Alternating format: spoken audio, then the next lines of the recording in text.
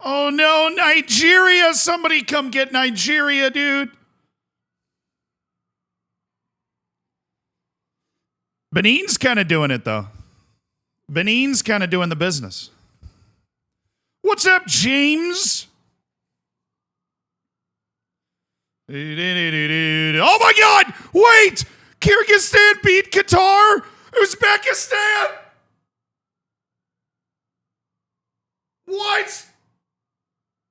I didn't see that.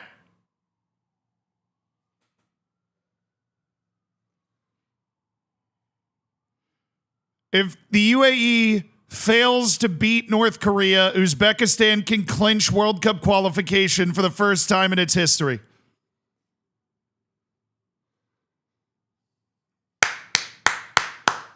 Big day! Big day for the brand! Big day! Oh, what a day in Asia!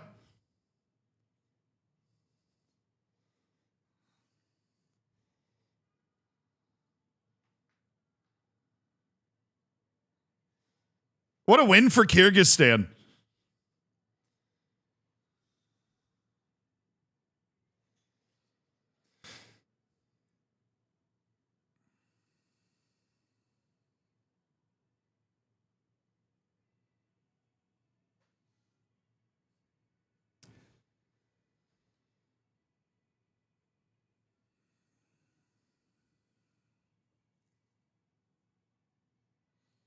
Oh, what a freaking day we have.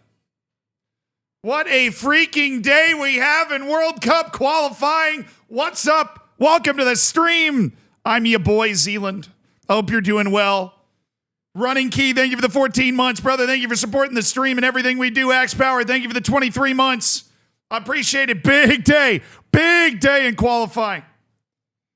Big day in qualifying.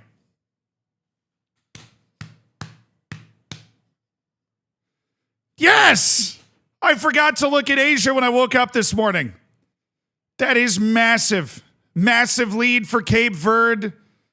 Massive not lead for Nigeria right now that very well might doom them. They cannot fail to win at home, bro. They can't. Ah! Just testing the mic. Oh, that's a little loud.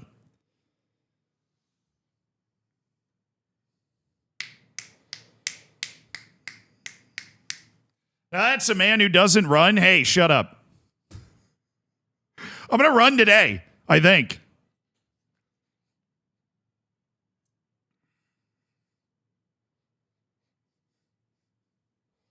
Whatever, but like whatever. B-Sims, thank you for the tier 1, dude. Appreciate it massively. Thanks for supporting the stream. Oh, so this is Africa. Huge scores coming in. Cape Verde 1-0 on Angola at halftime. This score, of course, puts a lot of pressure on Cameroon. Cape Verde's a point clear. This is a huge match. Angola probably needs to win it if they want to have a chance. They are 3 points away from Cape Verde. If Angola wins this match, if they pull off a second half comeback, they would jump into first, but that would be Cameroon's preferred score because then with a win, they'd be able to jump into first place after that. And Angola's only scored 3 goals in 5.5 matches in qualifying. So it would be a surprise if they cooked up a couple of goals in the second half here. This is a result that puts Cape Verde. It's one of the tough ones. It's one of the tougher matches they've got left. That's for sure. It's one of the tougher matches that they've got left.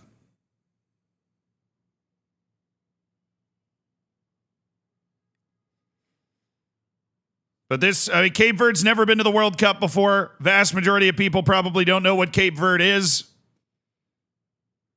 And if they can get this win, they control their own destiny at this point. They control their own destiny at this point. I don't know when is their match against Cameroon? Is it like last? Oh, it's soon. Soon. They're at home though. They're at Mauritius. That should be a win. And then they're at home against Cameroon. That will be, I mean, I'm assuming Cape Verde's got a good national stadium going. That will be a wild scene. If they're still leading the group going into that match, that's going to be the bangingest match that's ever been played in Cape Verde. If they're still leading the group at that point, then they've got to go to Libya, which is a nightmare. And then they finish at home against Eswatini, which, I mean, Cameroon drew them, but that was on the road.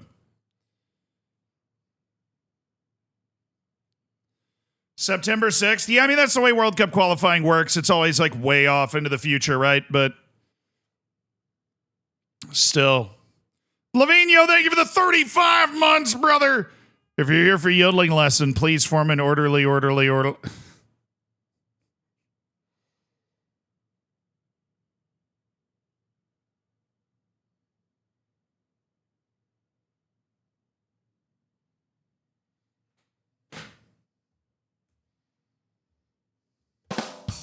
Nice. B.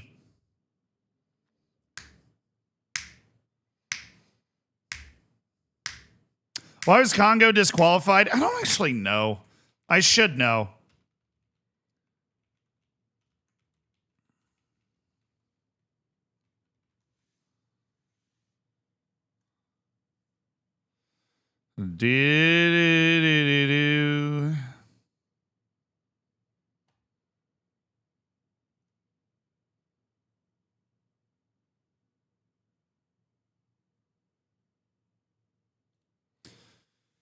Republic of Congo have been hoped to turn the tide in their qualification campaign. Let's be honest, they probably weren't going to be able to do that.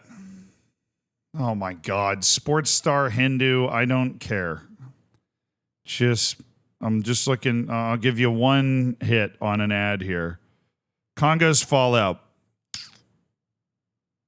FIFA's investigation conducted alongside CAF found that FICO-Foot had lost control over its headquarters and football operations, prompting a decisive ban that removed Congo from all like physically?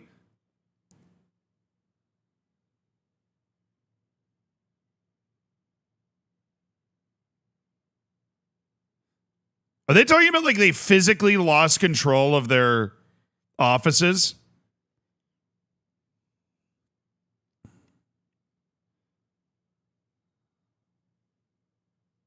So it's FIFA's rules against third-party interference. And basically, did the government take it over or something? I don't know. But they say a third party is interfering with the Congolese FA, so they just suspended them for the rest of World Cup qualifying. Damn! Yeah, this is Republic of Congo. This isn't DR. Republic of Congo had a terrible qualifying campaign anyways, probably because somebody was apparently running it for them. The government's taking control of their federation offices, and that was that. They got absolutely barbecued.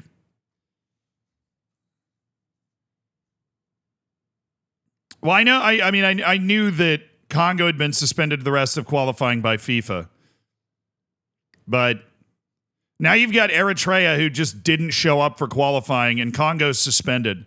It's a mess of a group, dude. Absolute mess of a group.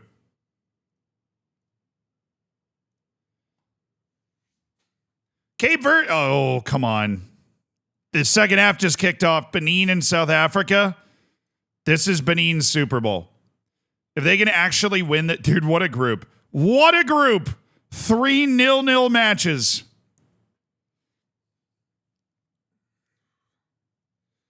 God, Nigeria. I mean, if South Africa wins, Nigeria's basically cooked. Like, if South Africa wins this match, they're on 13 points. Nigeria would be on 7 with 4 matches left.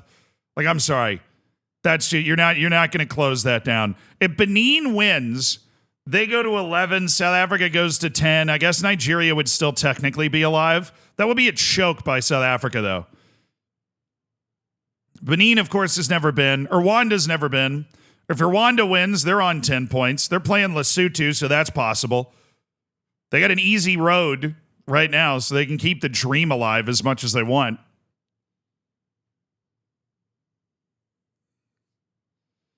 But these 3 0-0s are really making things awkward. Benin, South Africa, Nigeria, Zimbabwe, and Rwanda, Lesotho. This one doesn't matter as much. But dude, Nigeria's at home. I can't even imagine what the scenes are like at Godswill Akpabio International Stadium.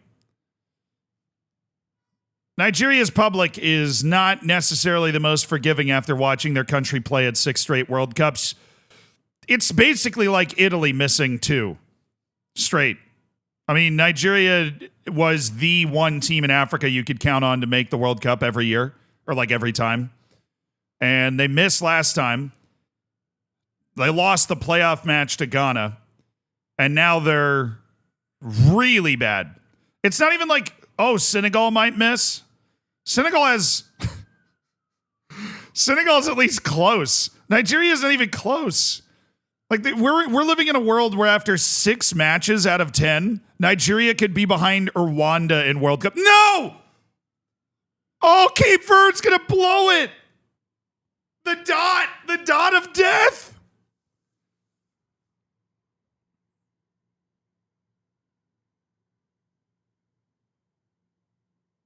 The dot of death for Cape Verde. Surely they have good players. I mean, yeah. Of course Nigeria has good players. Victor Osimhen, Ademola Lookman, Samuel Chukwueze, Iwobi, Ndidi, Bassi, Trusty Kong, Ola Aina. I mean, it's all the guys that you know are Nigerian. They just aren't very good. Goal for Angola. That is a huge goal for Angola. A huge goal for Cameroon. Not an easy match for Cape Verde to go to Angola and get the win. Now, if Angola scores another goal, they are throwing their hat in the ring. Huge missed opportunity for Cape Verde if they can't do anything there. Said the dot, good. I mean, look, are you saying Bassi's good? I'm not saying Bassi's good if they're playing against Germany, but if you're playing against Zimbabwe, yes, I would say he's better than any central defender Zimbabwe is going to be putting on the field. So, is it the best Nigeria team ever? No, but you get what I'm saying, though? You know what I'm saying?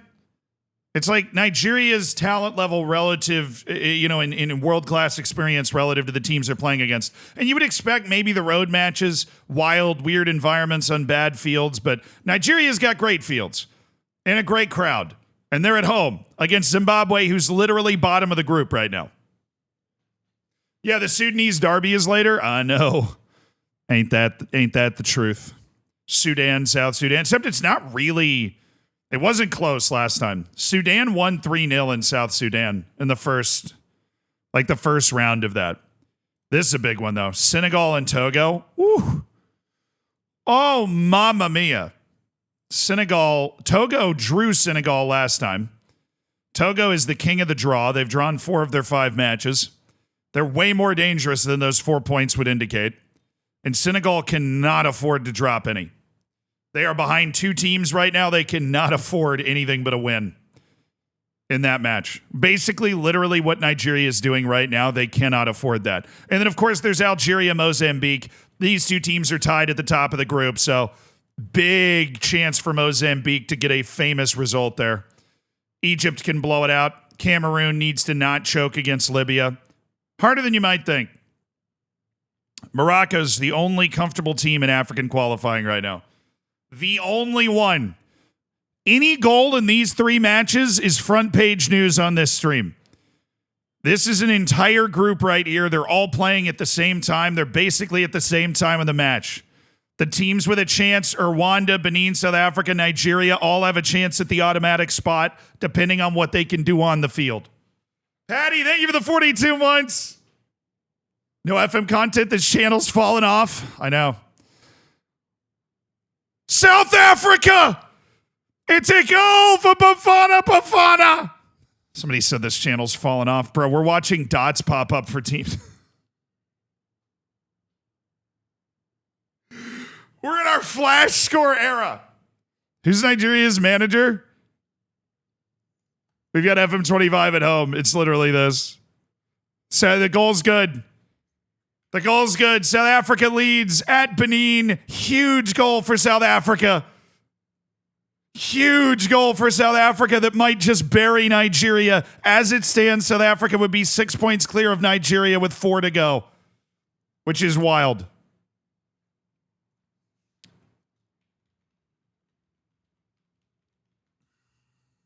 Eric Chalet.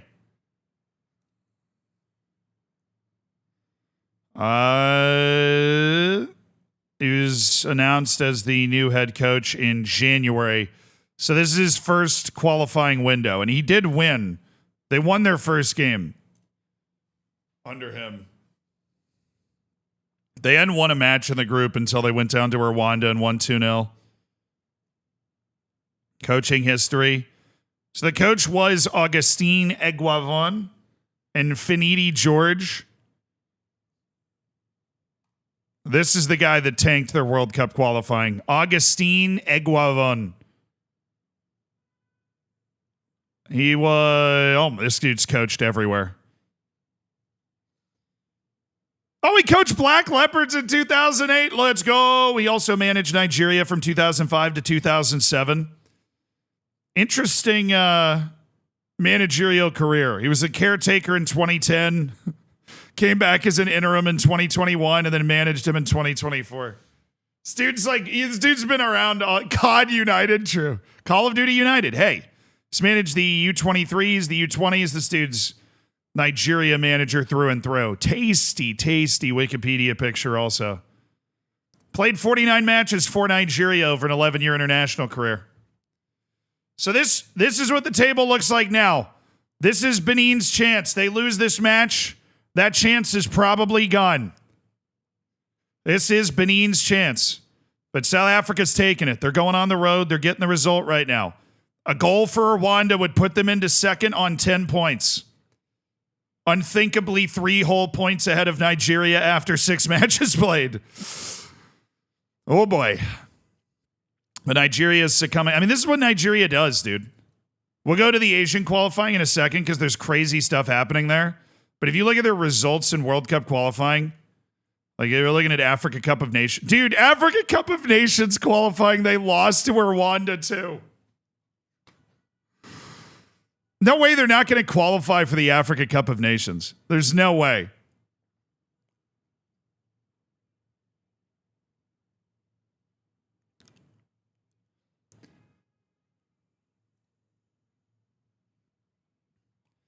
They qualify. Yeah, they qualified. Okay. Oh! They didn't qualify super comfortably, dude. They only won half their games. That's wild that it's like a lot of the same group. It's Benin, Rwanda. They're all there. It's the same squad of dudes, you know? Whatever. No, Nigeria, they just draw everything. They have drawn everything.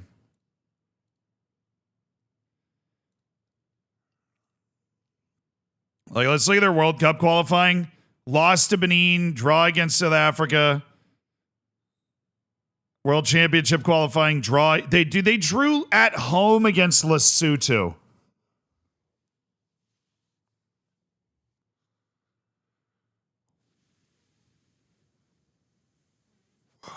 Yeah, you earned this. If you're in this spot, you earn it. They earned this. They drew at home against Lesotho. They are now drawing at home against Zimbabwe. You earn it. If you're down in that mud, is that worse than losing to Panama? I'm going to go ahead and say it is. Panama has made it to a World Cup before. Panama is a World Cup capable team with, you know, I don't know if Lesotho is quite on that level. So fortunately, Nigeria has outdone the United States in the circle of suck.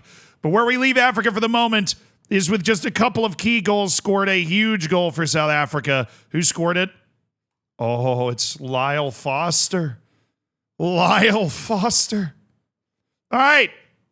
No, right as I come down.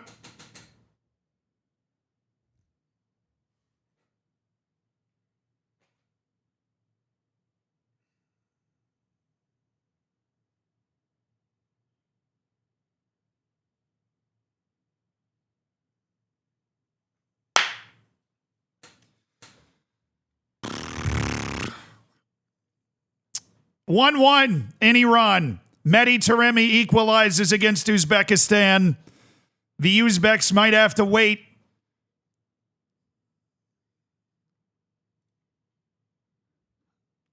for World Cup qualification.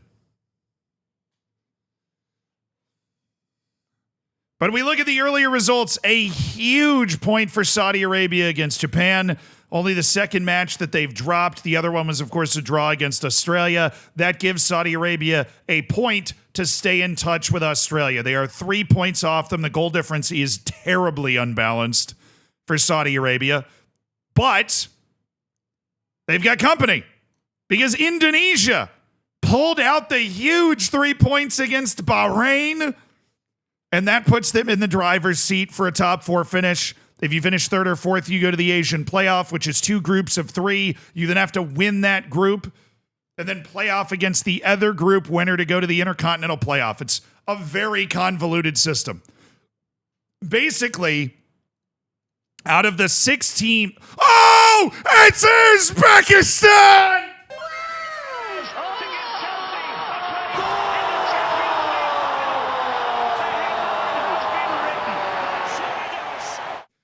It's Uzbekistan with the immediate reply. Abulzbek Faizullayev, the 21-year-old from CSKA Moscow. Abulzbek Faizullayev, he had the assist against Kyrgyzstan. I'm not going to lie. As somebody that has watched Uzbekistan play, this dude's probably their best player. If you watch Uzbekistan play, this dude's he's got the sauce.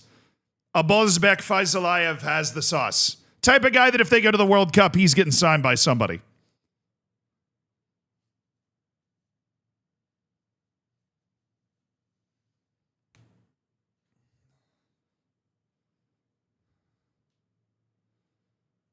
Well, sending all the love to you, Captain Watterson. I'm sorry you've been feeling down, but you're right.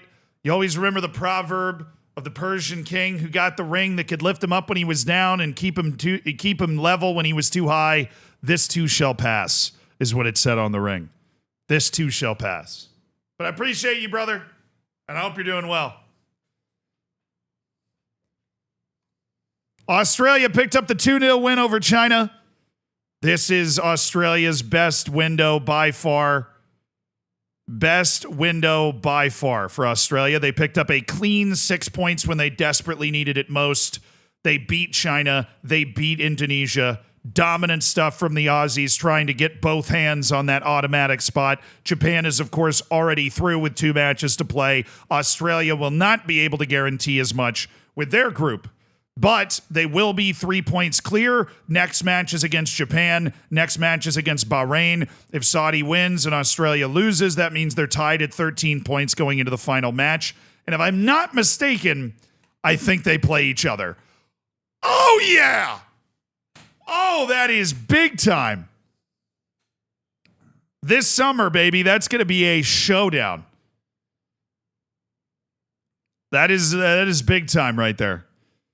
If let's say Australia loses to Japan and Saudi Arabia beats Bahrain, which is the most likely result, then you have 2 teams tied at 13 points. Australia ahead on goal difference going to Saudi Arabia for a spot in the World Cup.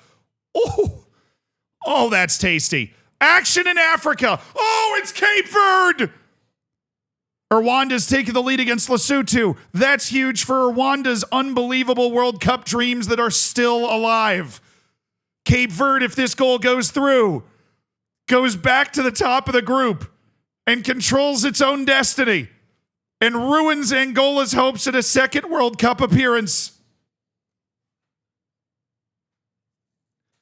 If it holds, we wait for the dot of destiny. Nigeria's begging for a dot here. It holds. Cape Verde leads 2-1. They're back in the driver's seat for a World Cup spot.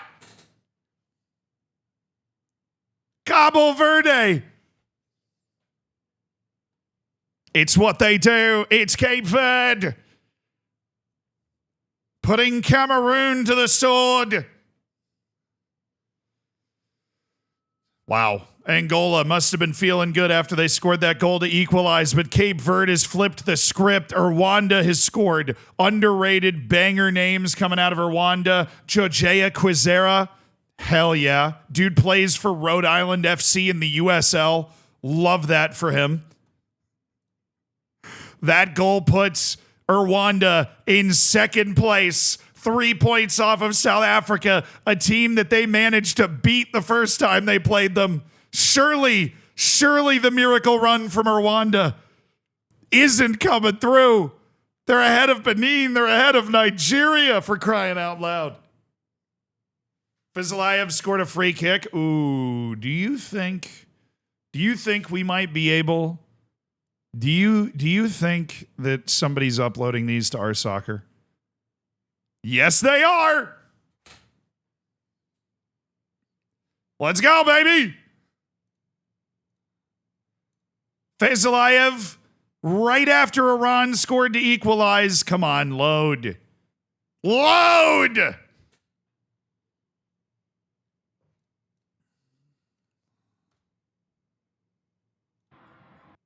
There we go. No, he scored from there? No way. Really?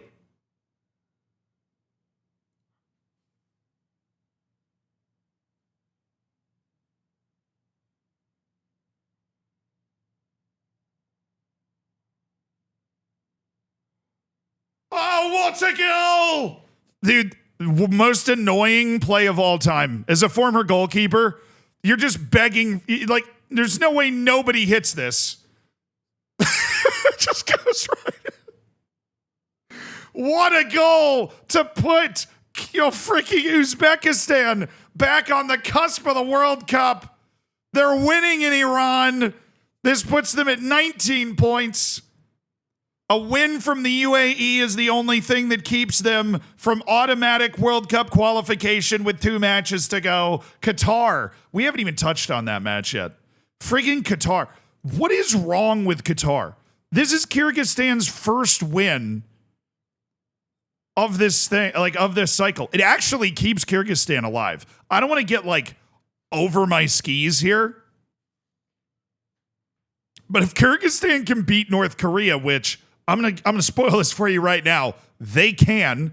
That's the team they beat the first time, like in the first round of matches. They're on 9 points. And if Qatar loses to Iran, they're on 10. We're looking at a very realistic possibility that we go into the final match day with Qatar playing for its life in the playoff. The Asian champions are hanging on to fourth for dear life against Kyrgyzstan, who are just trying to backdoor, like with basically 3 straight wins, trying to backdoor fourth place. Wait, did they only have 0.41 XG? Yes! Kyrgyzstan! Yes! Come on, baby!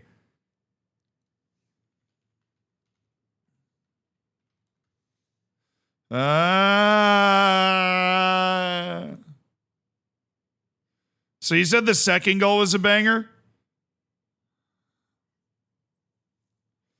Alexander Mishinko in the 82nd minute. Oh, wait a second. Oh. Oh! Give me another angle. Oh! What's the keeper doing? I mean, he stings the hell out of it, but Keeper. What are you doing? What was the third goal like? Oh, Kyrgyzstan. Oh, this keeper is bad.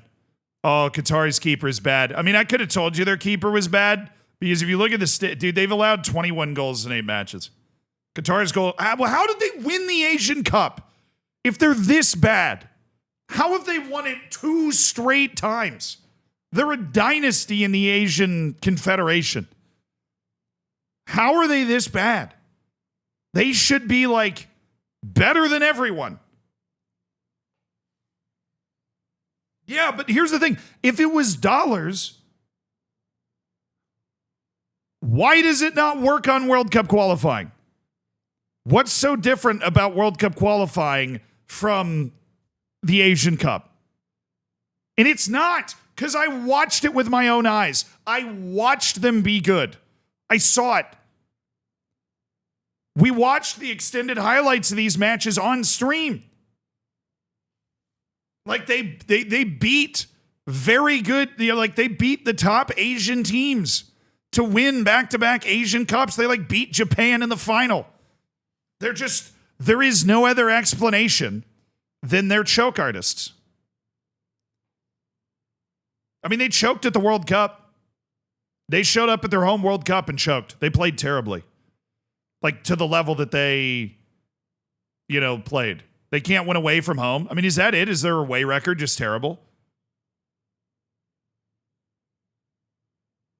Yeah, actually, wait. You're kind of right. They just can't win away from home. And the Asian Cup was played in Qatar. Oh, baby. I think we actually, they just win in Qatar. Loss on the road, win in Qatar. Draw on the road, loss on the road, draw on the road in the Gulf Cup. What the hell? Loss at the UAE, win at home. Loss at Iran, win at home. Draw at North Korea. Loss at home. Okay, so they have dropped points at home.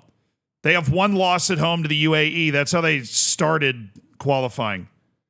Win at home, draw at Afghanistan, win on the road. This is their last competitive road win. It was at Kuwait in the second stage of World Cup qualifying, like a year ago.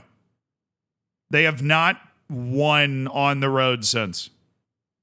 That's crazy. They're home merchants. They're literally home merchants. It's true. It's exactly a year ago. Well,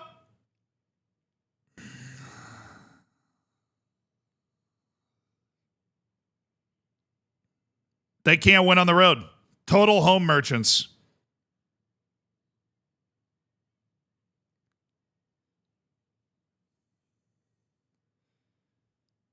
They're home merchants. Qatar. So where are their last two matches? They play Iran at home, and then they play at Uzbekistan. They don't stand a chance. If they're really that bad on the road, they don't stand a chance. I mean, they just lost at Kyrgyzstan. When was the red? It was after it was 1-1. They were actually losing. And then they got the red after it was 1-1. Yeah, I don't know, dude. Qatar, home team merchant. But the World Cup was at home, and they were terrible. They did not play nearly as well as they're capable of playing, clearly.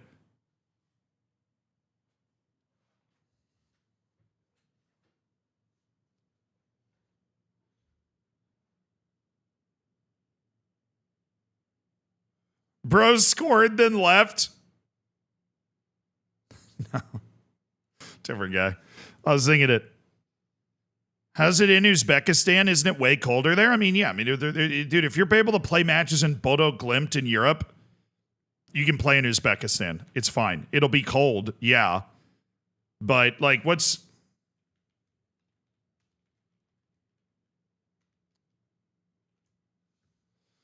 10 Celsius there right now. It's not like the frozen tundra, it's just cold. It's a little uncomfortably chilly.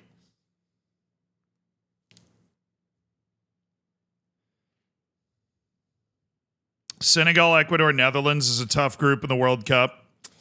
Yeah, but it wasn't the fact that the group was tough. It was the way they played.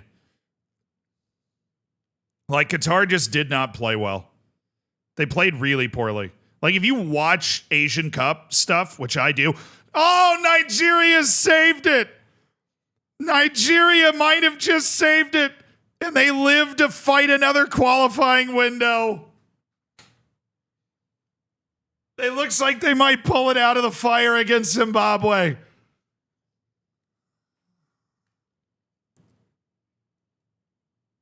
It's 1-0. Nigeria jumps Benin and stays 4 points off of South Africa, chasing the coattails of Rwanda for second place. Nigeria looking for back-to-back wins, which is what they desperately needed out of this qualifying window against Rwanda and Zimbabwe. They had not won a match in World Cup qualifying in the first 4 matches. Back-to-back wins puts them on track to maybe do something. Maybe, just maybe, it's Victor Osimhen again, carrying the Nigerian flag forward. Cape Verde's lead is huge. South Africa's lead is huge. If Benin scores, that would be massive for Nigeria. If South Africa holds on to this, Nigeria has 4 points to overcome, and that's going to be tough. Rwanda winning just keeps Nigeria annoyed because they're looking up at Rwanda for another entire break. Uganda-Guinea is a match that doesn't really matter if you're wondering why I haven't looked at it. Guinea being unbelievably disappointing in qualifying again, pretty par for the course at this point. They drew Somalia in their last match. They also have beaten Algeria. So, just another day in paradise for Guinea. Let's see what else happened. South Korea and Jordan. We hadn't talked about this. This is a huge point. Like, this is a huge point for Jordan. Because you're expecting to get none. Now, if Iraq wins, South Korea is really uncomfortable. Iraq's playing Palestine, so they are the favorite. They're on the road, but they are the favorite for that match. If Iraq wins, it's 16, 15, 13, 2 matches to go. Goal difference is all tight, especially if Iraq wins by a couple of goals. Oh, and South Korea's next match is against Iraq.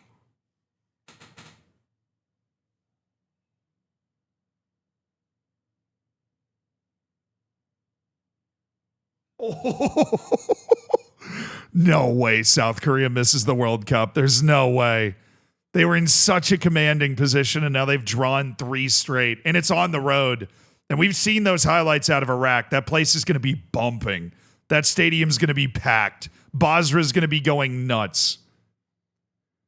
If Iraq wins that match, like let's say Iraq beats Palestine 3-0, which is totally possible. They beat them 1-0 the last time they played them. 2-3-0. You get a +4, +5 goal difference here. And then they play against South Korea. Let's say they're on 15. South Korea's on 16. Yeah, that goal difference, I mean, it's not even going to matter. Like, if Iraq is able to win that match, they go ahead of South Korea. And then if Jordan wins their match and South Korea doesn't win, this goal difference flips. And Jordan's playing Oman, which is a very winnable game for them. They are at Oman. Oman's not like an easy out. That could be difficult, but ooh. Whoa. Oh, baby. Things are getting real interesting in a group I didn't expect them to get interesting in. And then one of these 3 teams is going to backdoor a spot in 4th. Palestine needs a win. So if they do show up and beat Iraq, that makes this whole thing less fun, but really spices up the race for 4th. Because that 4th position, I mean, it's not a high likelihood that you make it to the World Cup, but at least you stay alive. You get to the next round, you know? Wow. South Korea, dude.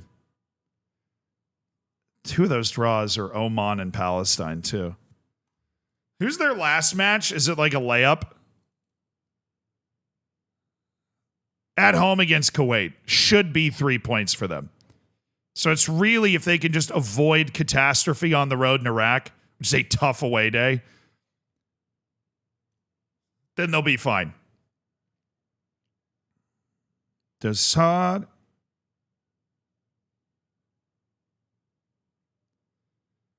Ooh. Oh, I'm excited. Oh, I'm excited for that. Oh, the Australia situation where they could be showing off against Saudi Arabia for a World Cup spot. That is awesome. Uzbekistan is closing in on a potential World Cup berth. If they win this match, they're 9 points clear of the UAE, who would have 3 matches left. If the UAE wins, then Uzbekistan is still on the ropes because the goal difference is tight. So technically, if the Uzbeks lost their last 2 matches and the UAE won them, they could flip. But Uzbekistan is all North Korea fans tonight. If they can hang on to this famous win in Iran, we could get...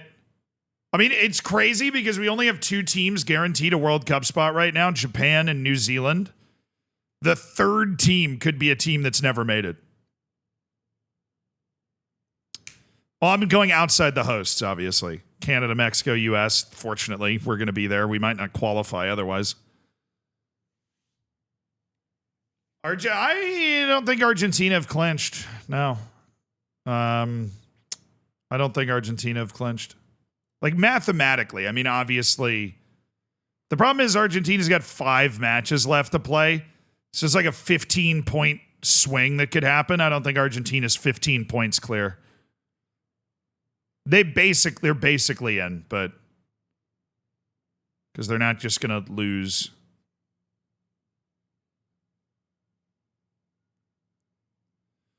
Whatever, I'll just search it.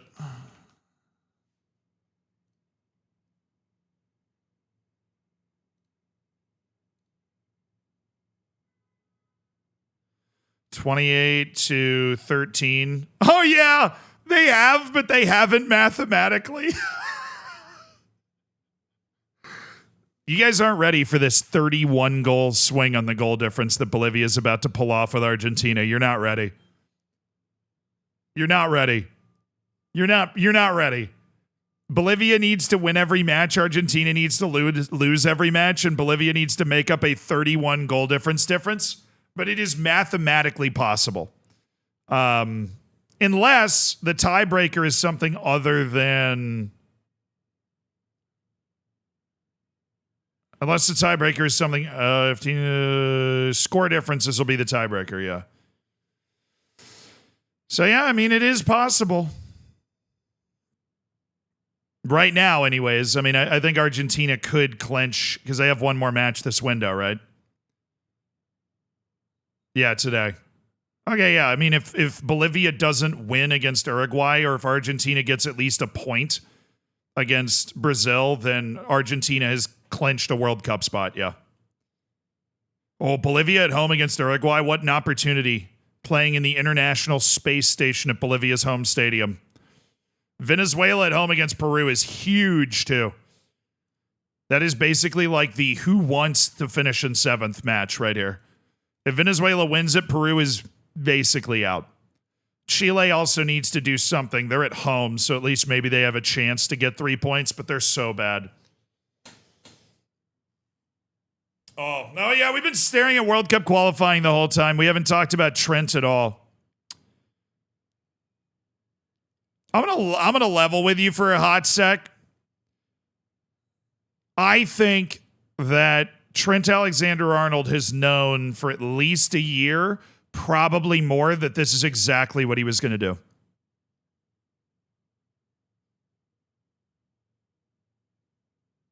I think he's known for probably a year and a half that this is what he was going to do, maybe even 2 years. Like, he knew this is what he was going to do. It's the same with Rudiger. It's the same with Mbappe. There's a plan. There's like a little WhatsApp group chat that you have with Florentino Perez, and you just know.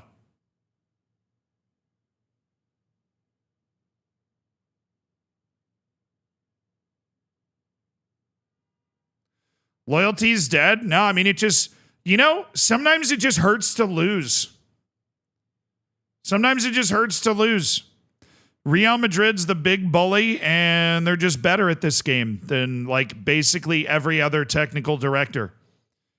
You just don't see clubs map their transfers out years in advance the way Florentino Perez does by back-channeling with players. The story that always sticks out to me is I think, like, Rudiger got hurt and missed, it must have been like 2014 World Cup, or it was a Euros or something.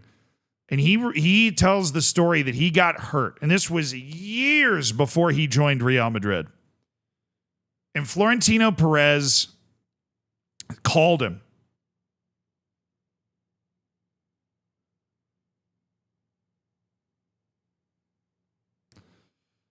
And said, hey, love the way you play. Don't worry about the injury. I think you could be Real Madrid material one day. And Rudiger literally said in the interview, he was like, that just kind of planted this seed in my mind because I had never thought of myself as being capable of playing for a team like Real Madrid, and that just piqued my interest. Florentino Perez is basically a master manipulator. Like, he goes in and he's not even saying, hey, we want to sign you in a couple of years. He just goes, hey, I think you could be the type of player that Real Madrid could want someday. Love the way you play. This injury won't hold you down. Love you. Have a good one. And then it just ferments. He doesn't over communicate. It just ferments in their mind. And then eventually that conversation becomes a little bit more serious. I wouldn't be surprised if Florentino Perez texted Trent after the Champions League or something and was just like, hey, you guys are an amazing team. Love the way you play. I think you could be a part of this Real Madrid team someday if you wanted.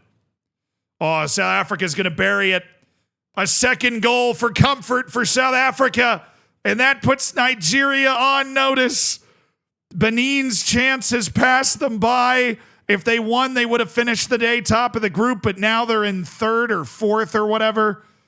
A huge swing for Benin, a huge swing for South Africa.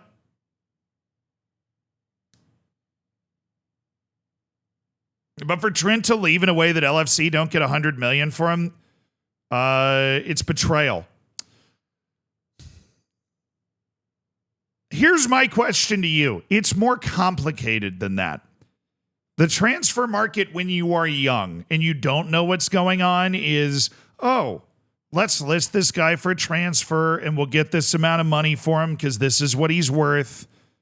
The problem in that equation is that the player has to want to go there. So,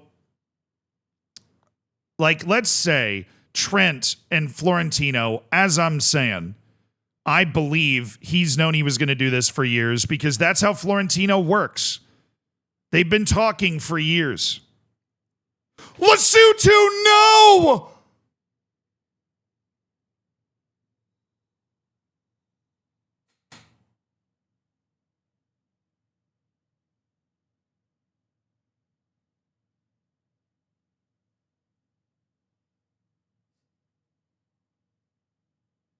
Rwanda blows it.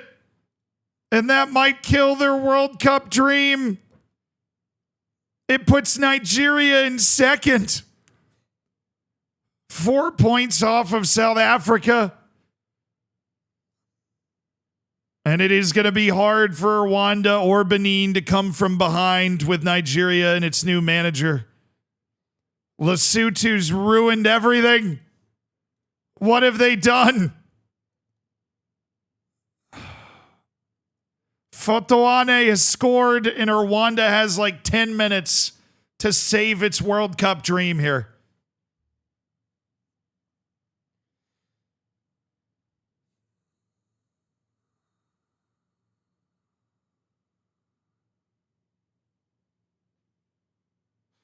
It's chaos everywhere, and Nigeria spinning out 6 points from 2 matches is putting itself in a decent little position here to make a run at that automatic spot. They've woken up in the nick of time here after a dud of a first 4 matches in qualifying. Trent said, I don't want to play this in public, which was naive of him. He would have a better reputation if he was honest. He's played the violin and FSG has been played, and they are now paying the price for it. Oh, FSG got played.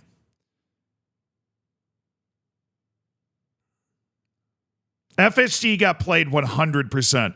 This is what players do now. He knew he wanted to do this for at least a year. And what you do is you just play it non-committal. It's like the classic relationship trope where, you know, the girlfriend can't figure out if the guy's into it and the guy's just kind of stringing her along so he can get laid, right? It happens in TV shows and movies all the time. That's what's happening. They got contract zoned, exactly. Like he's just stringing them along like, oh, maybe. He knows the whole time he's not going to do it. But you string it along so it doesn't become a public thing. And then you sell it like it's this big decision. Like, oh, now that it's finally come down to it, I guess I'm going to go with Real Madrid, but I love you, Liverpool. If he had come out and said, look, I love Liverpool. I've always wanted to play for Real Madrid. And this is my opportunity to go do that. If he'd come out and said that a year ago,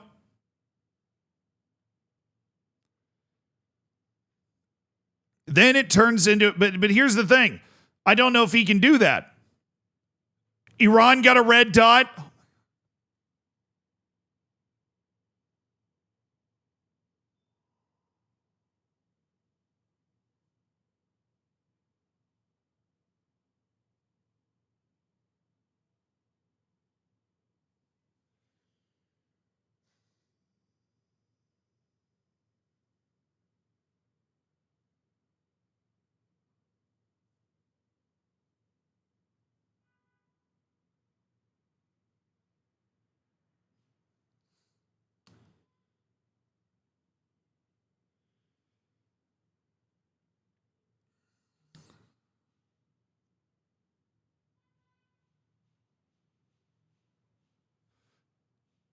Zimbabwe? Oh my goodness!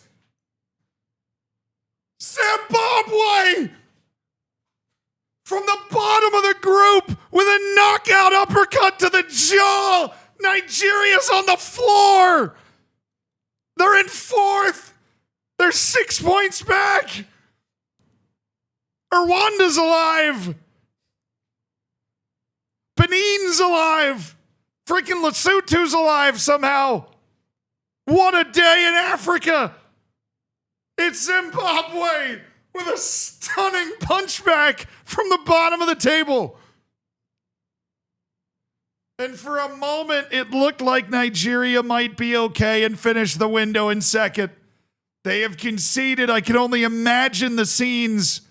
Meanwhile, we'll check in. Cape Verde is hanging on right now. They need this win. Literally no shots in this match. 8 total shots. Tense as hell in Angola. But this is enough to put a ton of pressure on Cameroon going into their match against Libya later today. They know they need to pick up a win. If Libya can win, they actually are still very much alive. This basically kills off Angola with 4 matches to go unless they have like a special 4-win run in them, which I don't think they do. Unbelievable for Zimbabwe. How is Nigeria not able to kill it off? I have no idea. I have absolutely no idea. This is the Lesotho goal that has ruined... Dude, look at the crowd in Rwanda, too. Oh, this is going to break my heart, dude. Rwanda has a win in line to put them in second with 4 matches to go. And it's a looping free kick. Oh, no. Oh, no. It's a bike. No. It's a bike cross. It's a bike cross for Lesotho. It's an unbelievable pass. That's heartbreaking for Rwanda. Look at the crowd. What a cross from Lesotho. And that's held Rwanda down from grabbing real strong hold of second place.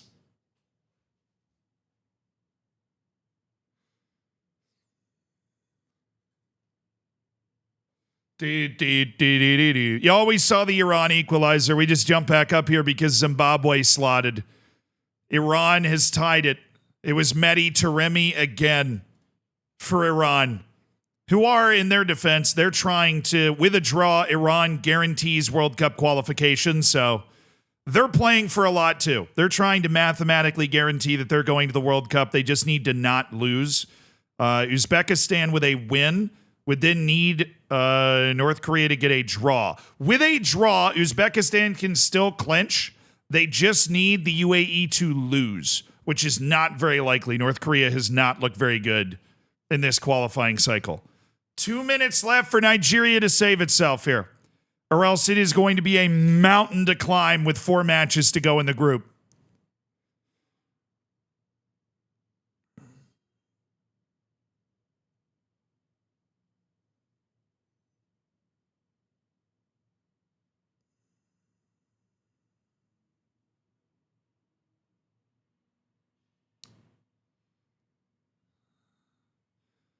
On the Trent stuff, dude.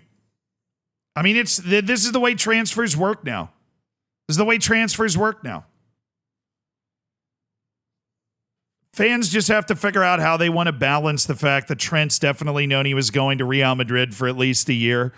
With the fact that Trent is a guy that's been at Liverpool since he was 6. He's won every major trophy with Liverpool, and he's been one of the best fullbacks in the world as part of a Liverpool golden generation here for a while. So you can love him for that. But he also he would rather play at Real Madrid than Liverpool. Now, I think Salah and Van Dijk both stay, honestly. I think they both stay. I think they both stay. Can't be letting them walk for free. Okay, here's the thing I was talking about earlier, though. With the Trent situation, what are you going to do? He only wants to go to Real Madrid, and they know that he's going to come there at the end of his contract. So the only option you have is to sniff it out. It's over. South Africa beats Benin 2-0. This is a huge dent in Benin's World Cup aspirations.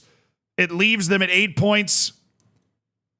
If they'd won this, they would have been top of the group. Instead, they've lost it, and South Africa is on 13 points, flying high at the top of the group. Huge road win for South Africa in their quest for a first World Cup since they hosted. They got robbed in that match against Ghana in the previous World Cup qualifying. Not again here. Final minute of stop. It's over. It's over. Zimbabwe with the stunner. They have no World Cup chances anymore, but they have ruined Nigeria.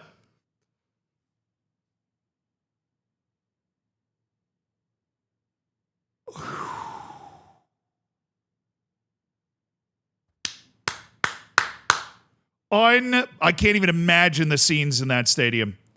They draw at home against group worst Zimbabwe, who's had a terrible qualifying.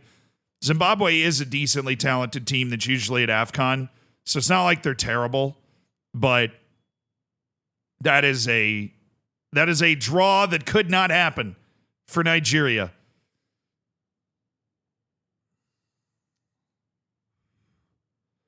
A late goal from Rwanda would complete Nigeria's misery here. Cape Verde's begging for the final whistle in Angola. That would guarantee they will be top of the group no matter what Cameroon does against Libya. Uganda's going to beat Guinea, which sinks any faint hope Guinea had of World Cup qualification. They'll be toast. That's come in final. I want to see if I can find that Zimbabwe goal. There it is. Dude, in a we got to hear that. We got to hear the fans here. In a packed house in Nigeria, I bet they couldn't even believe what they were watching. Up 1-0, crucial points in a World Cup qualifier.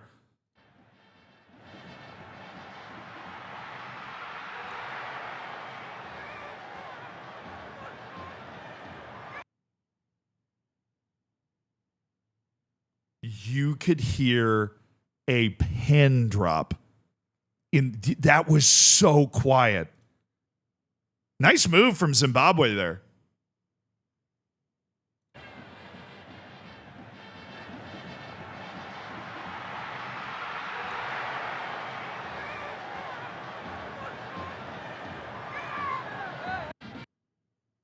You could hear a pin drop in there, dude.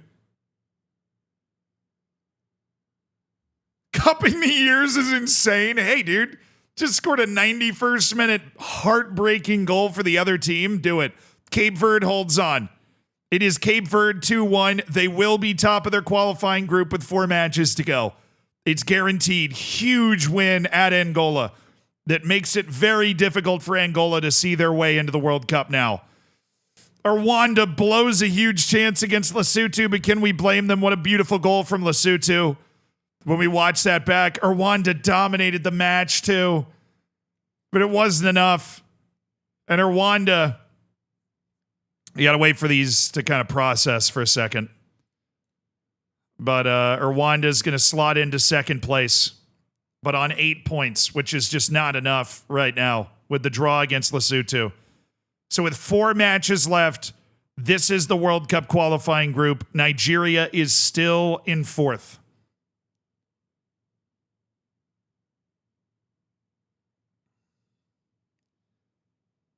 I mean, I guess Lesotho's not totally out of it, yeah. The problem is, here's the problem, right? In World Cup qualifying in Africa, right?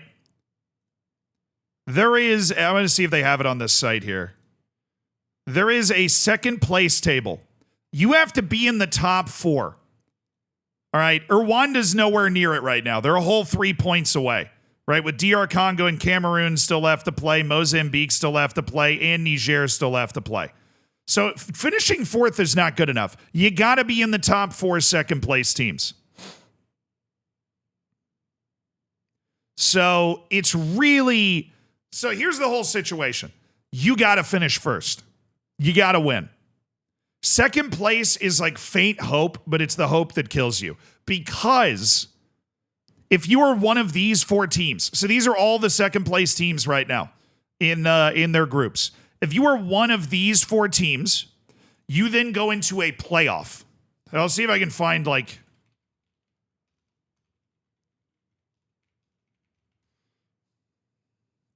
see if I can find a thing that like explains it properly. Second round. Yeah, you go into a playoff. Looks like that. Literally like best against 4th and then second against 3rd. And it's a one-off match with the higher seeded team at home. If you win this playoff, you go to the Intercontinental playoff.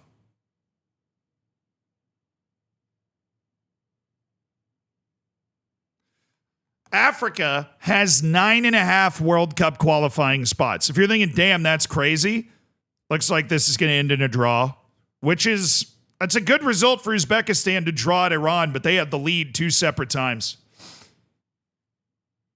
That's such an absurd system. Yeah, it's a double playoff, basically. So when you see, the problem is that our brains are trained a certain way, right? So that when you see this, you're like, oh, they probably make it anyways. They don't. You've got to win the group. Like Nigeria,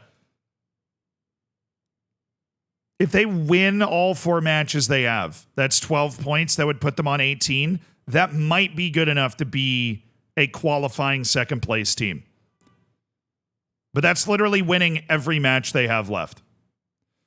Africa gets 9.5 World Cup spots. The half, of course, is 1 spot in Intercontinental, the Intercontinental playoff, right? So if you have 9.5 spots, you get 9 teams in automatically, and then you have 1 extra team go to the playoff. There are 9 qualifying groups. That means that the 9 automatic spots are all decided by who wins the group. If you don't win your group, you are in the running for that half spot. You have to be a top 4 second place team. You then have to win the playoff of the other 3 second place teams. Then you go to the Intercontinental playoff and you have to get out of that too. If you are in second, the hope is alive, but not by a lot.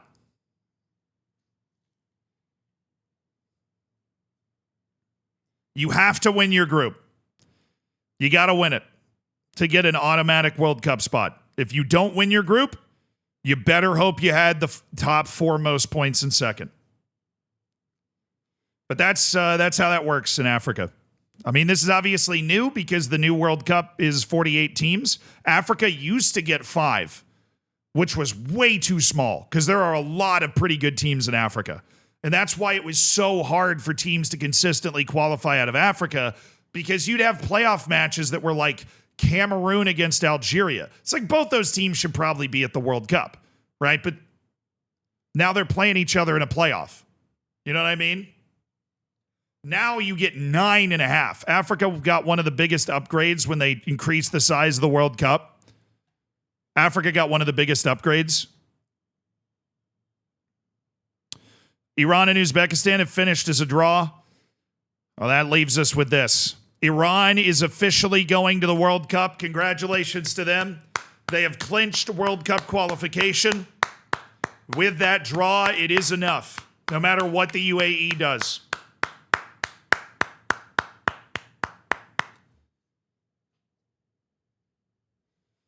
Now Asia gets 8.5. Asia gets 8.5. Yeah. So how Asia works, I guess I don't do enough explaining of this. So how Asia World Cup qualifying works is there's 3 groups right here, right? 3 groups.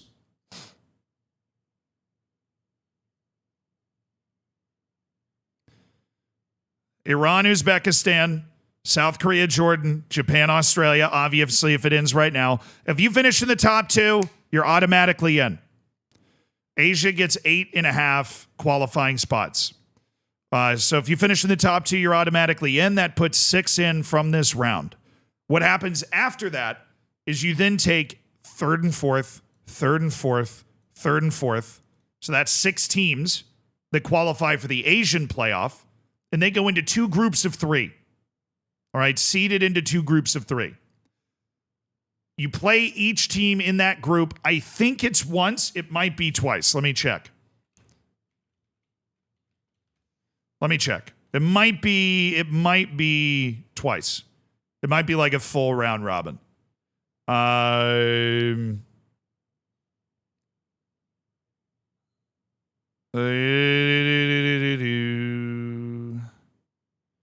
It doesn't really say.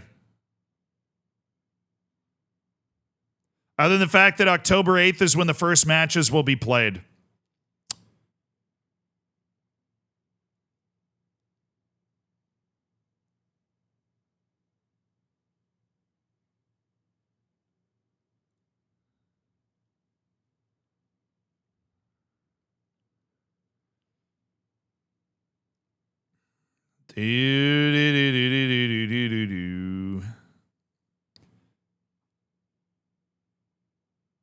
Up in format, 1 time each. Oh, okay, it's in the format section.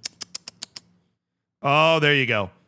6th, 3rd, and 4th place teams are divided into 2 groups of 3. The teams will play each other once in a centralized venue. Okay, so they're going to pick a centralized venue, no homes or aways, and they play each other once.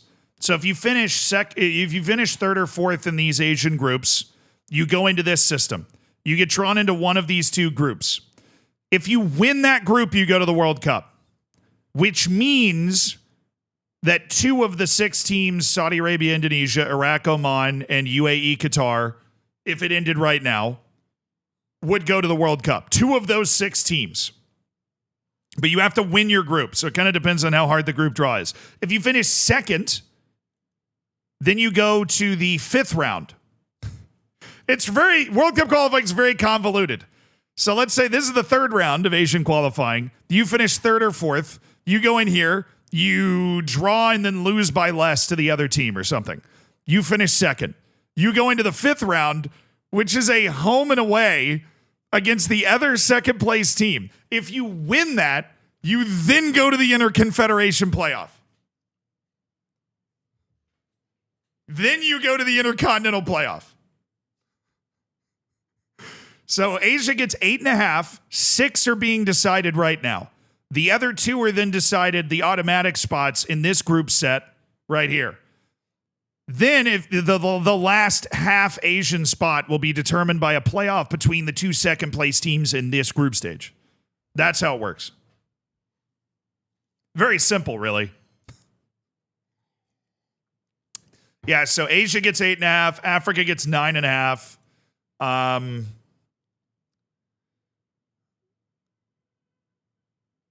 Basically. Oceania is already done.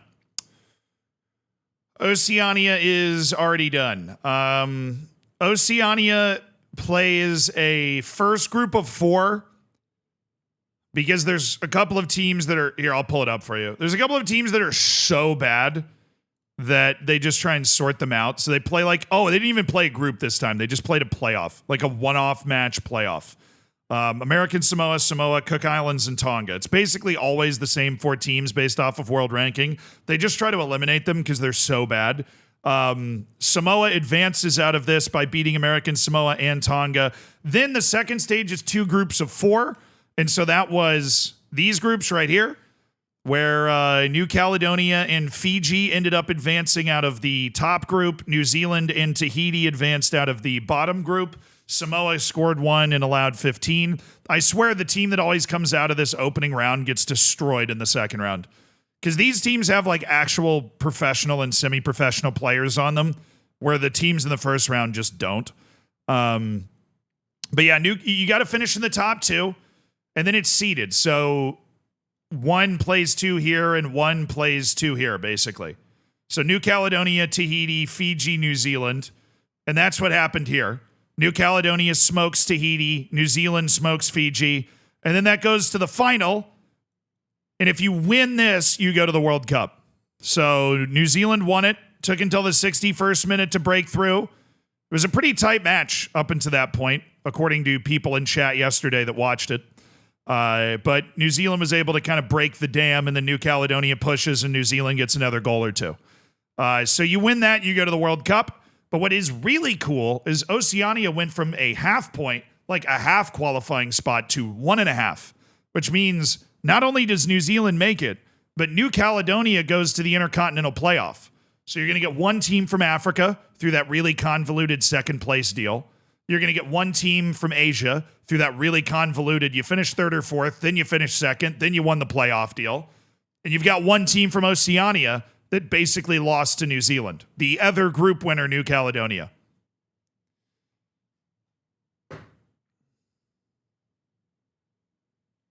So New Caledonia is going to the Intercontinental. Now, they will be an underdog there, but dang, they hung with New Zealand for an hour, so maybe they can bother the hell out of somebody. Honestly, there's almost nothing more entertaining than the Intercontinental Playoff, because it's kind of like the pre-World Cup. Because I want you to think about who else might be there.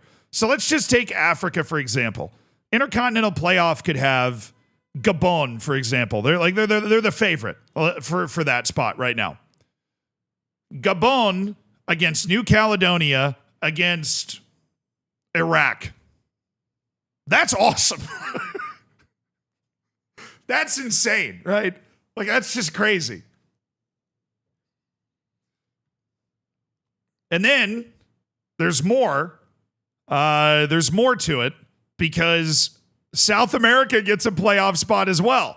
So sprinkle on top of Iraq, Gabon, and New Caledonia a saucy little Bolivia. That's amazing.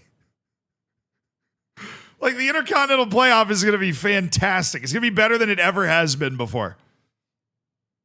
And then CONCACAF gets 2. So World Cup qualifying is underway in CONCACAF, but because the Nations League was going on in this one, that's not happening right now.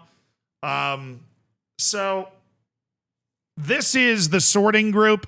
They had a first stage that was like a playoff between the 4 worst teams, kind of the same as Oceania. You're just trying to get rid of the real, like, bottom of the barrel teams with this playoff, home and away. Anguilla beat Turks and Caicos. BVI beat the U.S. Virgin Islands. And now in the second stage, you got to finish top 2, and then you advance to the third stage. The third stage, I think, is 2 groups. But the CONCACAF has 6.5 spots. So yeah, third round, 12 teams advanced from the second round, drawn into 3 groups of 4 that play a double round robin, with the 3 group winners qualifying for the World Cup. The 2 best ranked runners-up will advance to the Interconfederation Playoff. Okay. So basically, if you finish top 2 in this group, so Honduras, Cuba, Costa Rica, Trinidad and Tobago, Curacao and Haiti, Nicaragua and Panama, Guatemala and Jamaica, Dominican Republic could be dangerous here. They're actually not bad. They only lost to Jamaica 1-0. They went to the Olympics for men's football. Dominican Republic is a real sleeper pick. Suriname and Puerto Rico or El Salvador. I think El Salvador will end up ahead of them. I'm just surprised they drew the match they played against each other. Okay. These 12 teams that finish 1-2 will then go into 3 groups of 4. If you win your group, so 3 different groups of 4 teams. Let's just say it's Honduras, Cuba, Costa Rica, Trinidad and Tobago. You win that group, you go to the World Cup. If you finish second, You need, because there's 3 groups, you need to be in the top 2 of the second place teams, and you go directly to the Interconfederation playoff.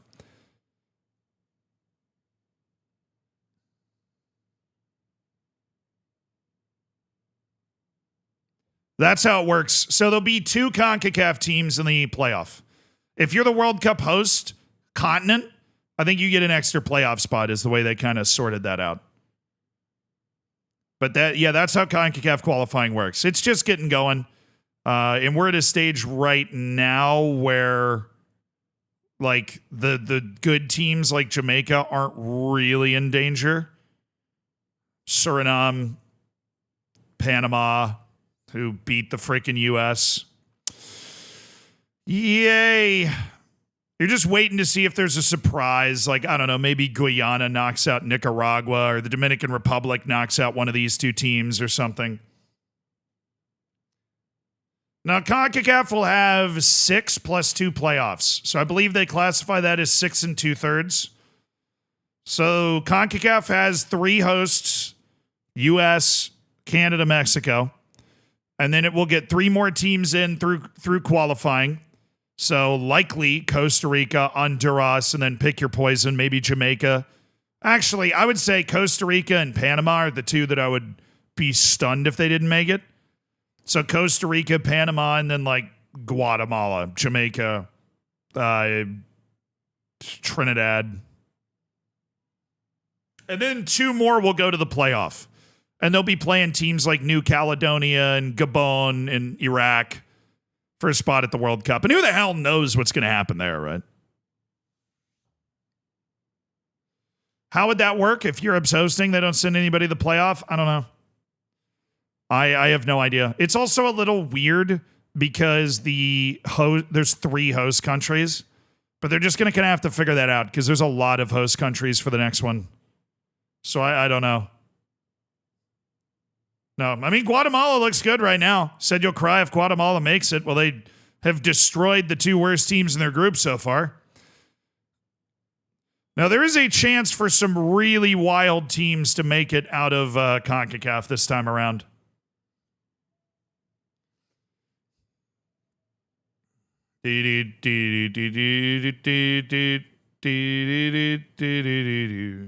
So we just lost to Guyana. Hey.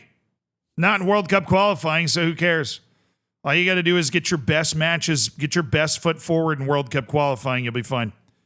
Just beat the Dominican Republic, you'll be fine. I think format-wise, they only play 1 match, too. Yeah, it's a single match. So this is not a double round robin. This is, you literally play 4 matches. This is not an 8-match group. It's a 4-match group. So one weird, chaotic result can totally ruin your qualifying. Yeah, who's Haiti? I mean, they played Barbados and St. Lucia. Aruba is the best of these 3 teams, but they didn't even beat St. Lucia, so they're toast. So they're halfway done with this already. I wonder when the next matches are. Are they like...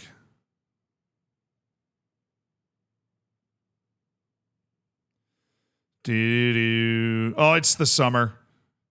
Just a tasty little summer window that they're all going to play all their matches.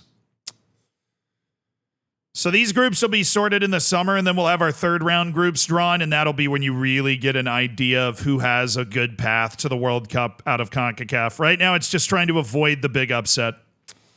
Dude, if Cayman Islands... Surely not. Surely not the Cayman Islands making the last 12 teams in CONCACAF. That doesn't even... I mean, they're historically one of the worst teams in the entire confederation. That's literally like watching San Marino sitting in the middle of a qualifying group right there.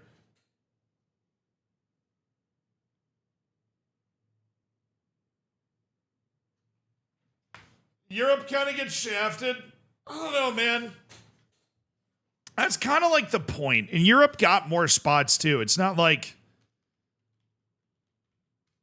you know, it's not like Europe isn't getting a bunch of teams in, right? Europe is qualifying how many teams now?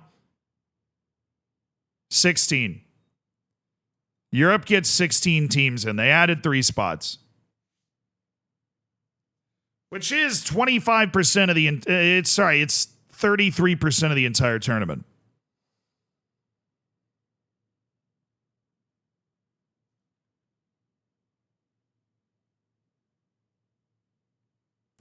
Like 33% of the entire World Cup is already European teams. South America gets 6.5. CONCACAF gets 6.5.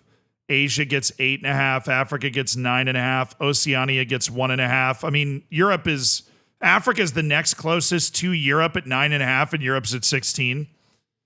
I realize that, like, if you put the 10th best team in Africa against the 17th best team in Europe, it probably wouldn't be close.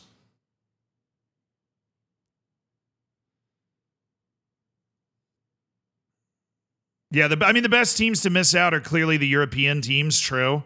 But, like, I don't think any continent should have over a third of the teams in the World Cup. I think that would, like, I think that why not? It's the World Cup. It's the World Cup. We're supposed to be, like, seeing teams from around the world play. You know what I mean? Like, just get the best teams there? No, I think that's really short-sighted. I think it's really, really short-sighted to be like, nah, let's just, I mean, if we're really doing that, then why do qualifying? Let's just do it off the world rankings. You know what I mean? You know, let's just go off the world rankings and just slice off the top 48 teams and put them in. Yeah, USA, Canada, and Mexico are already qualified, yeah. But I think the point of the World Cup is, one, to see teams from around the world play each other. I want to watch Peru and Iran play. You know what I mean? Like, but two, the point is to crown a world champion. And I think part of the point of World Cup qualifying in the first place is that I know nothing about Sudan. I know nothing about Sudan. All right? Like, if we were coming up with let's just make sure the best teams get there, do we really think we would have ever given Sudan a chance?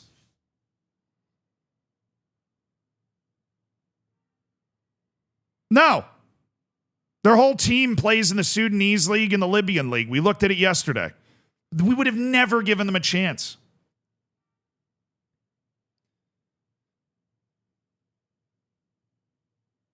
But in spite of the civil war, in spite of everything, they're outplaying Senegal.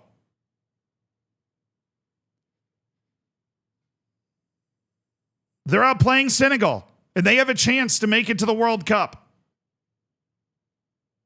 Like, FIFA accidentally preserves some of the beauty in football with the way they do this. If you go and put 2022 European teams in the World Cup, you lose this. You lose the opportunity for something like this. For a team that nobody knows a single player on to actually be good enough to do this. To go out there and draw Senegal in an important match. I mean, it's not even rooting for the underdog in the cool story. It's developing the game. It's developing the game worldwide. You know? It's developing the game worldwide. We already know Europe can play. Europe has the most teams in for a reason, by a wide margin.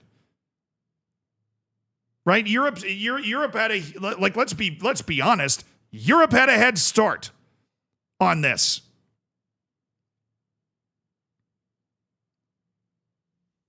Europe had a big head start.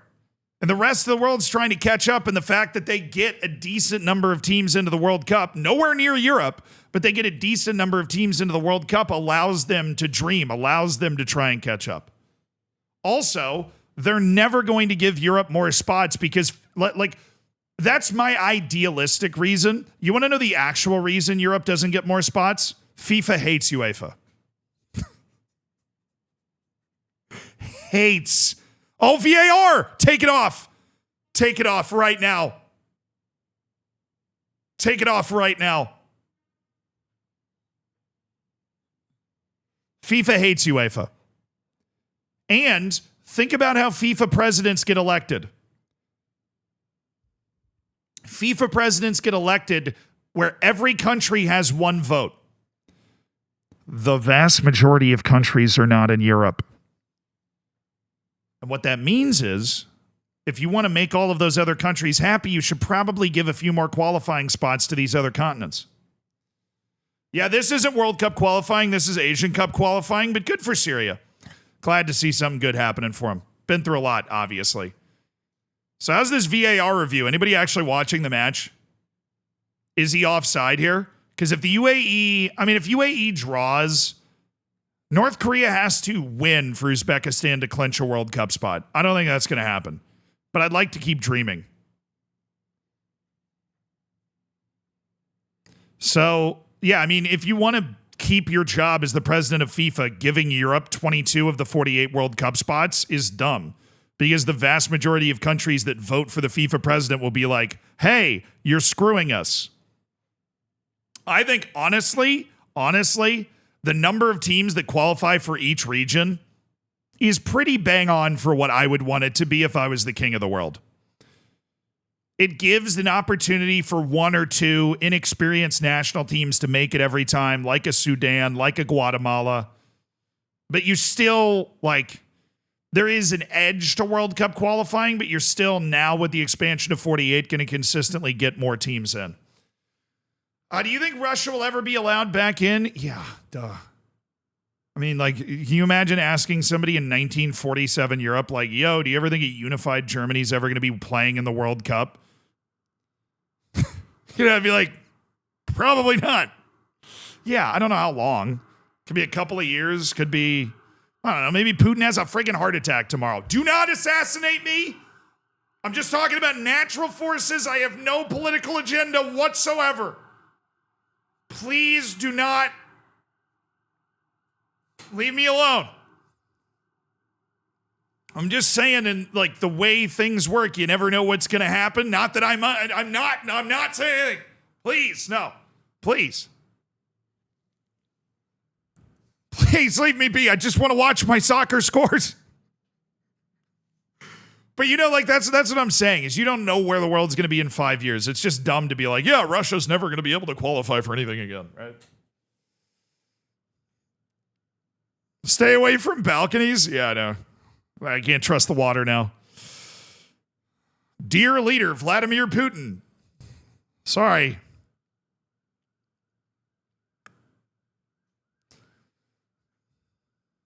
Don't order food. Oh, brother. Do you think New Zealand football will now rise up massively now that they have the easiest qualification for the World Cup? I think it'll help. I think the more New Zealand players will get opportunities in Europe because they're going to get that World Cup showcase as a part of their development, most likely. Do you miss World Cup qualifying this time around? Yeah, I kind of do. I kind of do. World Cup qualifying is a great way to figure out how good your team is going into the World Cup. We don't really have that edge. We just have the Nations League and the Gold Cup, right, to see how good we are.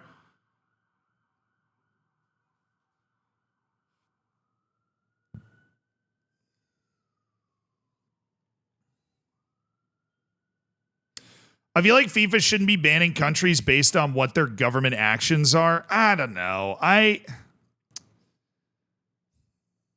Obviously, I'm not Hassan. I'm not going to sit here and talk about politics all day. I really like to stay in my lane with stuff that I feel knowledgeable and comfortable talking about, typically, other than the general rule to just be nice to other people. But yeah, I mean, North Korea's in World Cup qualifying, so it is a pretty selective process, obviously, that FIFA's using. Because if there's a process that allows North Korea to play, then how strict are we really being? But I also think that there is significant evidence of athletic cheating that happened in Russia, particularly. Around the Olympic athletes and everything. And I think that FIFA's decision is partly based around that. I know that's not the public stance, but if I had to guess, and truth be told, it's probably because it's a lot more close to home. So North Korea didn't invade anyone. That's also true. I guess that is a valid distinction.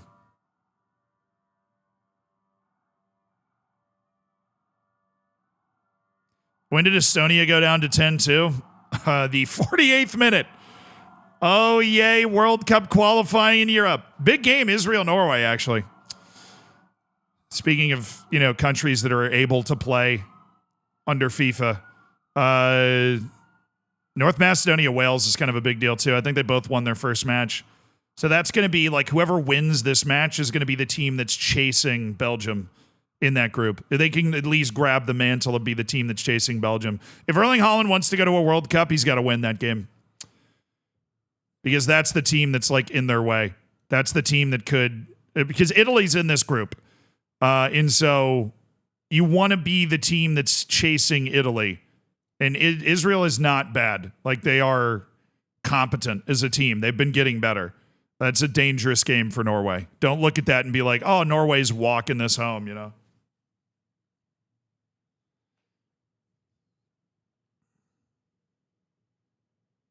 you think it's wrong for a non-league team playing out of their home at their rivals 7 miles away for around 600 to 800 a game, then decide to ground share not at your rivals, but around 30 to 40 minutes away from the hometown for the home game?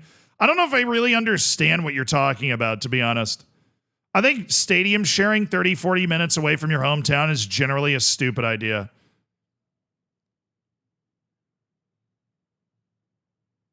Anyone you think Italy's going to find a way to miss the World Cup? I mean, I think it would be funny. Oh, Estonia just scored. It's like a hockey 4-on-4.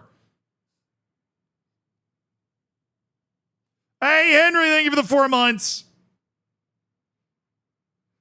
Oh, you just bottled the league and the final day was Celtic after scoring 120 goals. This stream is going to therapy. Oh, I'll therapy as much as I can. Dude, Estonia World Cup run. Oh, they did lose to Israel. They only lost by a goal.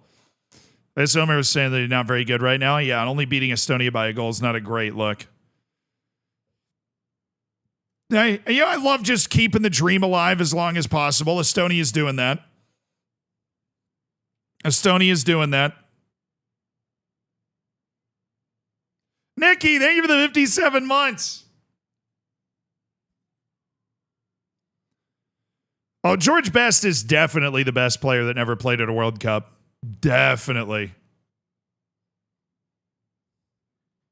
The fact that a team like Italy can bottle World Cup qualification, I mean, yeah, it's people are arguing they should give more spots to Europe because teams like Italy can miss, but I'm like, that's kind of the point, dude. If you lose at home to North Macedonia, I guess you don't get to go. Sorry. I mean, it happens. Netherlands missed too. Right? The U.S. missed. We're top 20 in the world rankings, which we definitely don't deserve, but it happens. We lost on the road against Trinidad and Tobago on the final day. Just don't do that and you're in. It happens.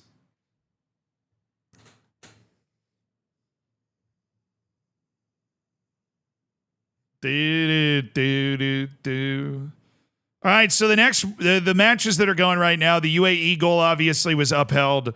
What that means for Uzbekistan is that they will have a 4-point lead going into the final two matches. They're going to be at UAE in their next match, which is basically, if they can win that, it's over and they qualify for the World Cup. That'll be this summer.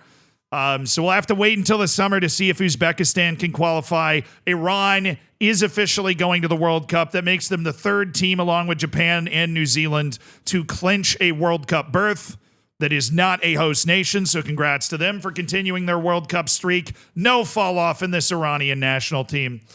If Morocco wins today, will they be qualified? Let me look. Here's why I don't think so. Because it has not been announced how the African Federation is going to handle this group. If they win and let's say Niger loses, or I guess, yeah, this whole group's messed up, right? But if Morocco wins, they're ahead 9 points with what would be 3 matches left, so no. But the problem with this group is that Congo played 3 matches and then got yeeted. Eritrea never showed up. They're the only team in Africa that didn't participate in qualifying this year. But they only announced that after they got drawn, so that's just dumb. The issue here then for this group is Africa needs to figure out what it's going to do with Let's just say, for example, who's the team they didn't play? Tanzania didn't get to play Congo. So that's just one less match that Tanzania's played than every other team, which is obviously not fair. So I don't know if they're just going to... Yeah, but what do? Do you give Tanzania an automatic win where these other teams had to earn their win on the field against Congo? Or do you just void every match played against Congo, in which case you're invalidating Morocco, Niger, and Zambia's wins over Congo? I don't know. What happened to Congo? According to FIFA, the Congolese Federation lost independent control of their federation building. What I believe that means is that the government kind of took over and was running the FA. FIFA has very strict rules against third-party interference, and so they suspended Congo's national team. So today, no celebration. I don't think, because Africa's not going to decide it, I don't think you can have like an official we qualified celebration if you win this match. But if you do win this match, you are basically qualified. You know what I mean? Like, basically.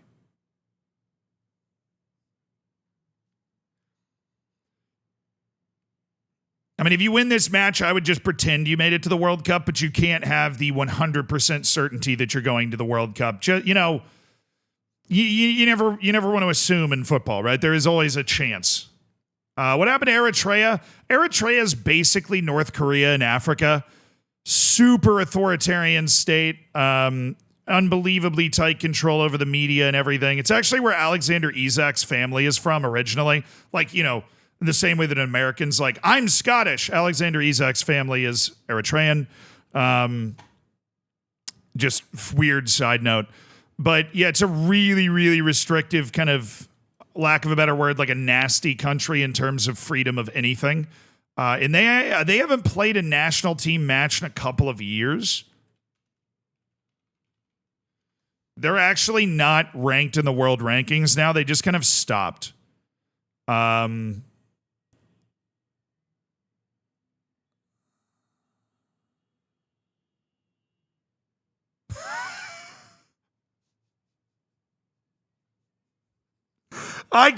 can imagine why, though.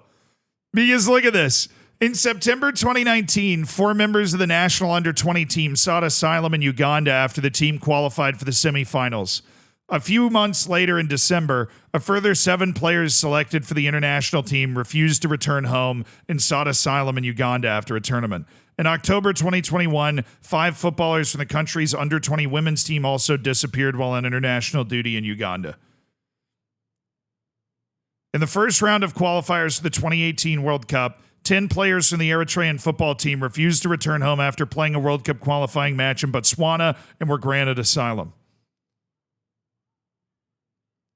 So I'm guessing they just like stopped playing matches because they were so annoyed with how many players just like claimed asylum and left. And so they just kind of stopped. And they did officially withdraw, though. They weren't like suspended or anything. They officially withdrew from World Cup qualifying.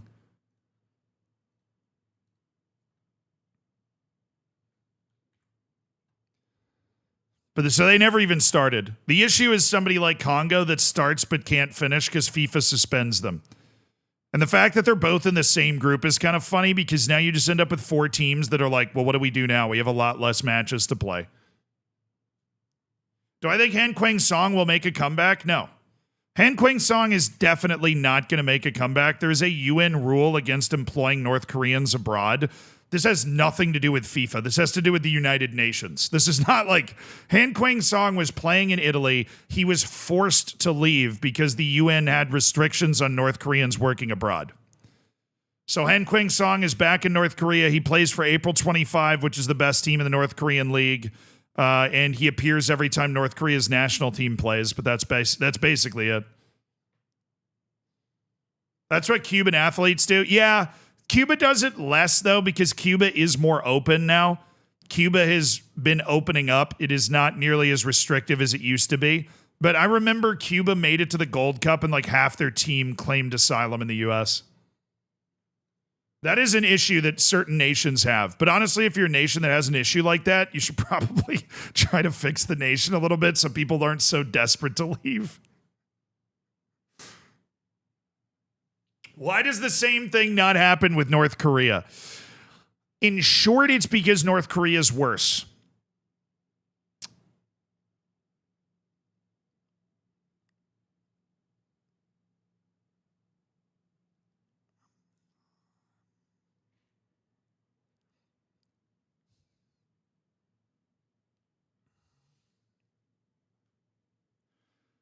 There is no way to confirm any of what I'm about to tell you, but I do have very weird connections to North Korea. You might have remembered the story of Otto Warmbier, the kid from the U.S. that got trapped in North Korea and then eventually died. We went to the same school. I knew him.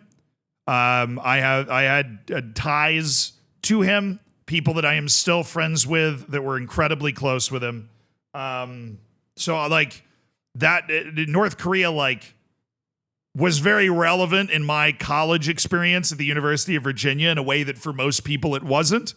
So I was always really fascinated with North Korea. I watched a lot of documentaries and stuff.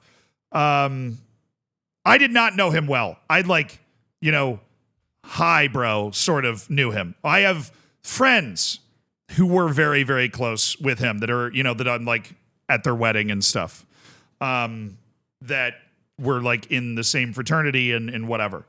But it was, that whole story around UVA was very interesting because you were just trying to process what was going on. And obviously like his girlfriend was very shocked, his girlfriend at the time. So I watched a lot of documentaries about North Korea. Basically, the way North Korea travels abroad, one, your entire extended family is on the line. If you run, they will all die. Like, there's no way to confirm that because there's not a lot of active investigative reporting going on in North Korea, right? But based off of defectors that have made it to South Korea in particular, that talk about what is practiced in North Korea. The idea is that if you are on the North Korean Olympic team, on the North Korean national team, you have minders. So basically members of the police or the elite military units of North Korea that are there as your bodyguards, they're also there to keep you in. So it is way harder to run than you would think, even if you wanted to. Right, because there are members of the North Korean military there under the guise of being bodyguards to protect them, but they're really there to kind of keep you in line as well. No, this song is a banger. And then on the flip side of that is the general the understanding. Different defectors have said different things. Is that if you run, like if you're a North Korean national team member, you're playing in Japan and you just defect, that it's like 3 layers of family. So immediate family, cousins, and out to once removed. So we're like taking out a piece of a village here that then goes straight into the types of work camps where Otto went and ended up dying, right? So you go like, well, why do North Koreans not defect like that? And it's because the level of control North Korea has over the people in North Korea is terrifying. Like Eritrea, Cuba in its prime of being Cuba, right? Very difficult places to live where the media is entirely controlled and there's a secret police and it gets real nasty. North Korea, as hard as it is to imagine, as far away as this is from the way we live now, no matter where you're watching from, right? North Korea is a whole other level. As a parent, wouldn't you want your kid to run away? Yeah, but as a kid, how do you live with that? Defectors deal with this all the time. This is why defectors hide their identities. You know what they do in North Korea? Somebody defects, and when they defect, the family in North Korea acts like they died. And then if the defector is able to successfully hide their identity, then the family isn't going to be punished. That's the only way to like successfully do it. They act like they died, like grave and everything. That's at least the plan.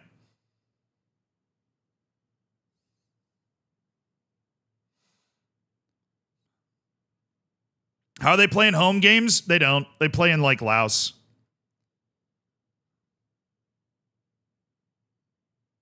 Yeah, so that's like basically how they do it. And then some people who are defectors who like show their face will know, like maybe they didn't have a lot of family or whatever. It is. There's going to be a point, I think. I don't know. I'm not master of the universe. 50 years from now, when the whole North Korea thing kind of topples down for whatever reason, China doesn't feel like supporting it anymore or whatever. In the stories that come out of the people that lived there, when that whole thing falls down and they're able to speak freely for the first time in their life, are going to be unbelievable. Whenever that happens, the stories are going to be unbelievable.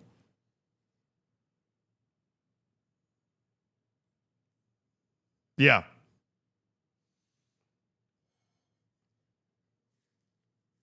Z is a master of the universe? Meanwhile, their national team is losing 1-0 when we need the North Korean national team to win to send Uzbekistan to the World Cup, so.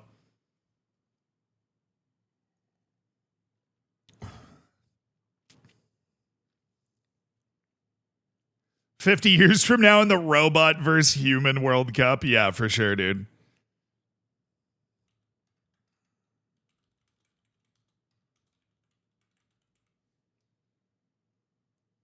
Do.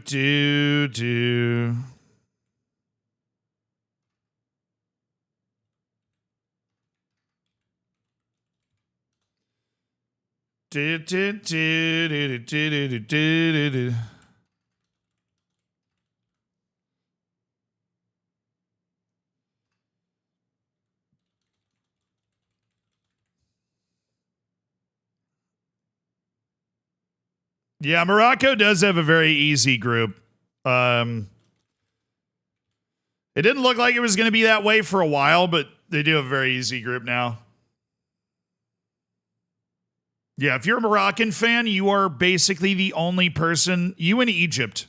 Those are the only two nations that are like comfortable in Africa right now. Every other nation is super uncomfortable. And Nigeria just sucks. I got to tweet about Nigeria. I can't believe I didn't tweet about Nigeria already. Like right when that happened. Do.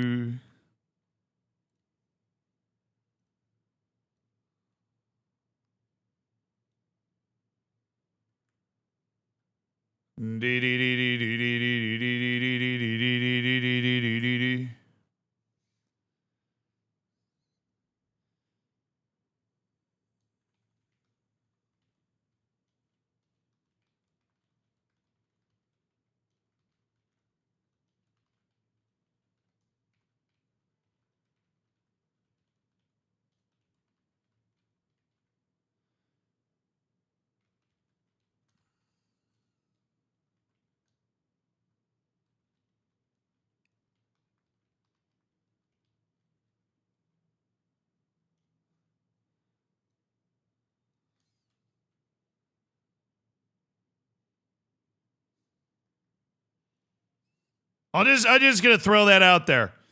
I'm just gonna throw that up. I like to keep people updated. You should see the FNG tweet. Oh no.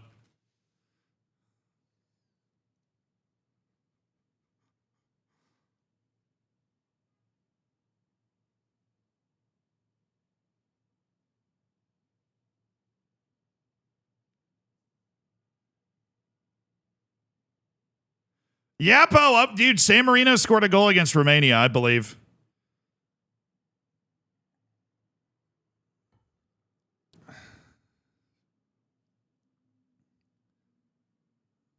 Why? Second place also. Second place does not go, bro. Second place does not go.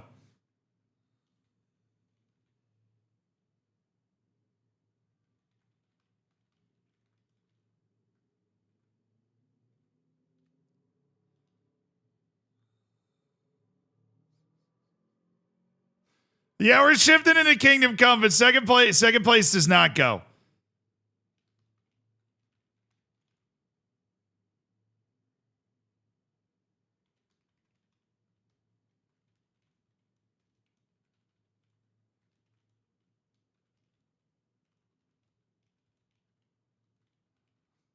Top 4 teams based on points.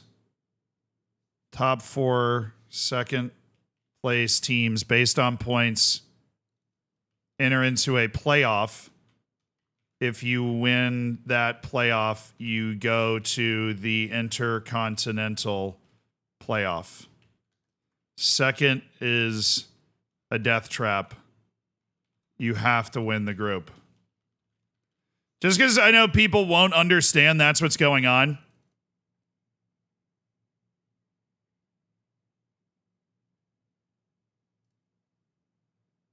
Yeah,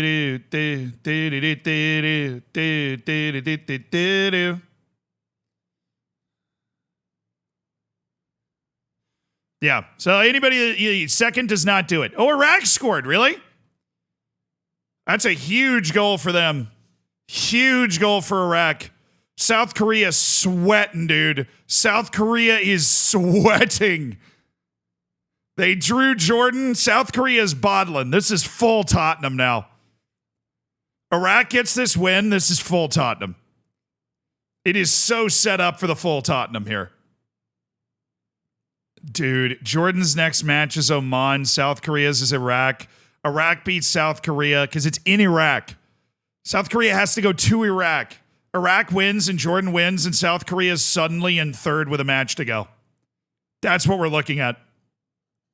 An epic collapse.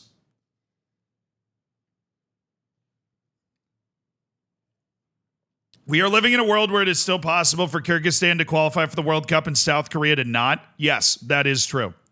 That is 100% true. They go down to third and fourth, and you go to the next round. Where only 2 of the 6 teams that go to that round make it out.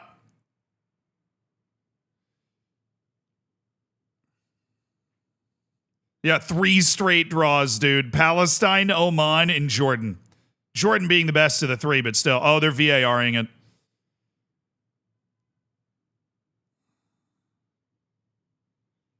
Yeah, Iraq has hands. Jordan has hands. Jordan made the AFCON final. Or, sorry, the Asian Cup final. They've got hands. They're dangerous. Dude, how many freaking updates to games are there?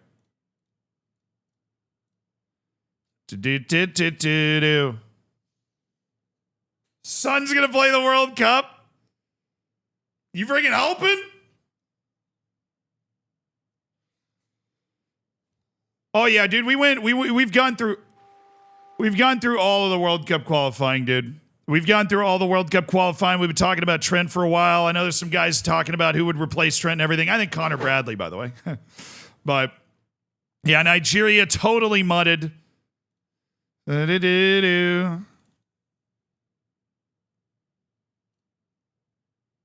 Sickos committee.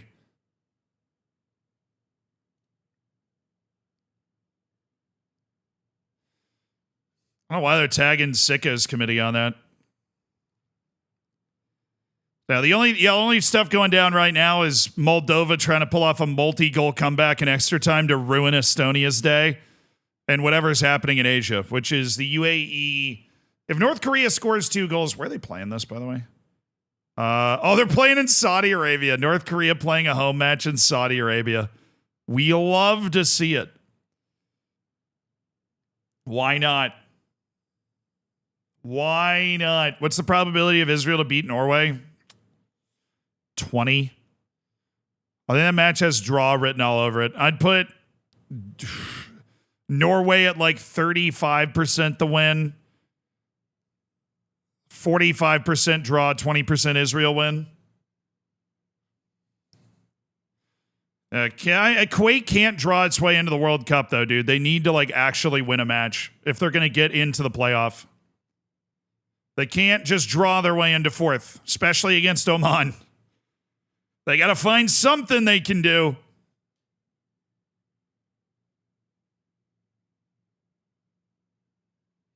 No, that match is big, though. I mean, there's really two of these matches. Israel, Norway, and North Macedonia, Wales is basically going to decide which of those teams, like if a team wins, you know, which of those teams is going to be in hot pursuit of the favorite in their group, you know? Do-do. Do-do-do-do-do. All right, that's settled. African qualifying kicks off at 3 and then 5. The 3 window, the match to watch is obviously Cameroon, Libya, and the Sudan Derby if it gets interesting. Sudan should dominate South Sudan, but we'll see. Algeria, Mozambique's the main attraction of the 5 window, but Senegal, Togo could be really interesting. And if DR Congo doesn't win in Mauritania, that's also huge news because DR Congo is 1 point off the top of their group right now. Thoughts on Polish chances to finish first? I mean, low, right? Poland just won by like a goal against a bad team, if I remember right. Poland just won by a goal against a bad team, I think. How is Egypt's group looking? Egypt is comfortable. Egypt is comfy, for sure. Comfortable. If I was Egyptian, I'd be feeling very good about making it to the World Cup. That's how Egypt is feeling right now. If I was Egyptian, I'd feel very, very good. Sickos Committee love talking about anything sports. They sponsored a stop at the Iditarod this year. Oh, that's kind of awesome. All right, we're in Kingdom Come Deliverance. Hello, my little friend. What is so freaking heavy that I'm carrying around all that? The Radsig Kobala's sword. I can't get rid of Radsig Kobala's sword. I just want to sell these pistols and long balls. Well, I guess the gun is 6 pounds. Let's just go ahead and store that there. That still doesn't put me under the weight, though. I mean, obviously, my Milanese cuirass and my long halberd are quite heavy, but... And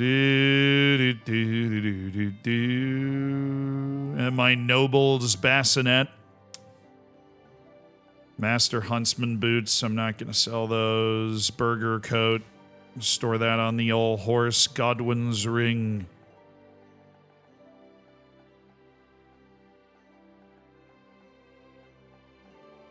Knight's horseshoes. I can sell that to anybody.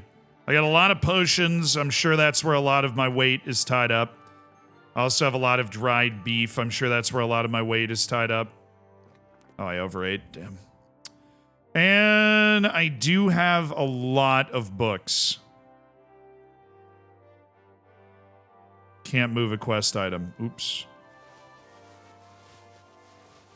I move all those books. Yeah, let me move those books, bro. I'm trying to read all of these other books that I've got first. The materials. I've got a lot of materials. Oh, you know I got a lot of materials. It's 17 pounds worth of poppies, right? No, 11.7 pounds worth of poppies right there. So maybe we find a way to put those materials away. Or iron. And we do have a lot of armor kits and a lot of lion perfume. Right, I got like 16 pounds of Henry's Lion's perfume. At least I'm in the I'm in the right weight bracket now. Okay, let's go. We need to go talk to the winches in the bathhouse, baby. That's what we're gonna do. But it is mostly herbs and books.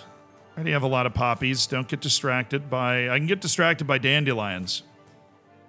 Not by poppies. Oh, man, I'm getting used to my new drip. I'm not used to these clothes.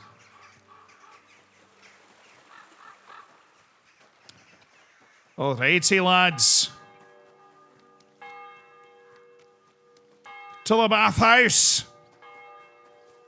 For the winches. Oh, wait, hold on. I overate, which is where we bring in a digestive potion. And that gets rid of my overeating.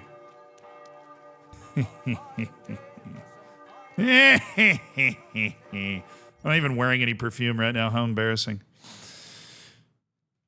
I'll take a Menthas. Where's the freaking bathhouse? God bless you, sir. God bless you, ma'am. Goatskin's girlfriend. Oh, I'm like the wrong end of the city. Okay. Let's just run through here real quick. Oh, yeah, you know what? Oh, actually, I'm going to do a little pit stop here. So we had some things that maybe we want to drop off instead. Like, not the flanged mace here. I need to carry that, unfortunately. Lord Bishek's heater shield. This. Not that, not that, not... Well, that's 10 pounds worth of ordinary arrows. Do I really need that? Oh. Knight's hood, servant's hood. No.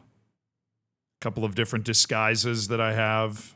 Master Huntsman's boots, working boots. No, I don't need that. And I've got my potions, which I don't need to replenish on the horse. Always got to keep a few brews on the horse just in case. Lore books we'll keep there. Master of Studies we'll take. I think we've got everything for our kind of break glass in case of emergency stuff. Exotic wood, iron, steel, bezoar. Okay, we're going to take all that off the horse here. And that leaves the horse carrying a decent amount of weight, but nothing crazy. And I need to take the flanged mace too. Okay, just a couple of things I want to drop off in my... Yep, sorry, my bad. Just blasting into everyone like an absolute fool. All right. You go in there, you go in there. I don't need all of these ordinary arrows, clearly. Servant's hood, you go in there. Working boots. Or no, Master Huntsman boots, work boots. Night horseshoes we can sell. Hang on to all these. You know. Lullaby. Oh, yeah, that's one that we want to sell. Master Studies. I just want to keep a copy of all the books that I... No, I need to sell the freaking lullaby potion. I'm an idiot.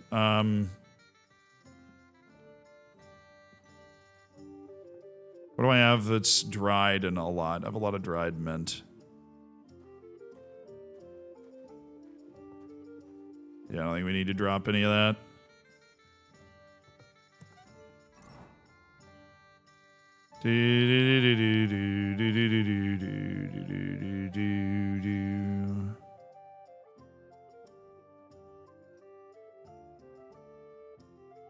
I'll sell that stuff off and read that stuff as we go along. Okay.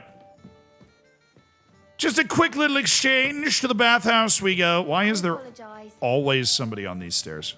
Literally always. The winches! Where art thou, winches? The bath washes off the scent, but I'm not going to the bathhouse for a bath. I'm going to the bathhouse for... to talk to Goatskin's girlfriend. That's why we're going to the bathhouse. My pockets are stuffed with wildflowers. Thank you for noticing. You're not cooking? What's going on? We cooked so much yesterday. I legitimately have so many... I actually should probably stop by my boy here and make some sales. I should sell that lullaby recipe. I've been carrying that around forever. I can't sell him the recipe. Are you serious? That's a joke. All right, I do have some accidental brews that aren't good. Ooh. He'll buy the Lethean water from me for a lot, but the dude, strong painkiller. This guy, what this guy pays me is unbelievable. It's like foolish how much he pays me for stuff. Like, I just got him out of all of his money. I just got him out of his pants, basically, with that. I'd like to discuss the... Why? Like, boom. 166 groschen, sniped. Okay. For 6 painkiller brews that aren't even, they're not even high quality enough for me to consider buying them. Or, like, using them myself. All right, bathhouse, bathhouse, bathhouse. You smell nice. Oh, thanks. You're nice. That was very kind of you. Okie dokie. Hang a hard Larry. And oh, I did this last time, didn't I? You like go around to the bathhouse. You can't go through. Around tournament area. God bless. Yeah.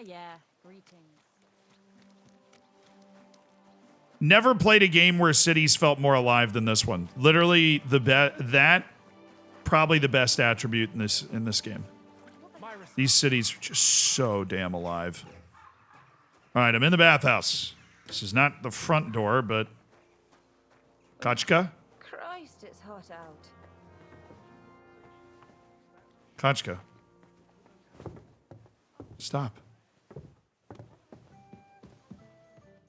Christ, pardon me. Come on. Ow. Painter. Bathhouse owner. Ah. I'm looking for a bloke called Goatskin. You don't know him, do you? I heard he hangs around this place. Goatskin? That lousy bastard robs my customers.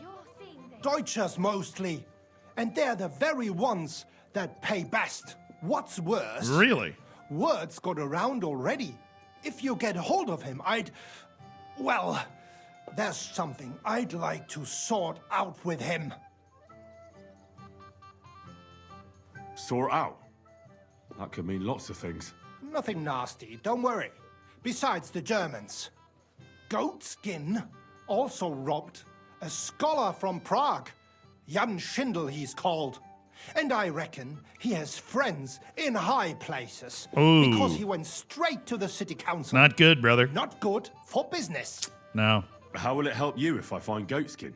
Schindel complained to the council mainly because Goatskin nicked some scholarly stuff of his. He's one of them fanatic crackpots. So if you tracked down his things and returned them to him, he might drop his complaint. Any idea what the scholarly stuff was? I might steal these No books. idea. But he said something about constellations and then something in Latin. I'll see if I can find his things. Great. If you find anything, take it straight to Schindel. He lives in the house of Vetter the scribe. Vetter, okay. And don't forget to tell him I sent you. Right, Yeah. you are. Now, about that Goatskin. What do you want to know? Do you know how to find goat skin? Sure. Do you know where to find him? Not the faintest idea. If I knew, we wouldn't be having this chat. Oh, I thought maybe you'd have an at the area, Black man. Horse. Dirty miners, right riffraff, that lot. What did they tell you? They claimed not to know anything, but they couldn't stop smirking, bastards. You wouldn't happen to have a German customer here now, would you? I reckon not. But I'm not sure. Ask the girls. Just please, don't interrogate my guests, all right? All right, yeah, that's fine. I'll I go already and know look what somewhere goat. else. I already know what goat skin If looks you like. do find him, watch out. He may look like a half-wit, but he's a right slippery snake. Right. All right. Möge Gott mit dir sein. Madam Beata. What would you like, sir? I'm looking for a fella called Goatskin. Do you know him? Do I know him? That fucker is the bane of our lives. Why are you even looking for an idiot like him? Fair enough. I need to talk He to him. knows some things that I'd like to know too. What would he know? A mangy vagabond? Do you know where he might be? How should I know?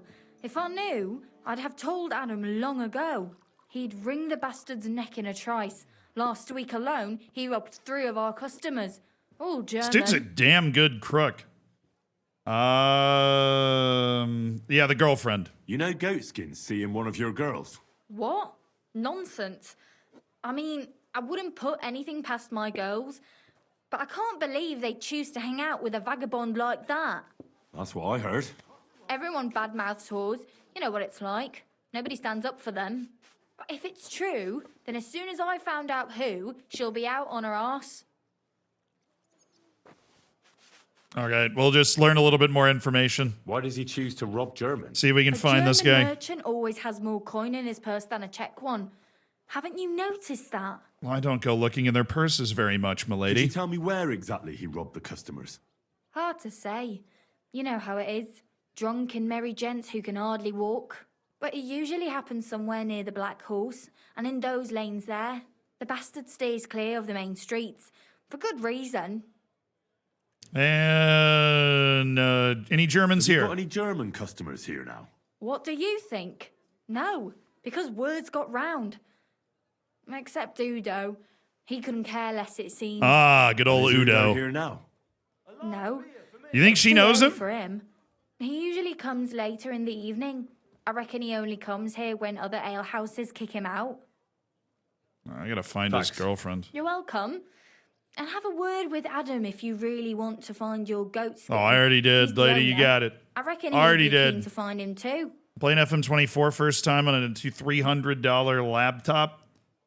Show me your wares. I'm scouting Colombia, but only found one player above 4-star potential in 18 months is Red Star Belgrade. The Colombian top 2 leagues are playable. Am I doing something wrong? Do I need to do something in the detail level?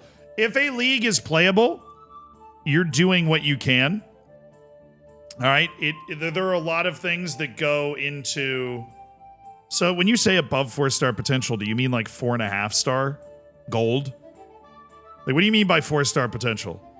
Do you mean like 3 to 4-star or 4 to 5-star? Because 4 to 5-star is usually the best you're going to get. I don't know. I don't know if she knows him, honestly.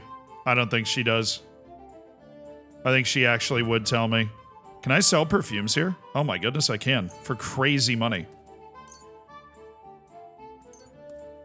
Nice. Let's talk about the price. Hey, I'm a bit of a perfume dealer, milady. Do you accept? That's not... Oh, come on.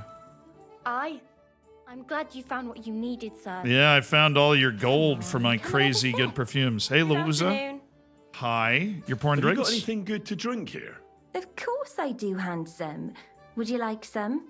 And then maybe we can have a bit of fun. How about it?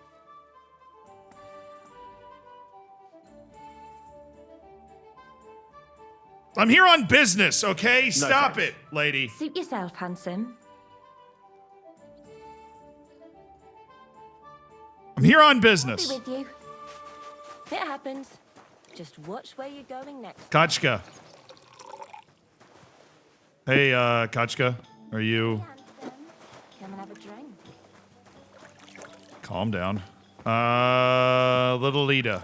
You're busy. There's a minor. Hunka. Greetings, sir. What would you like? I'm looking for a fella called Goatskin. I heard he sometimes comes here. Aye, he turns up now and again. The louse. The bastard's ruining my business. 2 of my customers refused to come here again after he robbed them one Well, night. yeah, That's usually. not very nice. And you wouldn't have some idea where I might find Goatskin, would you? I reckon it'd suit you if he packed it in. You bet it would. But if I knew Above where to 4-star find him, gold I'd wring potential. his neck myself. That bitch Mary's bound to know, though. She denies it, but we all know she's walking out with him. Mary. All right. I thought you bathhouse girls stuck together. What have you got against Mary? There's a limit to everything. As soon as you mess with someone's livelihood, you ain't no sister to anyone. She can marry that okay. cripple for all I care. But when he robs our guests and ruins our reputation, she should grab him by the balls herself and... Oh, never mind. Sing. Yeah, okay, so what's happening, Federico, is you... So somebody that is 4.5 gold star potential is crazy. You should definitely lower it. I generally, if I'm scouting in Colombia, let's say I'm scouting in Colombia and I'm in Serbia, I do like 3.5 gold star as the scouted potential and 1 to 1.5 as the current ability. If I'm looking for Wonder Kids. Is that all you know about Goatskin? Ain't that enough for you? I'm not here to know stuff, in case you hadn't realised. That's fair enough. Thanks then. I'll be off. If you find him, give him a slap from me. Yeah. See you soon, my sure. friend. Where's Mary? Mary?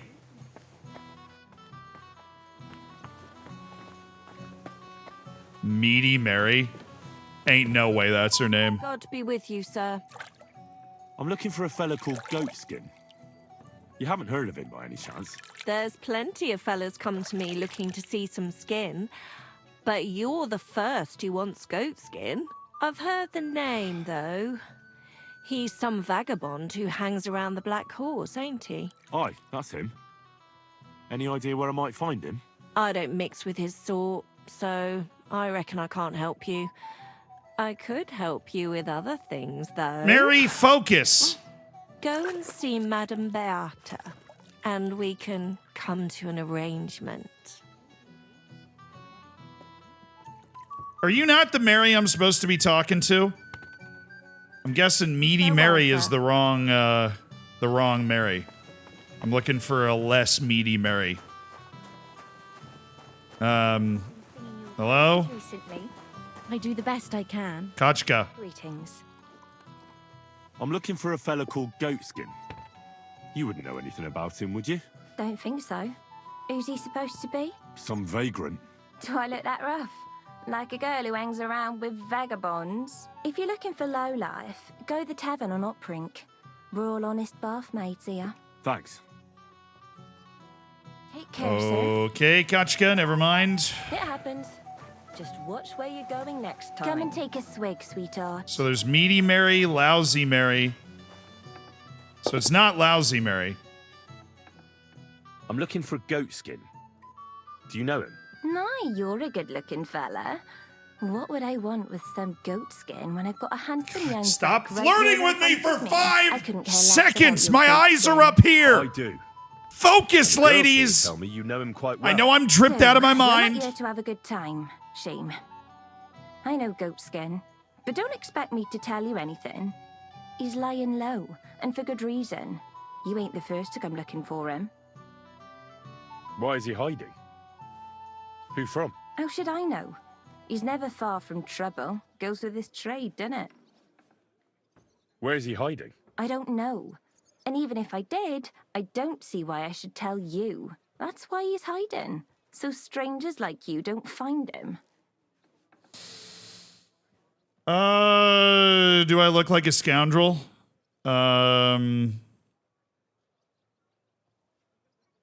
Yeah, I'll send that. Come on now.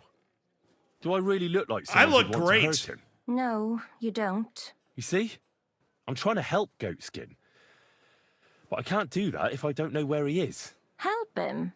With what? With this situation he's in, it's complicated. And the less you know, the better. All right. I understand. He gets me into enough trouble as it is. I'm a very you go. persuasive man. So where's he hiding? There's a yard behind the bathhouse leading to a side alley. Right next to it is the Black Horse Tavern. And at the opposite end, you'll see a barn behind a wall. There's a funny little window at the top. That's where. I'll look for it. Help him, will you? I'm starting to be afraid for him. I'll see what I can do. It's not easy. Man, that silver tongue of Henry's. I'm an absolute weapon. I All right, so you guys were paying attention, right? So I didn't have to. There's a yard back here. Okay. You go this way. Alley next to the Black Horse Tavern. Oh, yeah, there. And then there's a barn with a little window. Is that where?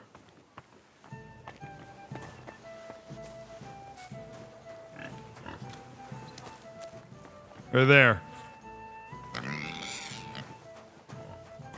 Oh, no. You. Oh, what the? Are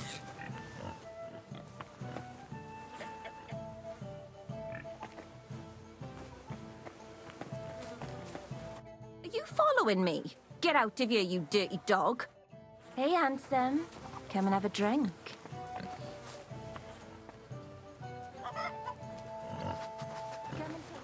What's happening? Oh, you're freaking following me. What do you think is going on here, lousy Mary?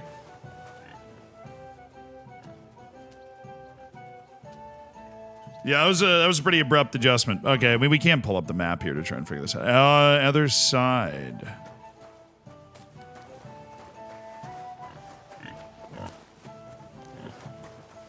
So to the alley right here.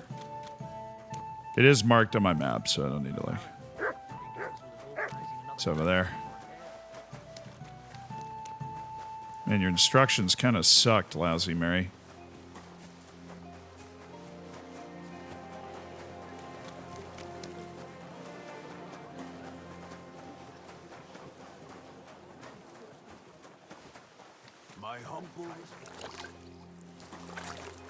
Or did they? What am I missing?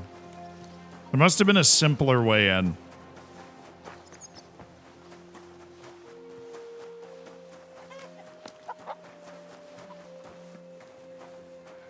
Bro.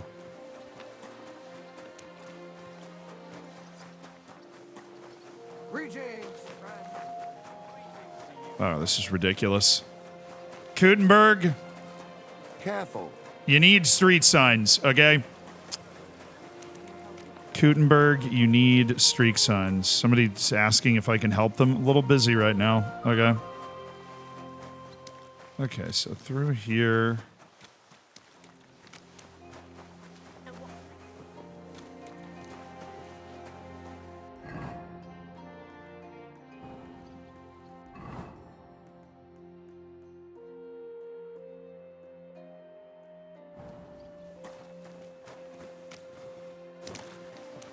I appreciate... This looks like the bar Mary was talking about. But how to get in there?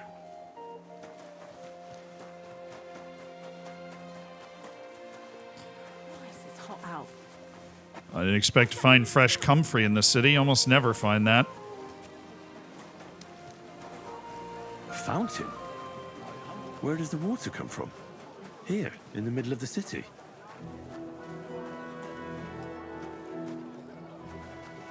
It's closed.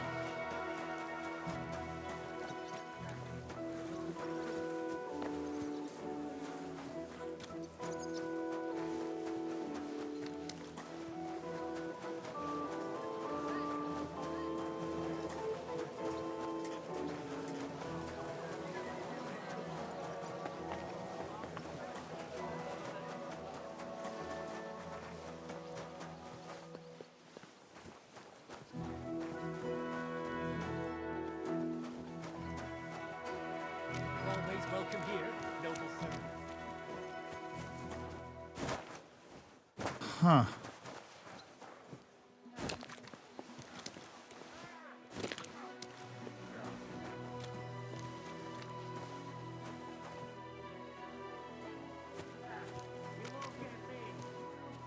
Don't want to look at chat because I feel like somebody will tell me how to do this. I want to try to figure it out. You smell nice. Thanks. This is an Assassin's Creed, so I'm not exactly going to be swinging all over the place.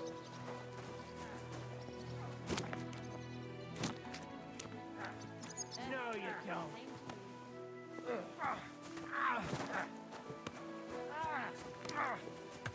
Having a fun time in there. You don't often see a man smelling this nice.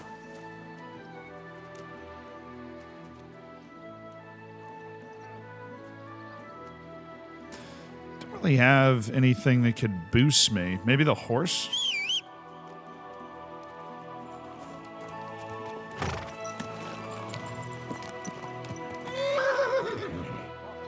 You don't often see a man smelling this nice.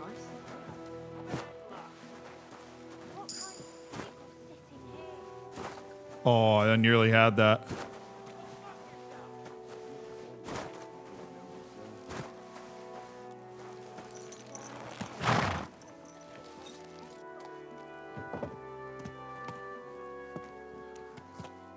VOD friends skip 20 minutes. Hey, hey, hey, hey. There's no way they would have made it that hard. That doesn't feel logical enough. Plus, there's like a bunch of ladders right here. Why can't I just pick up one of those ladders?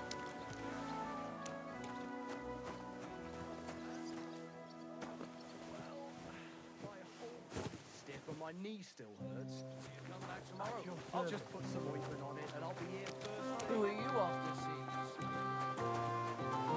Oh, that vault just cost me some time.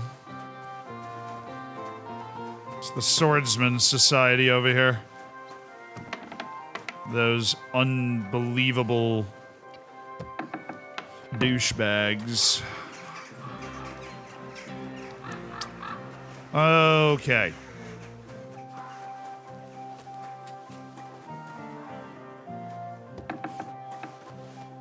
Whoa, guys, get a room already.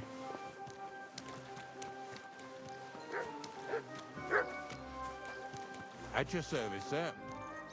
What if... My, what a beautiful horse. You think there's a connection between this to that? God be with you. Who are you off to see smelling like that?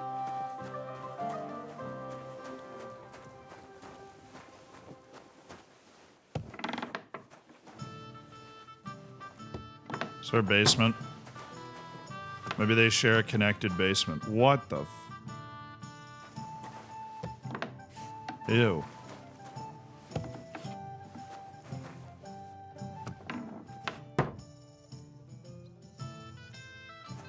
They get mad if you show up at the sword fighting thing at night. Well, they get mad if you show up a lot of places at night, to be honest.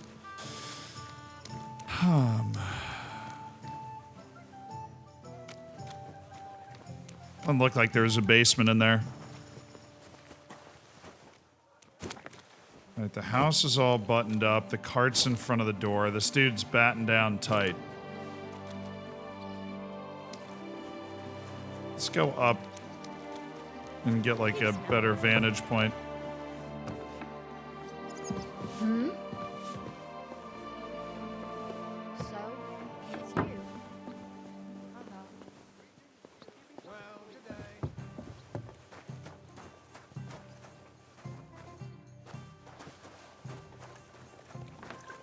That was it, right? There was nothing else to this. Yeah. You're always welcome here, good sir. Thanks.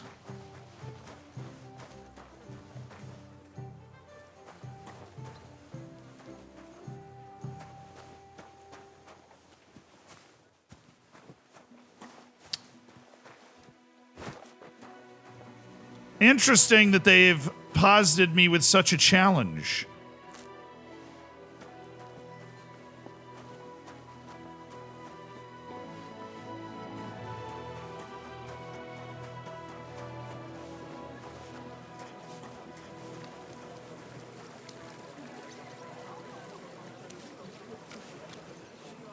My respects.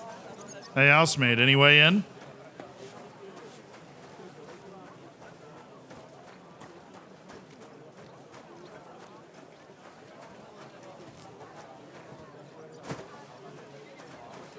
Whole damn block is cordoned off.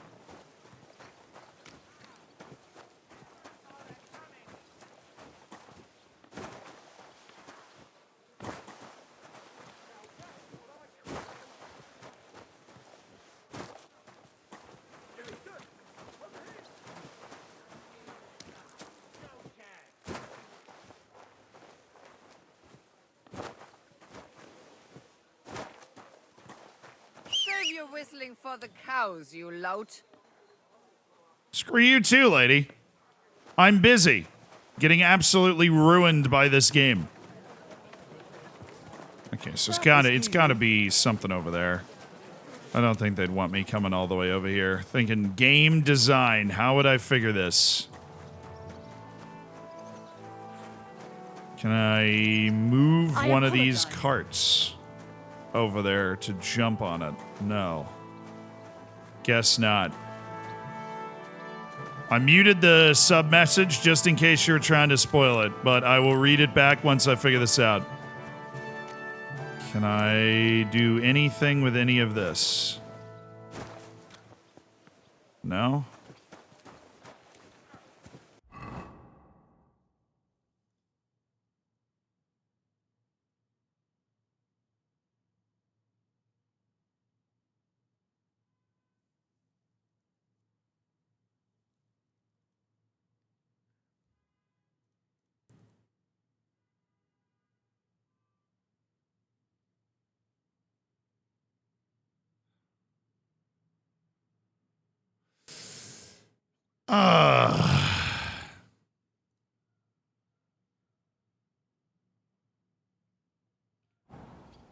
Maybe there is no way for me to get in there and I just have to wait until nighttime. God give you health, sir. What smells good here? I could, and then I just bait him out. There's got to be a way in there. I know where he is. Christ, what a day. I think I'm just going to have to bait him out, though. All right, what time is it? It's not that late. We'll read a book or two. Have a beer.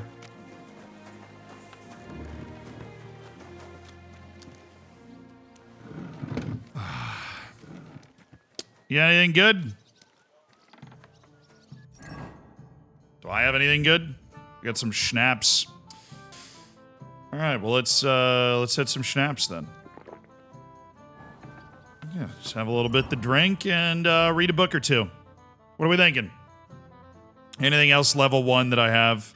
Ah, but skull crushers. I don't really use heavy weapons in combat. Quiet as a Cat 2. Master Studies 2. Let's read that. Geometry. What smells good here? Me. So would I you hope you see won't good- sully the noble art of measuring, dividing, and shaping. Okay. I won't. I won't sully any noble art. All right, we'll just wait until nighttime and then go find Udo. Maybe you just have a drink, read And one who are book. you off to see smelling like that? Oh, calm down. You just wish you had my swag, bro. You just wish. Scholarship point, fundamentals of whatever we're working on. Fundamentals of law, medicine, or theology. Medicine makes bandages more effective, and I recover faster from sleeping. Contemplative. Fundamentals of law. When dealing with guards, your speech and charisma will count as 2 higher, and your total fine will be 20% lower. Or you'll be able to pray at shrines, crosses, and similar places. If you do so, you'll receive a buff that can protect you from mortal injury in combat and restore 25% of your health. The effect lasts for 12 in-game hours. Let's go with fundamentals of law. Yeah, fundamentals of law. Need to understand the fundamentals of law.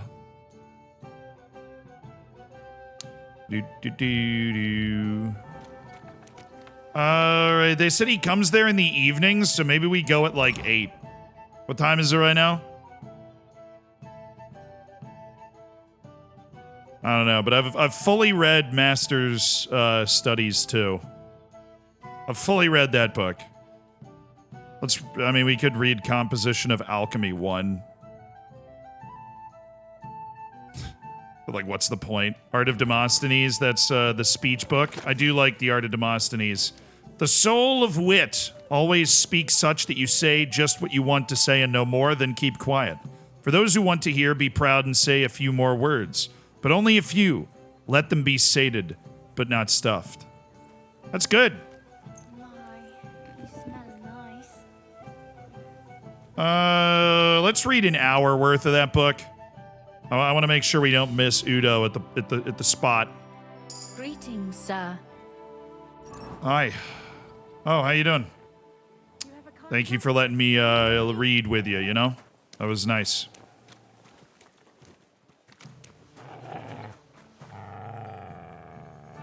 Here, Mutt. Have some meat, Mutt. And then we're headed to the bathhouse, brother. We're headed to the bathhouse, and we're going to load up on some buck's blood. I think I got another boost. Houndmaster. So I do have a lot of good things that I can do. Loyal Companion, Hellhound.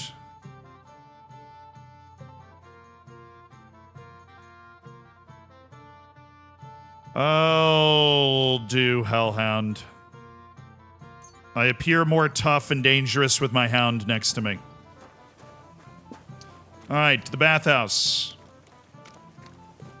I'll drink to that. Who are you off to see smelling like that?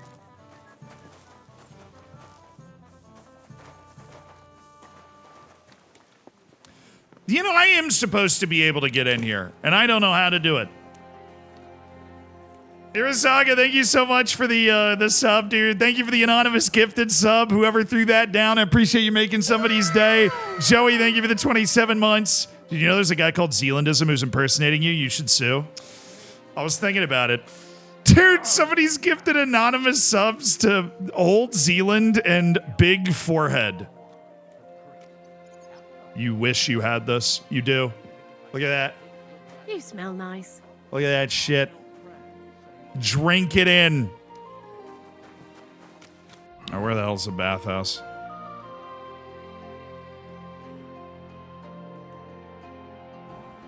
I'm going to find Udo and bait him out the way that I was thinking we'd do it before, because I can't figure out how to get in there.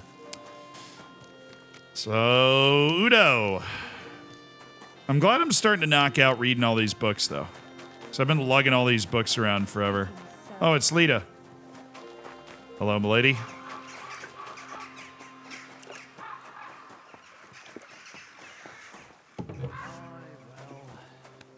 One beer. My, you smell nice. Oh, there's Udo. Was brauchst du, mein Herr? Greetings. What? Wer bist du? I'm Heinrich von Skalitz. I'm Udo from Taubisch. Nein, Tauberhofs. Heim. Scheiße. Aus Tauberbischofsheim. Can I give him some hair on the dog? A pleasure to make your acquaintance, Herr Udo. Ebenfalls. Spielst du Würfel? Dice. You want to play?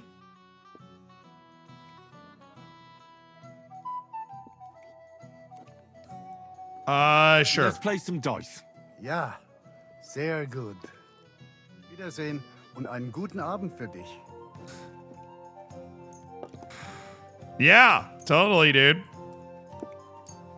I'm going to stop using Aranka's die. Actually, no. I think we use one pie die.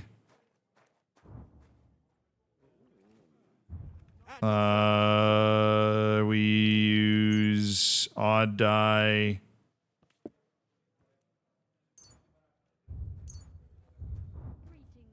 Let's play. Mal sehen, wer heute Abend Glück hat. Trinken. Sorry. Listen, Udo I accidentally exited the dice. Tauberbischofsheim. Bitte? Let's play some dice. Ja. All right, we're back where we were. I accidentally exited the screen. All right, I want Aranka's die, Cautious Cheater's die, and then I take...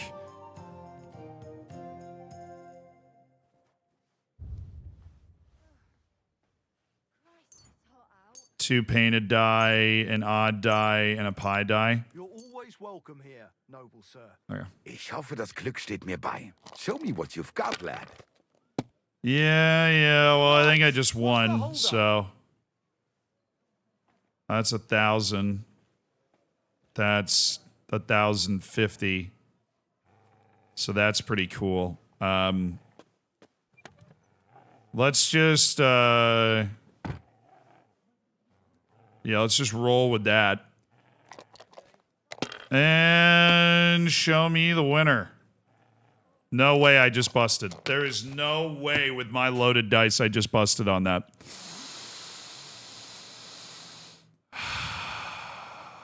Mein Gott, your turn. All right, we can still win. We're fine. We can still win. That was stupid.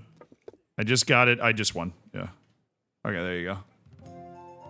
I knew my die would come through for me. Nochmal. So. I knew they would come through for me. I'm a beast on the board. We'll play again. Their hair, I give them a I think I should throw a game. And I give their backs a proper kneading. I might need to throw a game. Something else. And I only wear a light blouse when I'm working. It always Oh, seems to get wet when Fortuna. I'm washing Möge them. der beste Mann And then gewinnen. it's like I've got nothing on at all. And then I look all downcast and say, I'm going to get into trouble for being all wet. I knew it would be something like that. What is this conversation this lady's having behind me? They're like talking strategy to seduce the guys in the bathhouse. All right, we'll take that. Continue. If I was you, I'd take it. No, I'm good. All right, sweet. We just turned it over. Have you lost your mind? You're going to lose everything. No, I'm not. I know what I'm doing. You, my friend, are going to lose everything, and you just lost. So, congratulations. Das ist nicht möglich. Verdammt nochmal. So, shall we play? That's enough. No thanks. I've had enough. Pah. Just took 300 groschen off him, though. Hey, you. Oh. Listen, Bishop. Right, we've already had that conversation. I'd like to ask something. where is it you're from, Goodman? God in Himmel. Ah, right. What's it like there? Long. I don't really understand. Exakt. Ich auch nicht. Also, lange. Very long.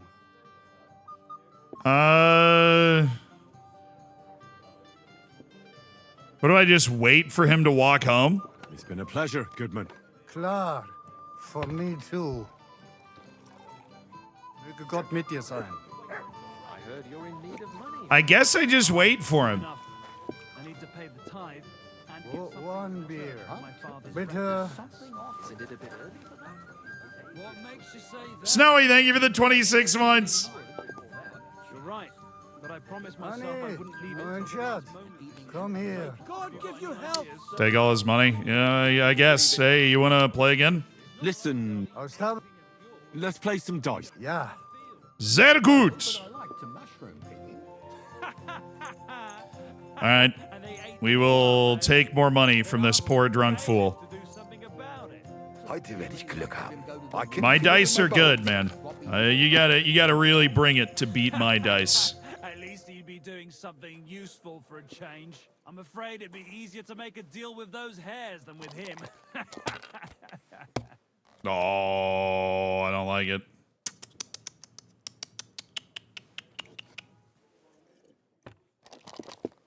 I don't like leaving him open. Letting him roll, I don't like it. Diese.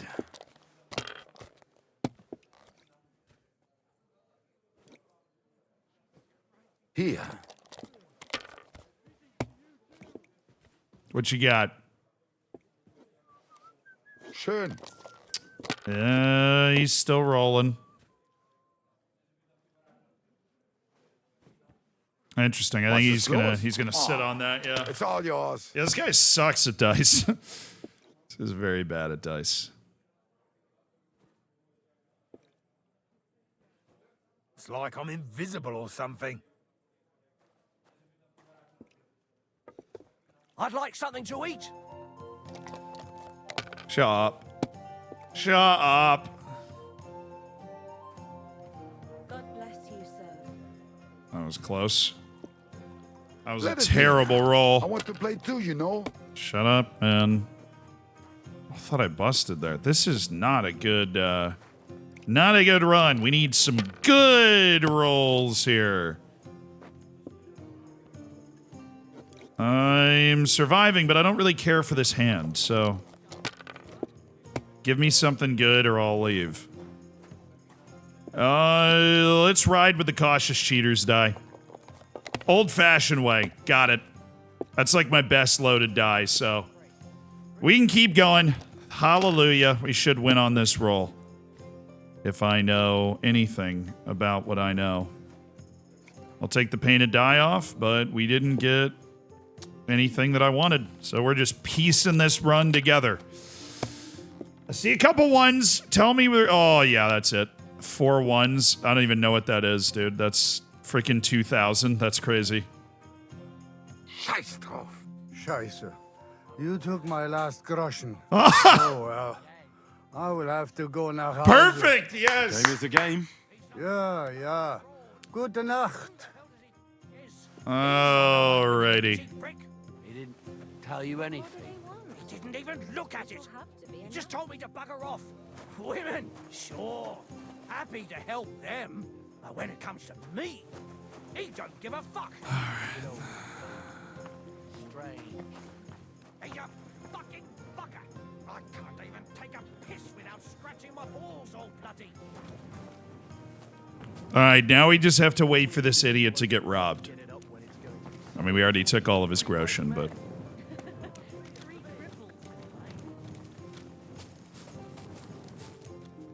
Nothing suspicious to see here. Just looking for goat skin.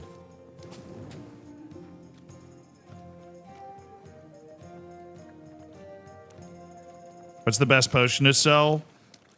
Best potions that I know how to make right now. You can only sell it to potion masters, but there's something called Lethean water that'll make you a ton of money. But not a lot of people buy Lethean water except for alchemists. There's also Lion's perfume, which I make a lot of. Lion's perfume is great to sell, but a lot of people that buy potions won't buy Lion perfume. It sells in different areas than potions sometimes. And then there's, of course, the... Like that. Stop flirting with me. Jeez. And then there's... like, there's a lot of potions that come in at 70 in raw value.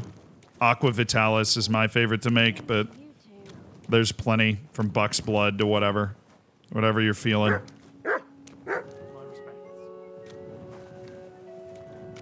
Mutt. You're my doggy, eh? Oh, he's going that way. Okay. Alrighty, Udo.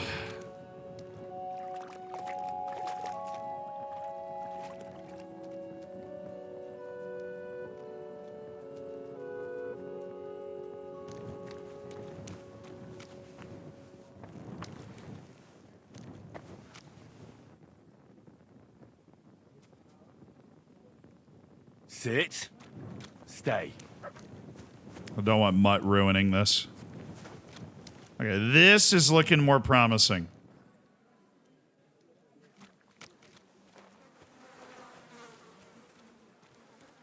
I want to wear my clothes because they're going to be good for convincing him that I'm a general. Or not a general, a gentleman. So I don't want to wear, like, my thieves' clothes. I want to be able to talk to this guy so I don't have to fight him. I just want to be able to talk to him, talk him into giving me the book, and then we're cool. I don't need anything from this guy. Ooh is so getting robbed, though. This is the most I'm getting robbed street I've ever seen. We sobered up a little bit. That's not the street?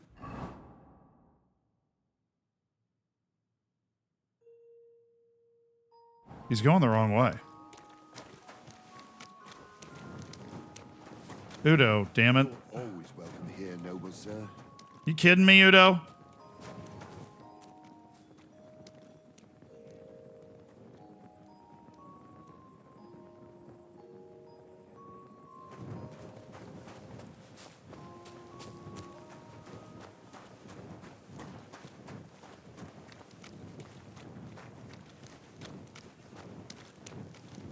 I'm gonna have to bait him out myself, aren't I? Greetings to you two. Yeah, Udo's nowhere near the Black Horse Tavern now. He's going somewhere very far away from it, so... I'm gonna go bait him out myself. I don't think Udo's gonna give me... I thought when he was in that little alleyway he was about to get robbed, but I don't think Udo's gonna give me what I am looking for now. We need to just walk around the alleys around the Black Horse Tavern.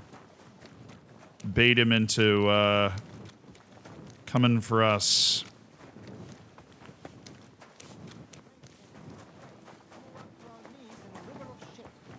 I need to buy a light. Kind of embarrassing. I'm with a torch. As such a refined gentleman.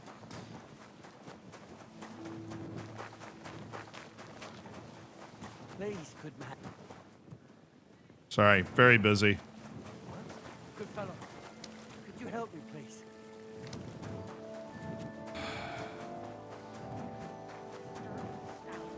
Is shagging Naz's old woman. If you know it, then so does half the town. And that goes for Councilman Naz as well. Of course he knows.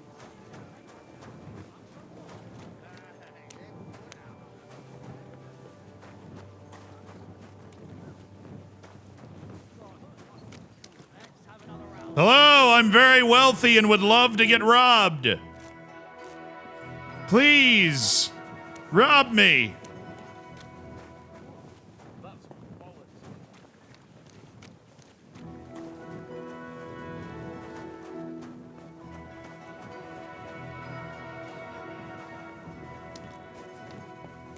I'm a wealthy man in need of robbing. My purse is so heavy. Please. Hey, are you Goatskin by any chance? Got him. Yeah, that's me, What do you want? I have a couple of questions for you. Look, I didn't. I never told nobody. Nobody. I swear.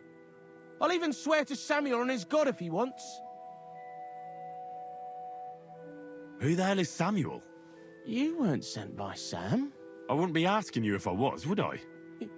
You know, like, I promise not to talk about it no more. They'll kill me otherwise. I've got friends in high places. I can help you. Just look at me. Look at the swag. But do you think they'll just forget about it? How long do you intend to hide? Until I have enough. You know, glint to take off. Well, I could help you with that. I know a lot of people. Getting you out of town won't be a problem. If you help me, I'll They help didn't even you. try to rob me. Sounds, you know, promising. But I still need coin. I can't just pack up and take off. Coin shouldn't be a problem.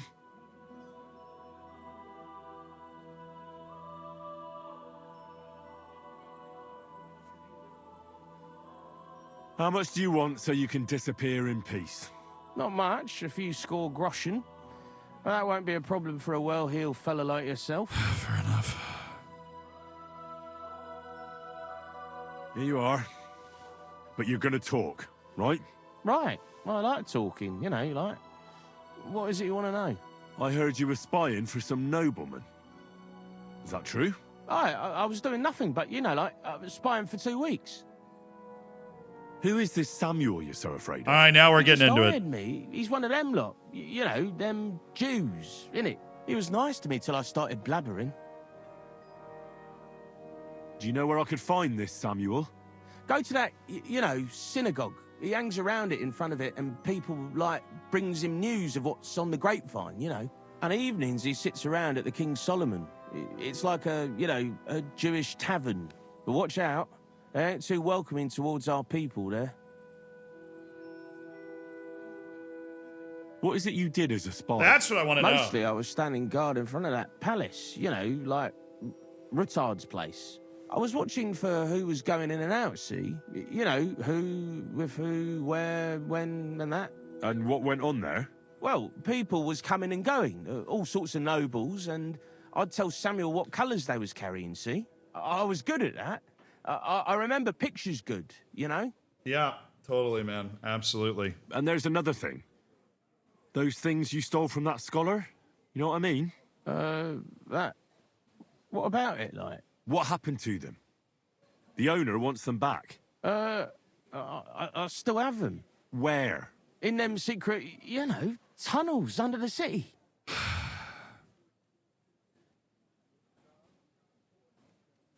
Secret passageways? That sounds like bollocks to me. Bollocks, it's bollocks. Every other house has a door in the cellar that leads somewhere. You're in a mining town, so there's been loads of digging beneath it. That's why Sam paid me, because I know my way round them tunnels. And if you give me a couple of groschen, I can teach you too. You can clear out my stash, and judging by the look of you, knowing your way round, you know, underground-like, that ought to come in handy for you, innit?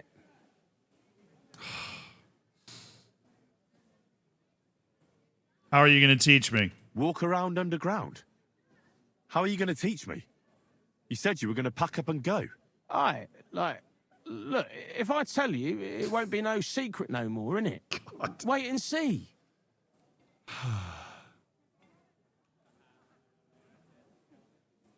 Look, Goatskin, just because I was nice to you once doesn't mean you can fuck with me now. Tell me what you know right this instant, or I'm going to lose my temper. Well, no need to fly off the handle, like... I'll tell you, of course. All right. I'm a perceptive, learned man, so I knew that would be easy. Oh, all right. It's like this. I know them passageways because I got my hands on this map, like. This old thief gave it to me. And when I, you know, got it in my head, like, I flogged it, see? A treasure map? You're yanking my pizzle, aren't you? No. I swear, on my Mars soul. It ain't a treasure map, it's a map of what's below ground. Big difference. Where's this map, then? I flogged it to this thief. Angel, he called himself. Called himself? So this angel is back in heaven now, is he? Aye, he was hanged outside the city walls. He's still swinging there. And I know he had that map sewn into his coat. It were his most prized possession. But watch out, the gallows is guarded to stop quacks cutting off the dead bodies, bits and pieces, fingers and that, like.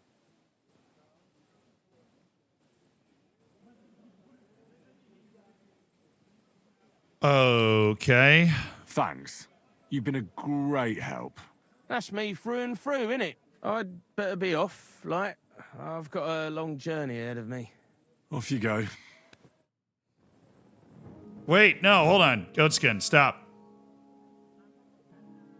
Goatskin, there's another thing. What about... I'd like to learn... There's no time for it now. I wanted to ask about the Kudenberg guy. Dang it. Alright, I guess I just gotta find Samuel and hope that leads to something. Probably smart anyways. Or where are these dang gallows?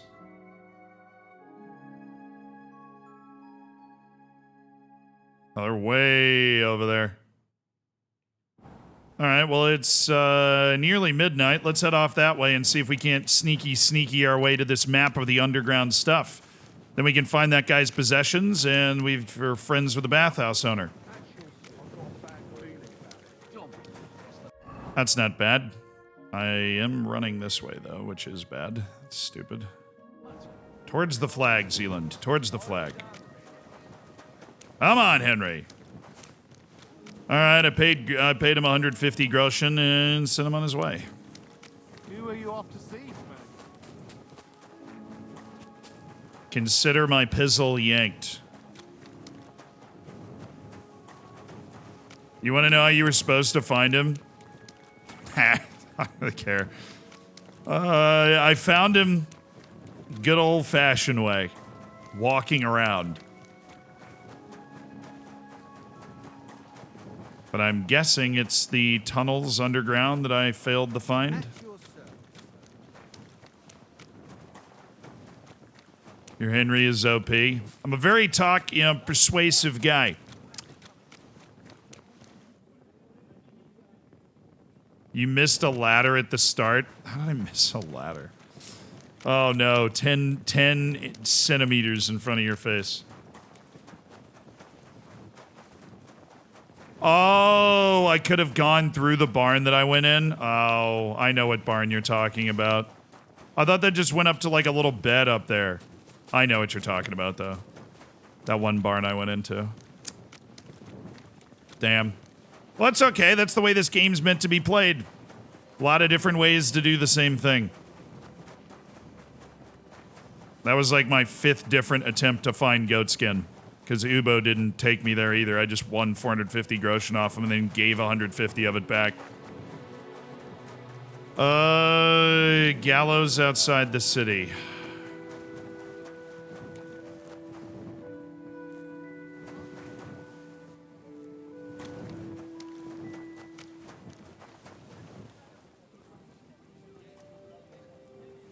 That's what I'm looking for. I'm gonna wash the rest of this freaking perfume off, dude.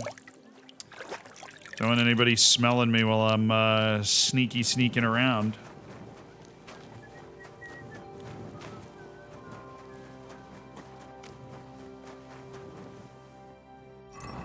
All right, time to become one of the people.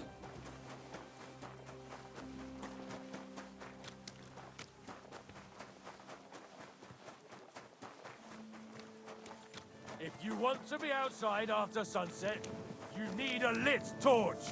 That's the law. And lo, there was light. And he saw that it was good. Now move along. Sorry, I forgot. That was my bad. I don't know if we needed all of the sass, but okay.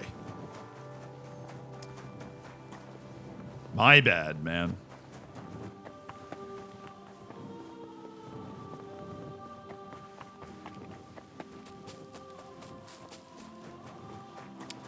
The gallows.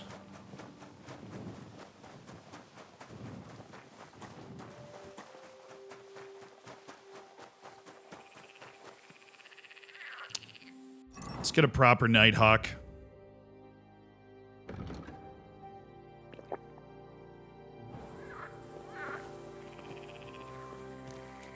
Might be my favorite mixture in the game.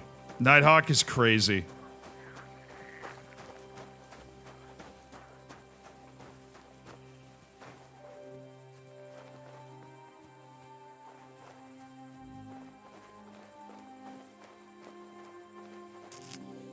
Ooh. Oh, man. Oh, I didn't need to be reminded of that by this game. That's for the execution method called breaking on the wheel. Do not Google it, which you probably will now that I mentioned it. So my apologies in advance then. That is a common medieval method of execution. Not fun. Much rather be hanged. So why people actually didn't mind being hanged or beheaded, because it was like a honorable way to go, you know? Gold badge of might. Hello.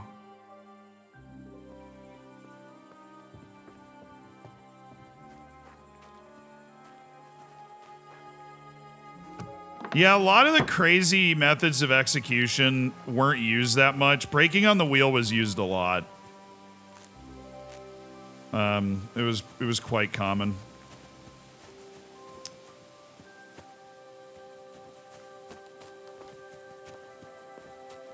Unpleasant.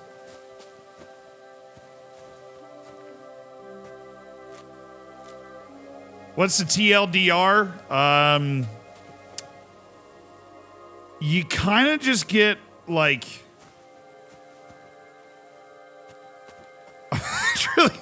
there's really no way to say it without, like, giving the game up. Breaking on the wheel, there's a lot of different ways that different people did it throughout history, but the long and the short of it is that you get kind of molded into the wheel. There's a variety of lengths of time that it can take for them to do that, and then you kind of just like you get kind of just bent into the wheel, you know? And then you're just kind of there, and there's really no quick way out of that, so you just kind of expire a little faster than milk.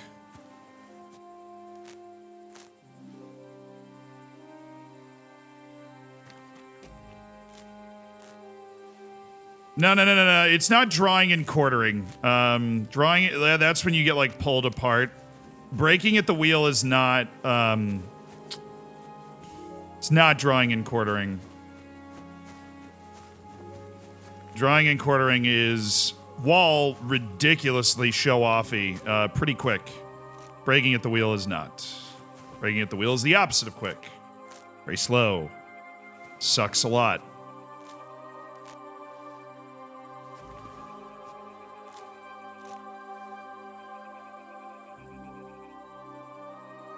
Can you check on how much weight of herbs you've collected? Yeah, I could. I'm just really enjoying the fact that there's belladonna and marigold out here. And dandelion. Because that's something that I was kind of lacking in my pouches. But if you tell me where to look for it, then yeah, I'm sure I've collected an impressive amount. Oh, I thought that was more belladonna. That's what I'm kind of looking for now that I know there's, like, a decent amount of fresh belladonna out here. Yeah, no, breaking at the wheel is, it's not you, like, getting crushed. It's not you get, like, bent into the wheel in a way that is decidedly unpleasant, and then you just get left there. So, they actually did us the fortune in this game of really, it's probably the worst part of studying history. They left somebody up there. So that's, I noticed that when I first saw it, so. They didn't skimp on the deets. Stats under player tab.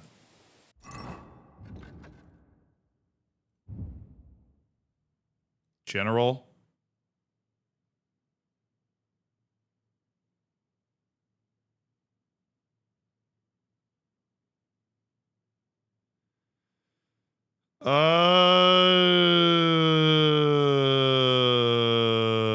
Craft potions brewed. I have brewed 1,600 potions.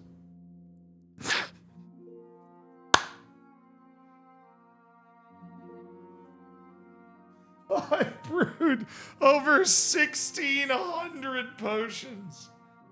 Woo! I've collected over 732 kilograms of herbs, and over 7,162 herbs have been collected, as well as 1,169 poisonous herbs. Potion master for real, though. For real. Yeah. Decimated the local landscape. No, for real, though. So I like to spend my nights. I've got cockerel and all that stuff. Like, I really don't need to sleep much, so I just spend my nights collecting herbs, outside the city. Now that I've got the... Oh, let me look at the underground maps. I mean, I guess I picked it up. We should look at it. Map of Kudenberg Underground. All right. Interesting. Huh.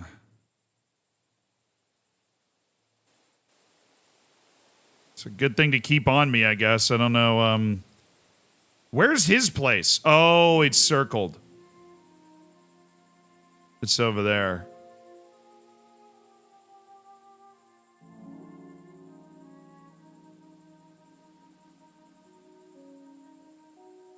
I can try to find that.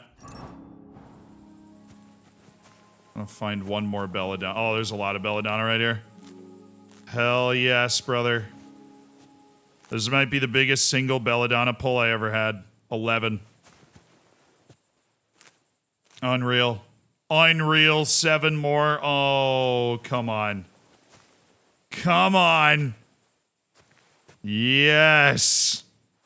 Oh, belladonna. Freaking hell yes. You just never get good fresh belladonna anymore, you know? It is not an easy thing to find. Just a little hard to see, too. Even with the Nighthawk on.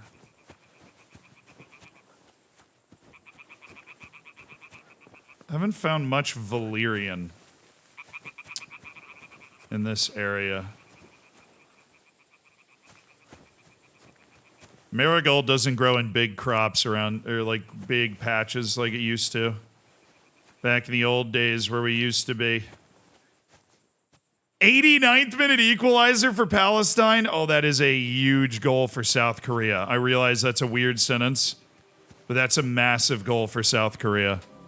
It's not over. Iraq pulled off an unbelievable stoppage time comeback in their last match, so definitely not over. But that is massive for South Korea if that holds. Obviously keeps Palestine in with a chance to make the playoff as well. Good for them.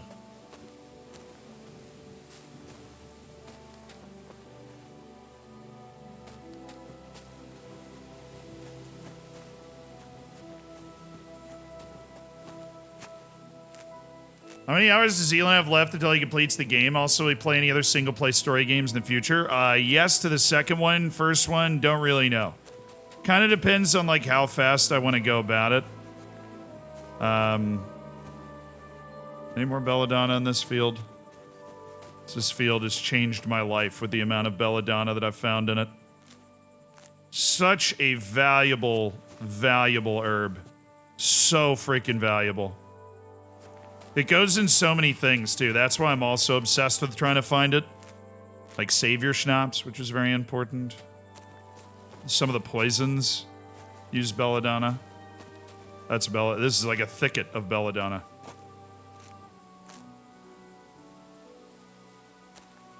Dude, this field. It's like belladonna heaven. I've never found it this out in the open before. It's usually always, like in the woods along a path or something. It's very rarely like this. Oh, finally, like a significant amount of marigold.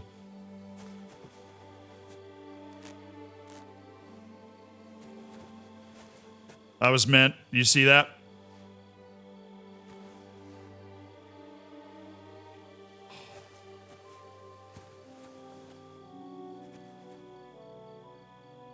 Oh, I thought I saw a mint pop up.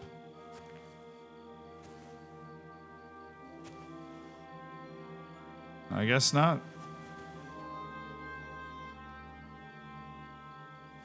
Rats.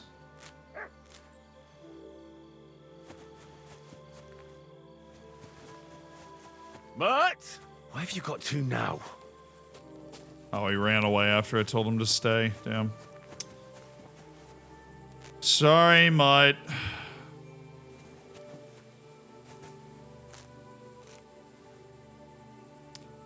Gibraltar's held Czechia. Oh, I just picked 3 Henbane as a gift.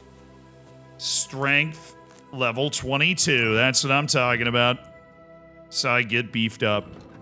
Train hard, fight easy. Grand Slam. Blunt damage of all melee weapons is +5. Shield blocks go up. If you stay in a fully charged attack, your stamina will recover. Interesting. We'll just do Grand Slam. Okay. Let's go into the city.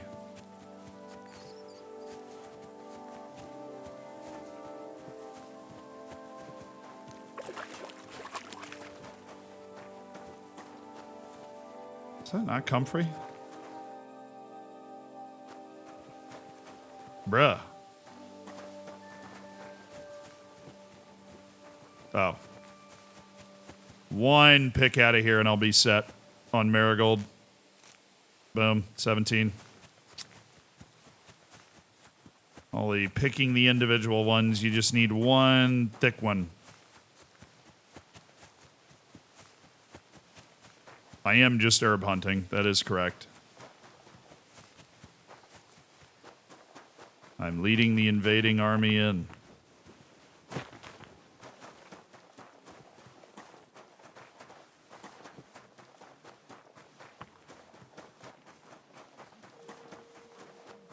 All right, how is this underground map supposed to work? Where am I going to find a way in? Because I need to find those books from the guy. From the scholar from Czechia or whatever. Torch, thank you.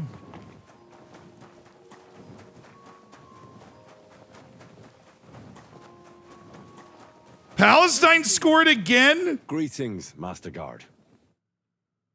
Okay, so Cameroon's taking care of business against Libya. Egypt's getting it done. Oh no, Sudan.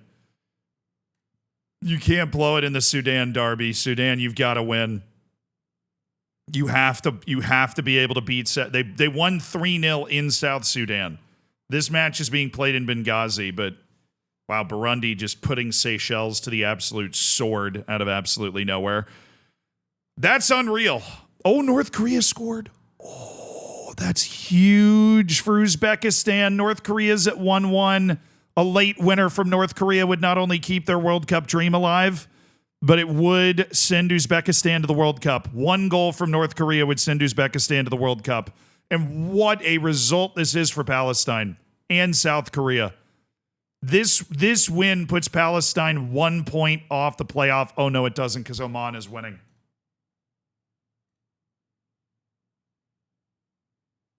Oman won. I mean, he keeps Palestine alive, but they're going to need 4 points in their last 2 matches.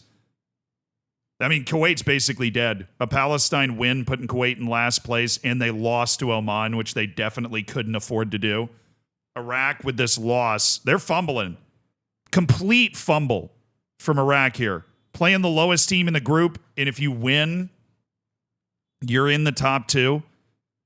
Wow. South Korea is breathing a huge sigh of relief that they're not going to have such an obvious opportunity to bottle. But very weird happenings going on down here. Huge win for Oman on the road against Kuwait. Terrible news for Palestine and Kuwait to have that happen. Oof. Yeah, obviously that's nice for Jordan to have Iraq lose. Yeah, I wasn't looking at it from Jordan's perspective. Jordan has never been to the World Cup before, so would obviously be huge for them. Iraq has been 1986, I think. Somebody said that earlier, so I'm just going to run with it. Okay, so let's look at the map like this. Yeah, and then we'll go into our inventory and then read this.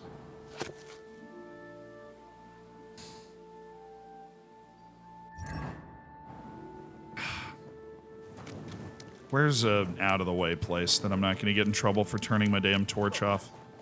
This damn Nighthawk is so bright.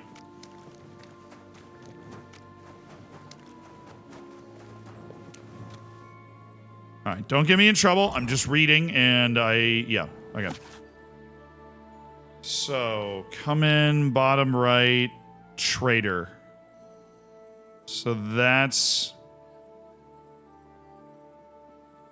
Goatskin's hideout is like up on the right. The trader does have a way in.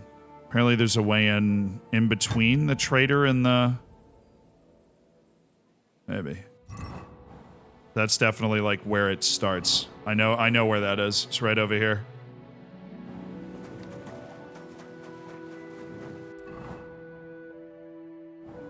He says as he goes the wrong direction.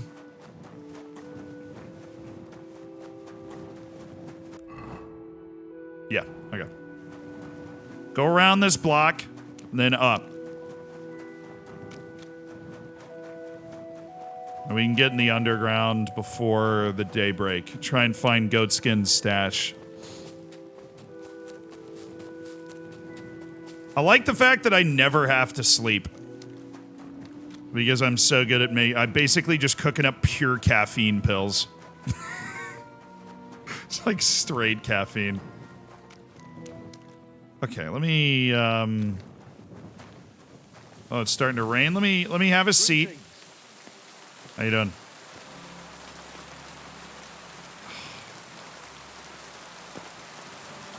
Hey, you can't walk around at night without a light. You didn't have a light? Want me to arrest you? Light a torch. And lo, there was light. God. We saw that it was good. Shut up. Now move along.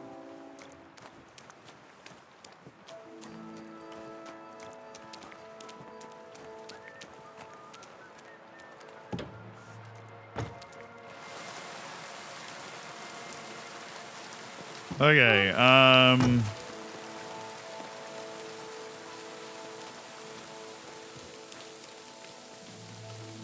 so it said like here. The door locked.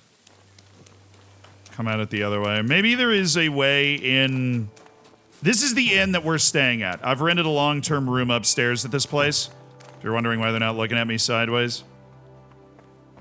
Is there a way to get underground in here? Is there a cellar anywhere? Come on, man. Nasty but quick rainstorm. Oh, the UAE won at the death. Are you serious? Uzbekistan's only got 4 points clear with 2 matches to go. The UAE with a huge goal trying to make their second ever World Cup. They needed it. They got it last second in Riyadh. The United Arab Emirates still fighting with a chance. Because Uzbekistan has to play Qatar, I think, but they play UAE next. And the next match is Uzbekistan UAE. So that's the showdown in the summer. If the UAE can win that match, then they're good. If Uzbekistan wins it, they are going to the World Cup. That's the situation we're in.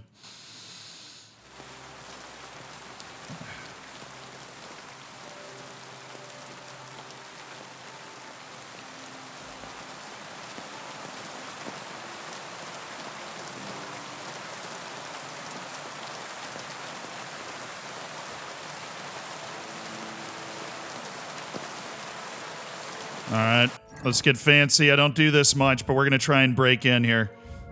I want to be able to get into that freaking underground. All right, we're going to drink a Quick finger should make this easy. And it's raining, and it's dark as hell, and there's no guards near us, so we just gotta get this bad boy open. Boom, I'm in.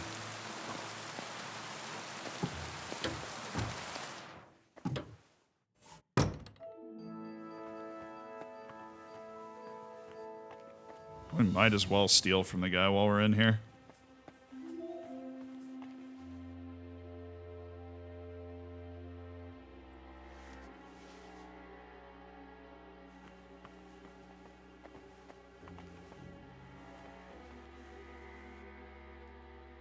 Oh, boar's tusks. I like those.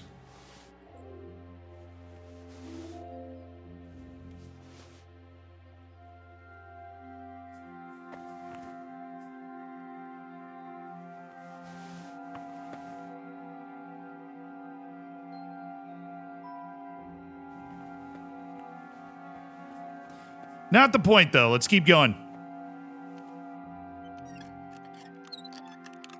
The sun's coming up. I can't dilly-dally. I just need to get into the, basement, wherever the basement is here. Oh, I'm dilly-dallying. Let's be quick about it. Let's be quick.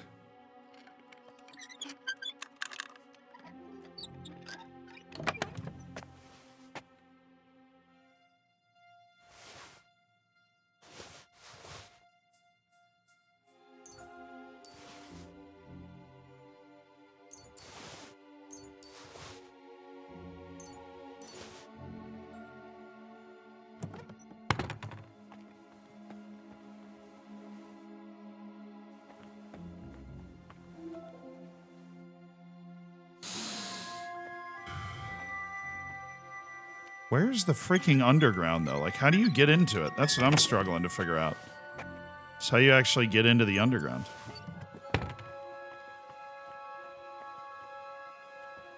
Like, I've broken in here, and I can rob the guy, but this is not really how I want to make a living. It's not really what I want to do. How, like, where am I going to get underground here?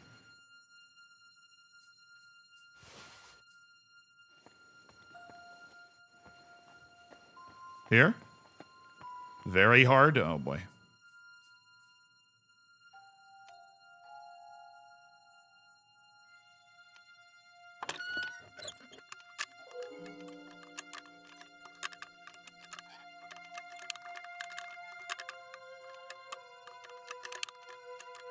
No way! Come on, bro! Oh, my God. Almost.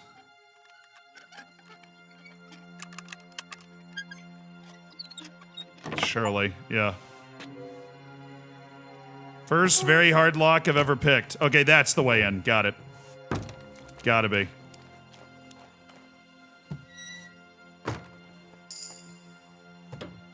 Okay.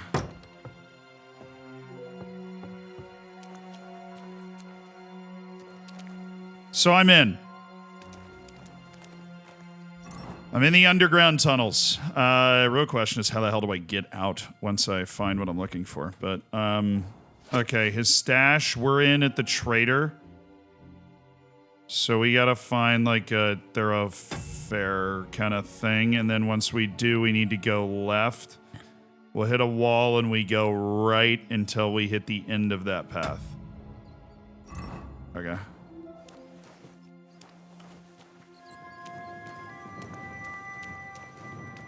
This is maybe the extra thing.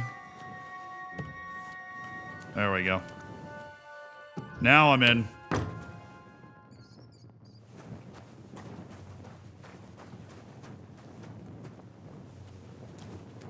So right should be 1 and then nothing. Okay, cool.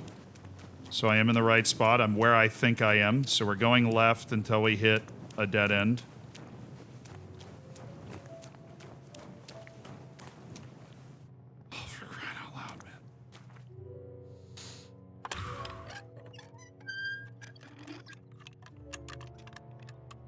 Got it. I would not be able to do this without quick finger. Where am I? Under the armor? Oh, I have to go through the armorer's shop. True, I do.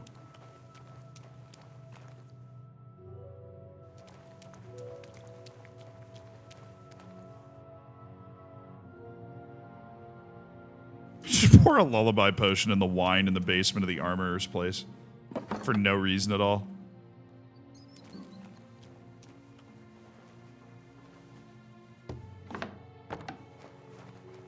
Yeah, there we go. Through the armorer's place.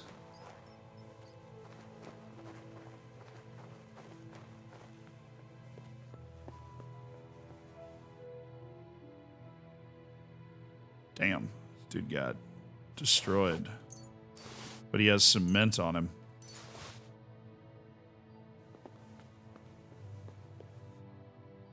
Right. Then we go until we hit the end, and there'll be a lot of options on the left that we won't take.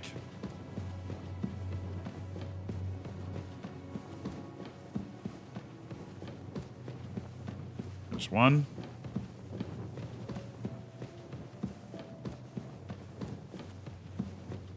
There's another one.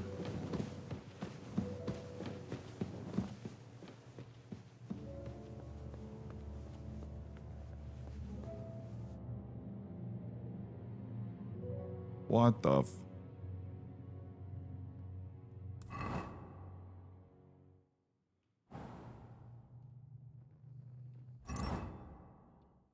Where the hell am I? Smuggler's storehouse. Oh, I'm in the right spot. I just need a ladder down. Okay, well, let's loot the hell out of this.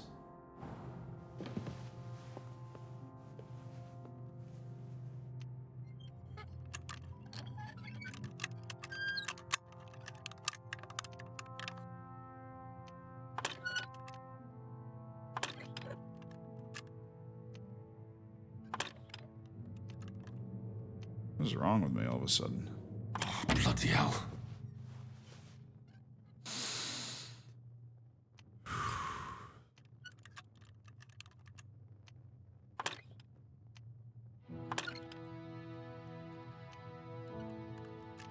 Oh, fucker.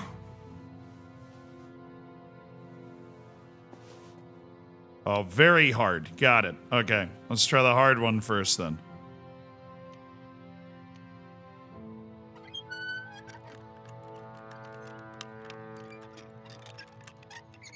Got it.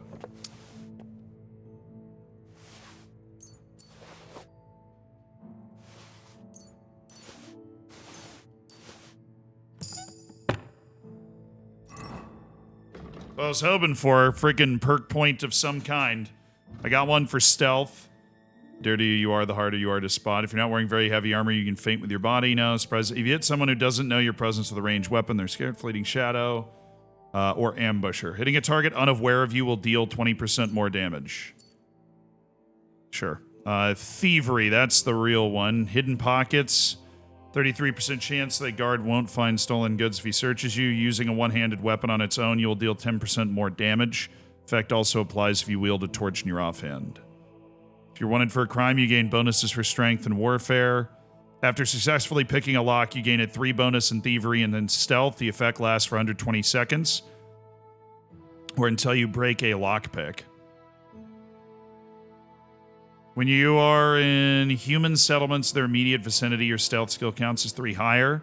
Stolen items in your inventory will lose their stolen status faster.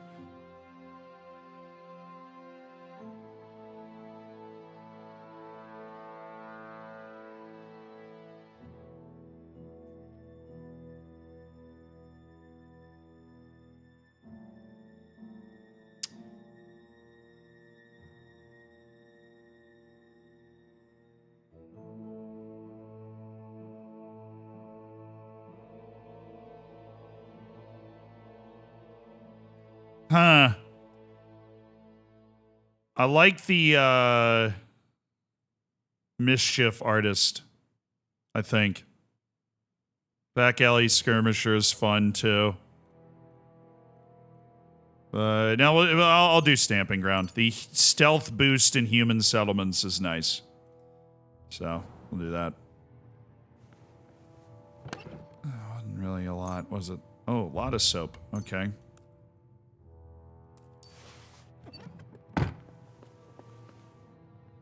The Kutenberg Knight Shield. An ornate hunting crossbow. I'll take that. Don't mind if I do. Onions. Nutmeg. Mead. Deer antlers. 161 groschen just lying around.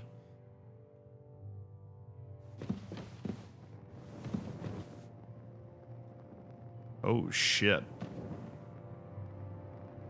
Ataman's saber. The executioner's axe. I'm overweight. The cuirass with folds.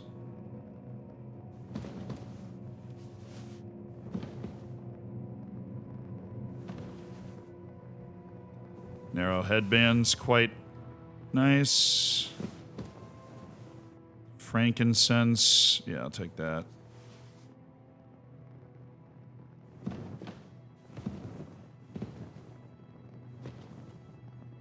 Always take Bortusk's stinking perfume. Now, what are you?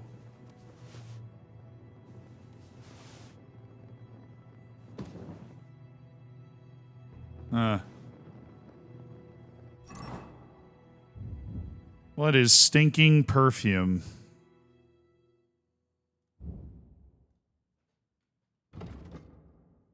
Its smell makes your toes curl. Okay.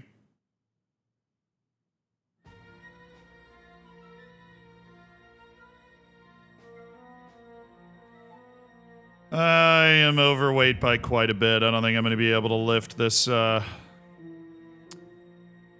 whatever it is, body armor out. The cuirass with folds.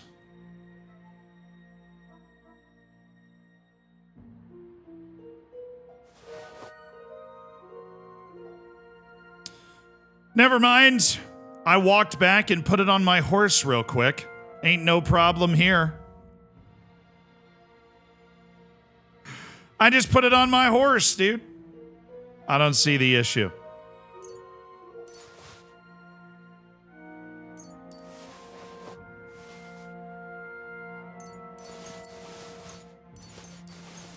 It's just a time-saving mechanic in the game where I am able to just send it back to my horse.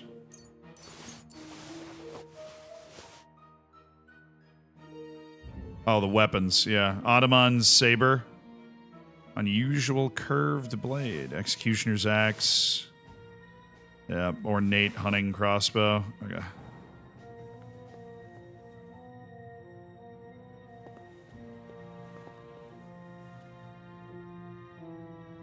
We are all for time-saving mechanics.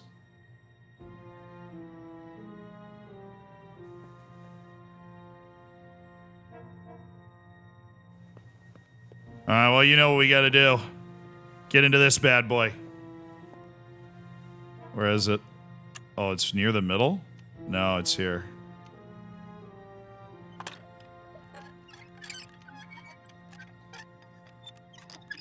That was the best I have ever done on one of those. That was silly how well I just did that. That was foolish. That was a very hard chest. That was preposterous how well that was ridiculous. I'm blown away by myself, really. Okay, so I'm using this ladder. Okay.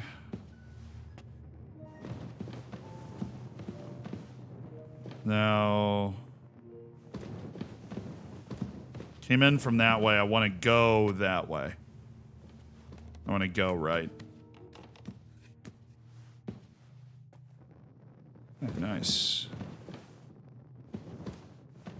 So we're going this way. We're looking for the guy's stash that he had. He has it circled on a map for us to find.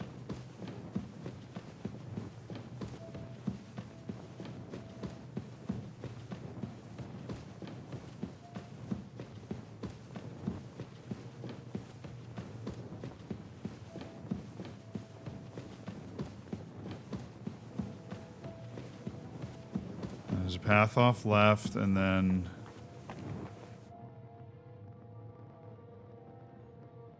Found him! Let's go, dude. I found him. I want to read it. God be praised! What is this?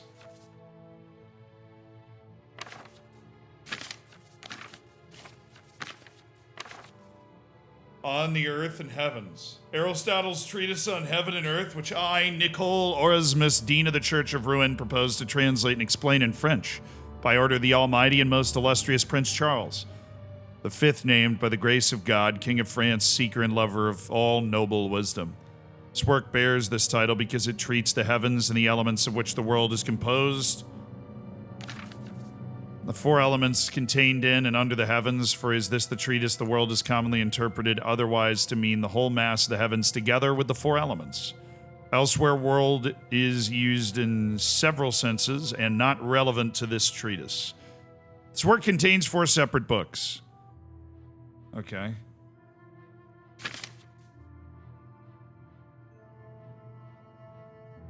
In the first chapter, Aristotle proves that the world is perfect in both quantity and size. Facts. The second chapter, he explains how bodies in the world are capable of 3 simple movements. He applies his observations regarding local movements to several earthly bodies. I guess this is just like treatise on all science stuff. The astrolabe.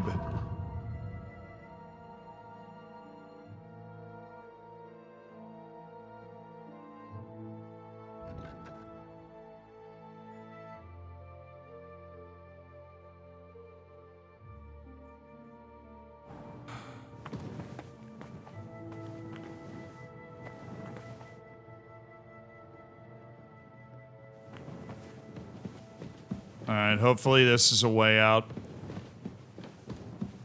I can look at the thing. I don't think I'll be able to see it super well, but... yeah, so if I'm over there, this is just up. Okay, I'm gonna go up this and then to the right when the option's available, down to the end, and it'll be a double ladder up and I'm out. I don't really know where I'm gonna pop up, but... all good with me. We've looted the stash. Oh, is there any other, hold on. Any other smugglers' stashes like that? Or no, that was the armor. Smuggler's stash is just something we ran into.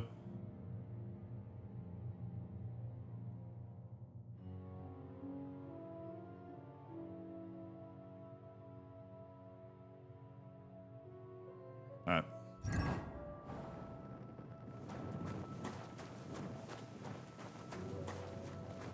Branch off to the right. Looking for a double ladder to get us back towards the surface.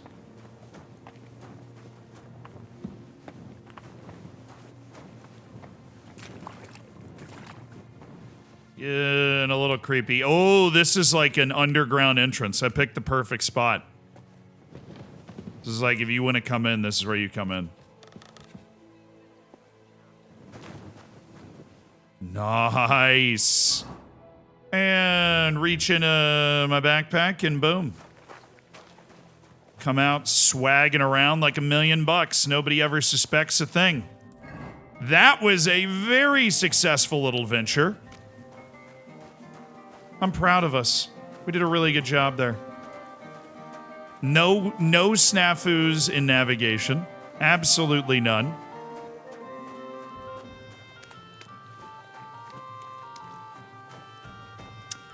And now I think it said return it. Return the stolen items to Master Schindel. But can't I go to the guy to, like, get credit for it first? Oh, no, I have to tell him that it's from me. Don't you dare cause any trouble. Don't worry. I'm a saint. I wouldn't dare do that. Although I did just steal a few things from the, I did steal a few things from the trader.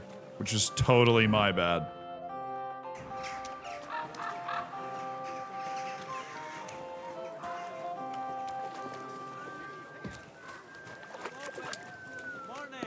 Did steal a few things from the trader. Whoops, you know what I'm saying? Just a whoopsie daisy. All right, so what do I have on the horse that's not supposed to be there? The Altman's saber, the Executioner's axe, an ornate crossbow, the cuirass with folds, a lot of books.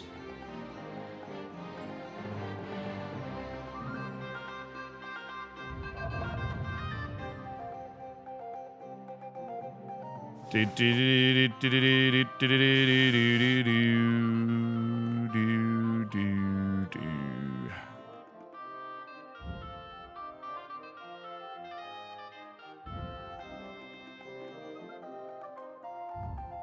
didn't seem to be any issues here. Just a few things that I might have stolen, but only a few. Some lockpicks that I stole, some tailor kits, some armorer's kits, some soap. And who really cares about that?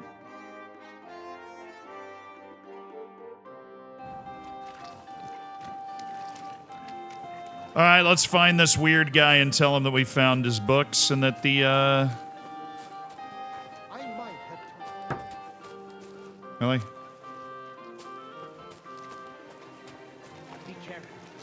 It's not safe.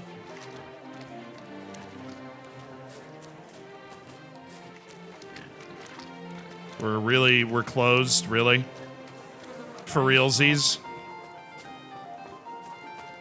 It's 8 a.m. Sun's been up for out, guys, really? It's 8 a.m., man!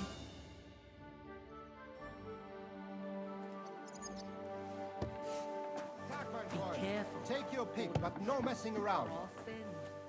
Yeah, I gotcha. All right, you want me to put on my stinking perfume? I think you guys would love my stinking perfume. Now we'll throw Menthas. Hi. Gepriesen sei der Herr. How you doing, man? What do you have for...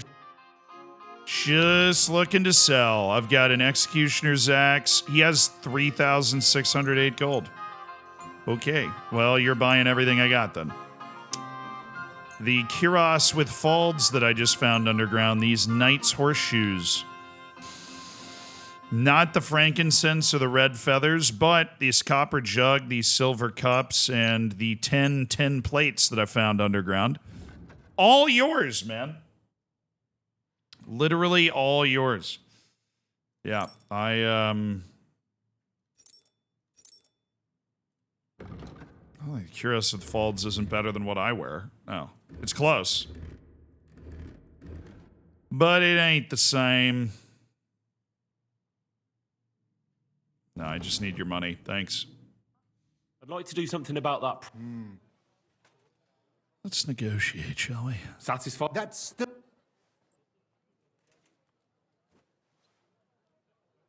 Ei, Julka, danke und viel Glück für die Cool. Zukunft, mein Herr. Just got 1,200 groschen from that stuff that I stole underground that I didn't need. Well done, man. Now we go in here, and this guy... Wait, is he not here anymore? Bro! Oh, he's out back. He's out back. He's just out back. He's in the courtyard back there. We're just going to come on in. Be careful. God is punishing us for our sins.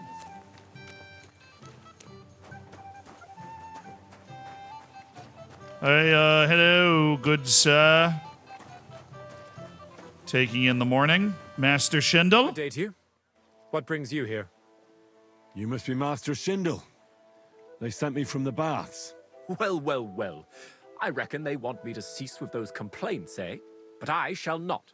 I'll go to the town council tomorrow. Well, I got good news, buddy. Thieves. I got real good news. And I shall continue to go there until I get the justice due to me. Actually, I came to give you back the things that were stolen. Really? You have my Eresmo and my astrolabe? Right. I have some book and this astro thingy. That's wonderful. You can't even imagine what a blow it would be for our civilization if something happened to Eresmo. Oh, I get it. The fire in the Alexandria library, nothing compared to that. Yeah.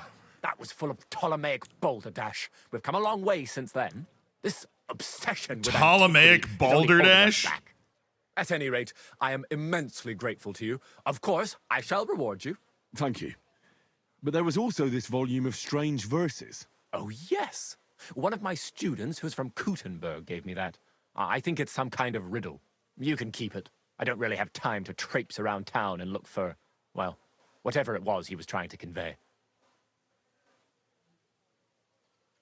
Yeah, I might as well ask. What is that astrolabe, anyway?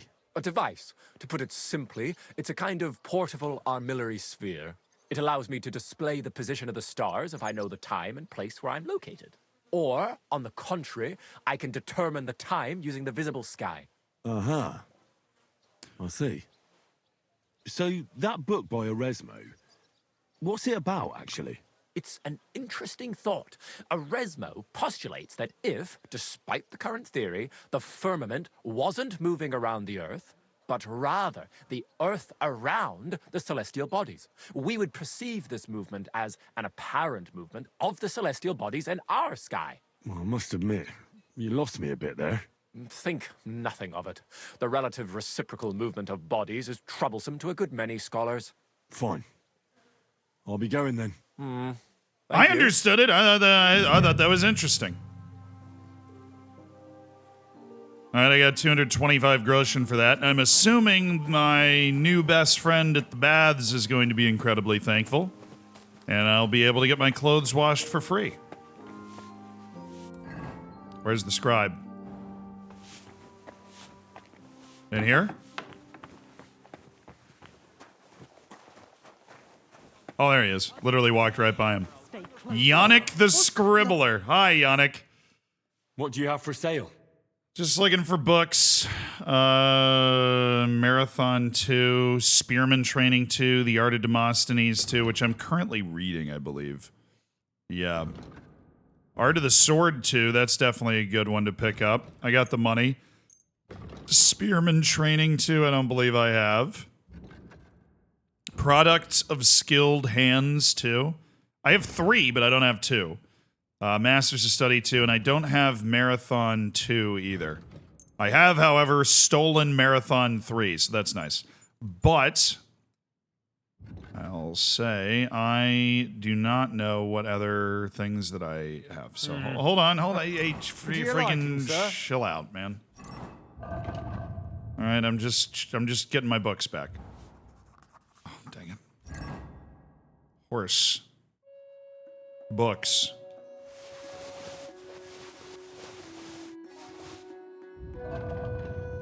Hi. How you doing, Yannick? I'll have a look at the wares. Just wanted to check. I don't have this Canizor one. Kensineer. Historia Trojana. I don't have that one either. On the Magarvite Wars. Okay. On the Magarvite Wars. Don't have that one. A Czech Campaign to Lombardy, too. So it's alphabetic, so it's alphabetical. I don't need to look everywhere. The Kingdom of Bohemia. Wow, he has a bunch of books I don't have. The Peculiar Siege of Prague. Wenceslas IV. Ye Wicked Blacksmiths I do have. So he has a bunch of books I don't have. Including a collection of poems. Like Spearman Training, Art of the Sword, Skilled Hands 2, and Marathon 2, right? Because I have Skilled Hands 3, but I don't have Skilled Hands 2. So that's 1,600 gold right there. But I am a man of learning. I love getting all the lore books together and keeping them in my stores. Yeah. Nice. Ooh. There are Sudanese fans in the stands showing the pre-2011 map of Sudan to the South Sudanese players. That's one of the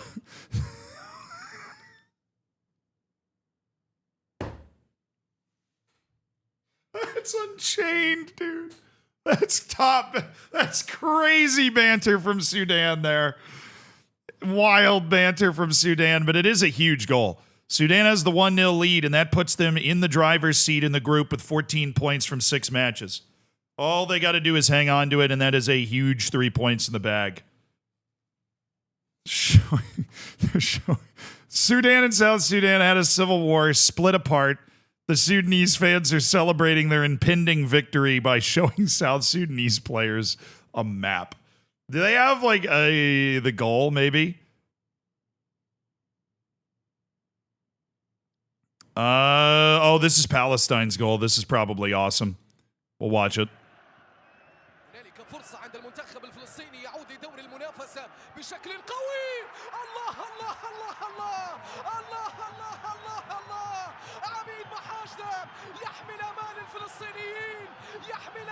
And that goal keeps Palestine's World Cup hope alive, which is just scenes. I don't know where they're playing their match. Yeah, I love the dude just absolutely destroying the corner flag. Oh, they were both corners. Oh, that's a nightmare for Iraq. They were both corners.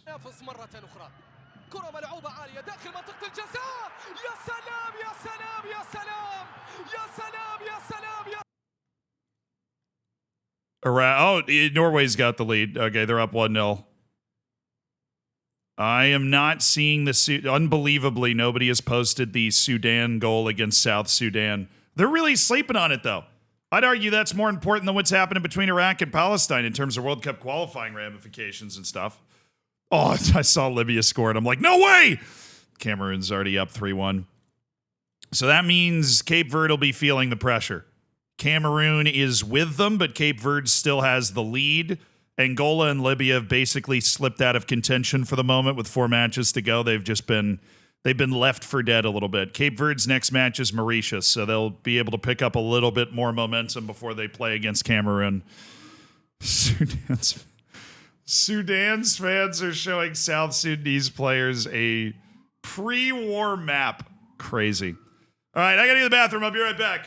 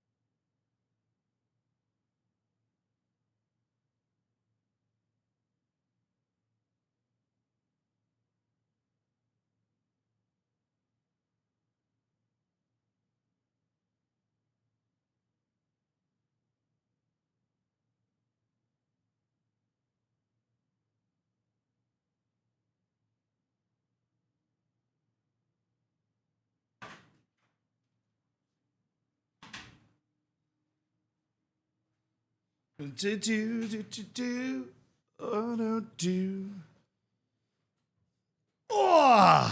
hey, an anonymous gifted sub to Football Manager 2025. Dude, who is popping off with that? Oh.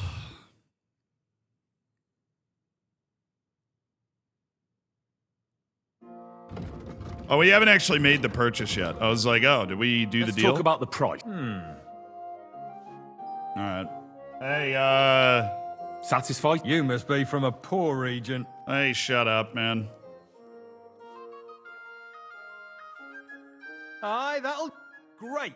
Happy to be of service. 1,200 groschen later. We've done it.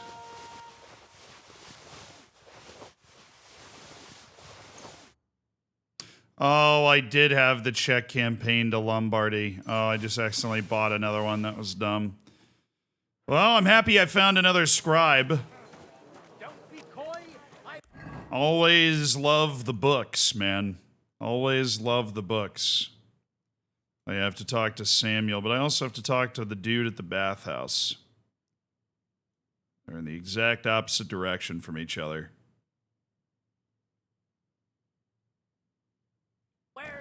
Come here. I'm sorry. There he is. Alrighty. Off we go.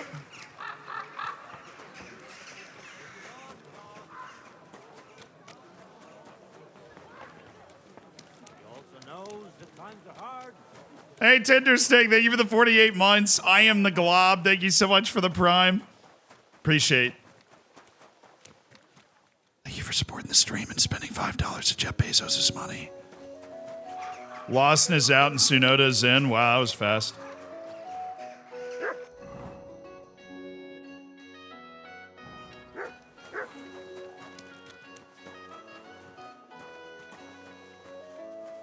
How did I just uncover a smuggler's den? Is that underground or something? Keep close to the others. It's not safe here.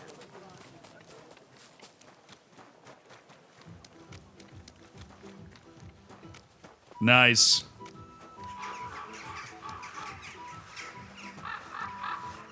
It doesn't know I'm above ground.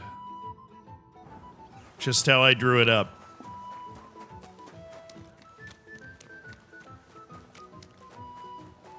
From reliable Red Bull and Dutch sources. Nobody will succeed in a car that drives like that. How far down is Verstappen? Is he like not winning right now?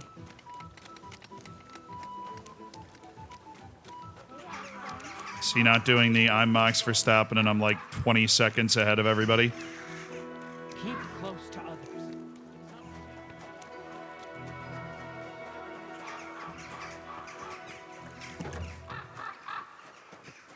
Oh, hi, Lyda. The car is so built around him that nobody else can handle it. Yeah, I mean, I get that. Bellissimo. What's that lovely smell? What'll it be? I need to find the owner. Darning and sewing since morning, even in the deepest, darkest forest. Looks like someone's happy to see me. Nobody else has got magic hands like you do. Magic hands? I don't have time to sit So around. much I'd love to watch all these weird old dudes sit here and flirt with the bathhouse maids. Keep close to the others. It's not safe here. Why do they keep saying that? Looking at you. Oh, hi, Honka. Did I hang up the washing properly? Maybe. Just trying to get up these stairs. Where's the owner? I apologize.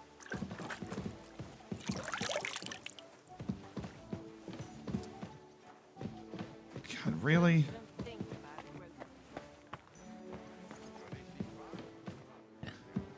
There he is. No, that's not the guy. What the hell?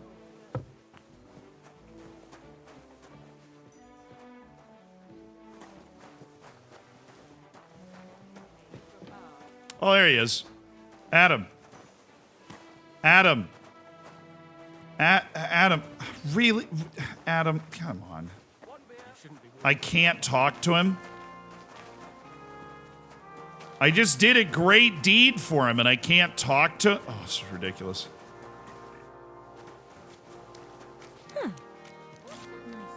An anonymous gift to Tom FM. Hey, thank you, dude.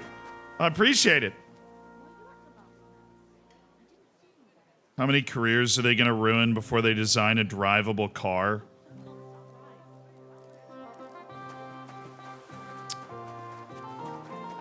I mean, that was Red Bull's obviously had the same complaint for most of Verstappen's career.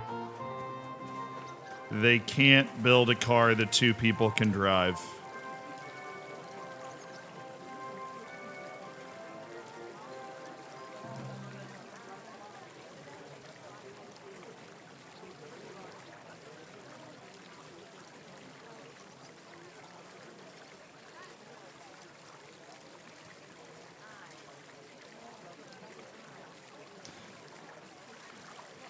Okay, where am I? Am I near the trader? I'm not, am I? There's the fountain, and then there's the... I mean, I suppose I could sell this stuff to the taverns, but... Let's hang a Randy and go to the apothecary.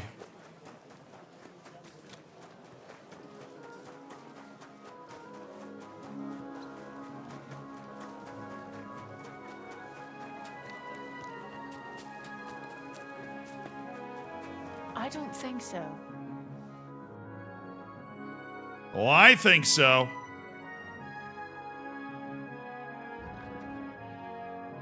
All right, he's got 413. Beautiful. So take the chamomile and take the savior schnapps I found. And then the rest will be like a couple of Lethean waters. That's what we want to sell to this guy, is just a couple Lethean waters. So that stuff is so... He pays so much money for this. Actually, get rid of like 3 Lethean waters, and then we have some different perfumes that we'd like to sell. Strong Lion perfume. The stinking perfumes I am not going to sell. And we'll tack 3 more. Nope.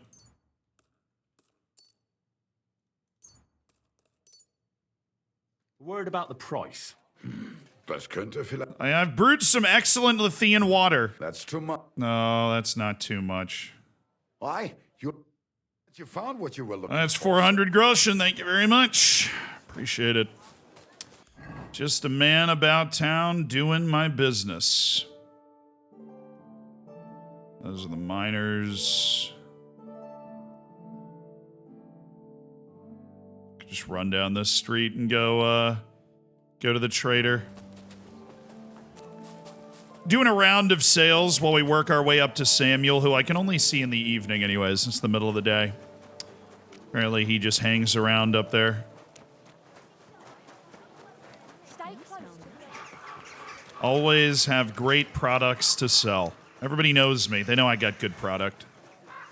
I cook. South Sudan scored. Oh.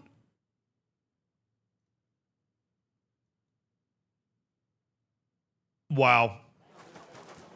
That is very likely going to send Senegal to the World Cup. Because now if Senegal wins, they're in first. But no funny business, all right? Yeah, I already actually robbed you last night. Very sorry about that. But that's not why I'm here. I am here to sell you lion perfumes. Okay? Actually, I'm here to sell you other stuff. Specifically Aqua Vitalis, which I am now brewing for profit. A word about the price. I wish you had more How's gold. this? That sounds Oh, come on. fine. Happy to be of service. 385 groschen, the negotiated price for my Aqua Vitalis haul. Man, this town needs more traders. It's got like a billion different things, but not people that can buy what I want them to buy. The herbalists never have a lot of money. The scribes only buy books. I'm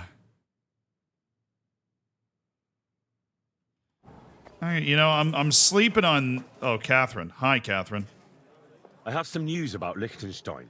Oh, I'm all ears. I squeezed that goat skin, in a manner of speaking, but he knows nothing about Liechtenstein. He works for some Jew. That makes sense. Goatskin is only a pawn. Obviously, he wouldn't know who he's really working Fair. for. For a Jew, you say? That could be a lead. I heard about strange goings-on in their district.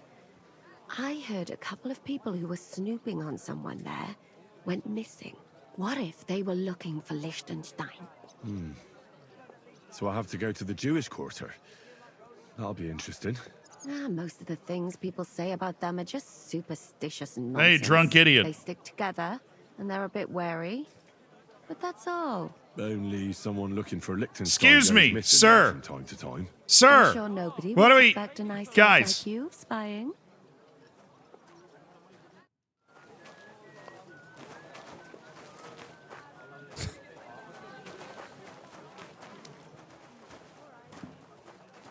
Excuse me, sir. Just looking for a proprietor of this fine establishment so that I can trade. You see, I have some fine perfumes that apparently I can't sell to you, that I definitely thought that I could. So that's great.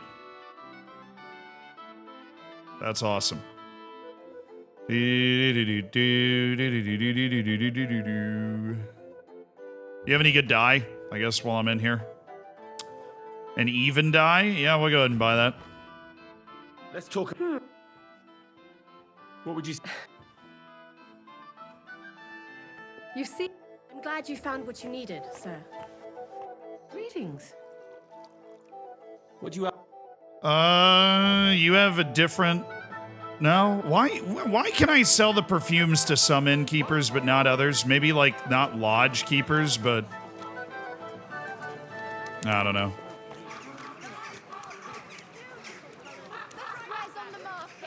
Leather pouches, belts, straps, all from the finest leather.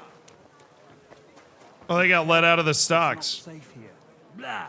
Bloody scoundrel. Buy 2 pots. I've got lots. All right. Stay close to the others. It's not... Broadcloth. Stay close to the others. It's not safe here. She's 27 gold. What can you do? Maybe next time, sir. Actually, you know, I'll go ahead and buy your fresh mint. I'll buy your comfrey because I haven't been able to find it anywhere here. And I will buy... No, I'm not going to buy your belladonna. I'm not buying your freaking belladonna. But I will pay you 12 groschen for that. Be careful. God is punishing us for our sins. Sure. Totally. 100%.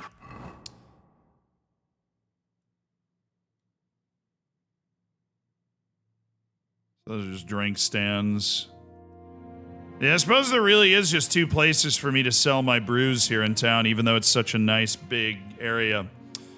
Let's head up towards the Jewish quarter. I obviously haven't been there. Maybe there's some shops that I could sell stuff at. I don't know. We need to go up and then through there. I think I can go there during the day. I really don't think it's going to matter.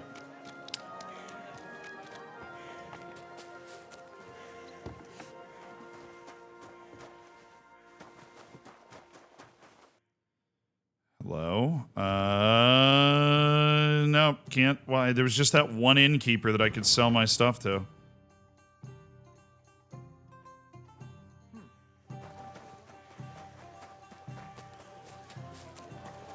Whatever, man. Whatever.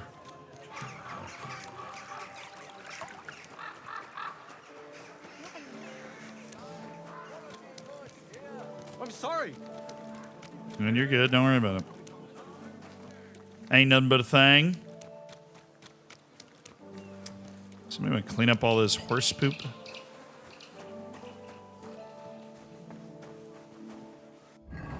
The Jewish quarter in Kuttenberg. At the time of our game, Jews were not allowed to settle permanently in the vicinity of the silver mines, but still there was a community in town. It was said to be located on the site of the present-day Ursuline convent. Otherwise, the Jews tended to concentrate around the town outskirts, and the separate district, as we show in the game, never existed. The Kuttenberg synagogue was not built until 1881.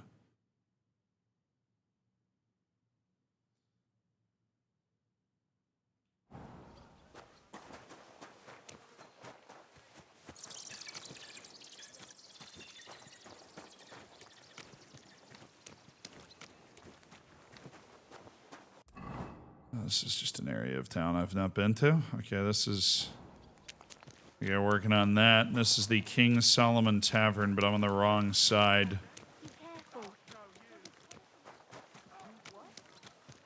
Stop beating her. I'll be done with you in a flash. Stop fighting. Alright, things are getting rowdy at the King Solomon. I'll beat you to a bloody pulp, fucker. Tav Hoyer. Nar.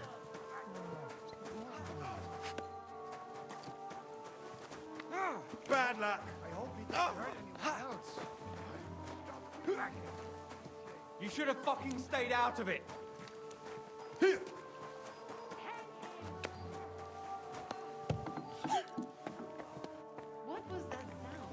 shouldn't be out here alone like this. Worüber wir gesprochen haben? I went the wrong way. Bitte. I apologize. Wie geht's, mein Herr? I'll have a look at your... They got anything interesting? Favorable die. Brings luck more often than you'd expect. Okay. Can't sell him anything. What can you do? What's that noise? Sei gesund, sir. What's that? What? Come and get another. Eh? Excuse Oh, me. it's the fight outside that they hear. Yeah, understandable. I mean, there is a brawl going on. All right, we are in the Jewish quarter. How's your sister? There's a traitor. Oh, yes. Pretzel. Awesome, awesome, awesome, awesome. Soiker. How you doing, man? Oh, Jewish hat. Okay, we can get some swag going, some Jewish bread. All right, he's got 389. So that's good. Food. What are you paying for like an Aqua Vitalis? You know, what are you paying for a Lion perfume? It's basically the same. So we'll just go ahead and sell off some Aqua Vitalis then.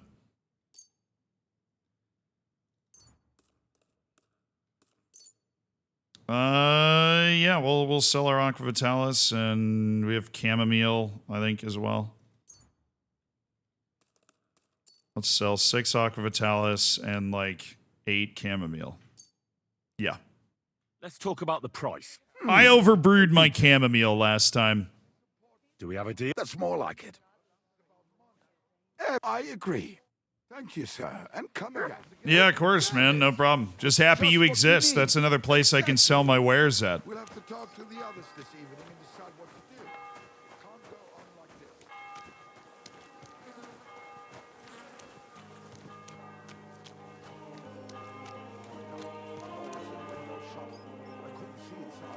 this. Synagogue. Oh, I thought it was going to be like more... I guess they said they didn't build the synagogue here until 1881, so... What can I sell you? Nothing really. Though you do have 20 mint, so shout out. I'm glad you found what you were looking for, sir. I did. Fruit, vegetables, mushrooms. Come and get some fresh mushrooms. What All do you right. want, guy? Samuel, I'm just saying what's up. God be with you. Sholem, are you lost? Or what would a goy want here? A learning challenge. It's hard, but I'll give it a shot. What do you think goy means? It means you do not belong here. It means nation in Hebrew. So you're just as much a goy as I am. Good one. A goy lecturing a Jew on Hebrew. All right. But I suggest you do not repeat it around these parts. Not everyone is as tolerant as I. So, what do you want? I'm looking for someone called Samuel. What do you want with him? Is that you? There are many Samuels here. And if I'm not good enough for you, I'm afraid nobody else will talk to you. All right. I'm looking for a John of Liechtenstein. I heard you, or this Samuel, might know something about This it. is a dumb I'm idea. sure Samuel knows a lot. But I do not see why he should tell you. Because I have swag. It isn't just anyone looking for Liechtenstein. It'd be better for Samuel to say what he knows, if he doesn't want any unnecessary trouble. I do not care who sent you. You will not impress me like that. We play by my rules here. So how can I impress you? Impressions are worth nothing. I'm only of interest to you Goyim when you need something. To you, I'm just a dirty Jew. All right. What do you suggest? An exchange. Something in return. I have this one problem none of my people can fix. You probably know that my people face outbreaks of hatred from time to time. A house is plundered, people beaten up, sometimes murdered. Usually it is started by some scum spreading rumors that we eat Christian babies or poison wells. They always find some excuse.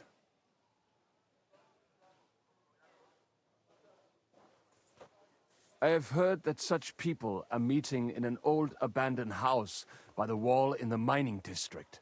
I need someone to get among them, find out what they are planning, and warn us in good time. Won't they be suspicious? Why? Their kind usually are not too bright. You just have to curse the Jews and say you want to join them. Do not worry. They will not check if you are circumcised. All right, I'll do it. And then you'll tell me all about Liechtenstein. Agreed. They usually meet at the start of the day. At the start of the day according to my calendar or yours? I see you're in the know. At the start of my day, so when the first 3 stars come out. Right, so they meet after sunset. The miners' district, an abandoned house with a small yard by the ramparts. That's right. I reckon you can still catch up with them there today, if you get them to let you join them. Try and find out what they're planning, and then come and see me, and you'll have fulfilled your side of the deal. Yeah, that sounds all right. You'll keep your end of the deal, I hope. Don't worry. I keep my promises. Yeah, mission prevent a hate crime. We're on. Come on, Mutt. Let's go.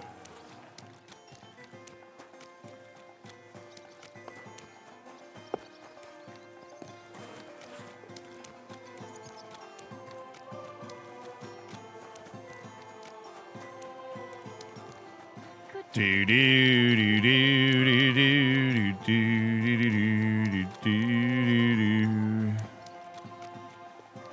Banging Jewish quarter music.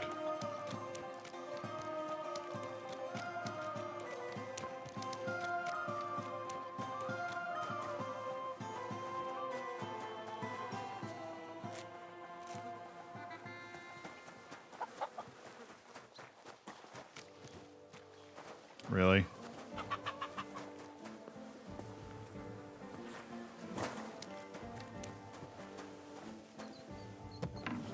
Christ, What's up? Oh, this is it for sure.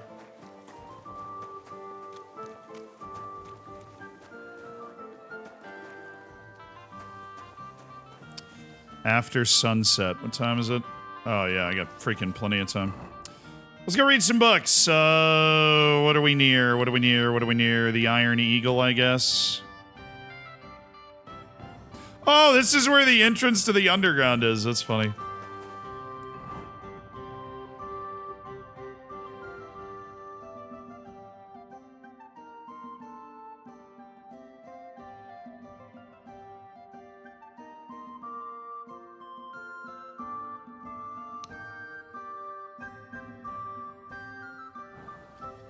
That way.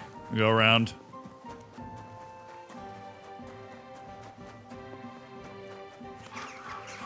I got lots of books I need to read, so that's what we're gonna do.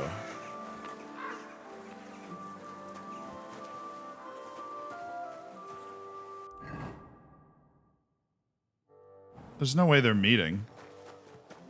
It's like 2 in the afternoon, but it just popped up. Maybe it's because I like left the area that it reset. Yep. Okay, I got baited by the frickin'... right. Funny. Very funny.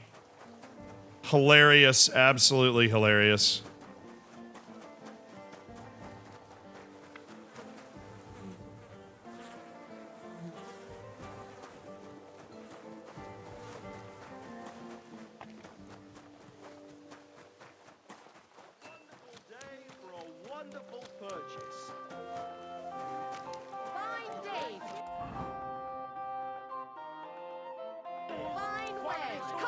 Dude, so easy to get freaking lost here, dude.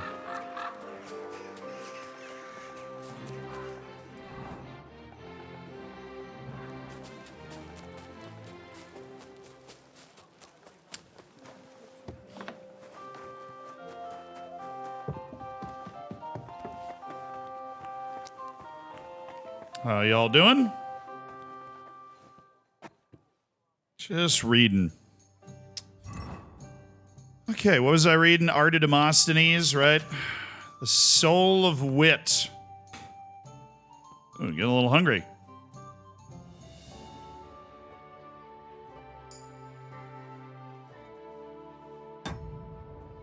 Cool. That's a good one to have in the bag, you know, improve the speech skills.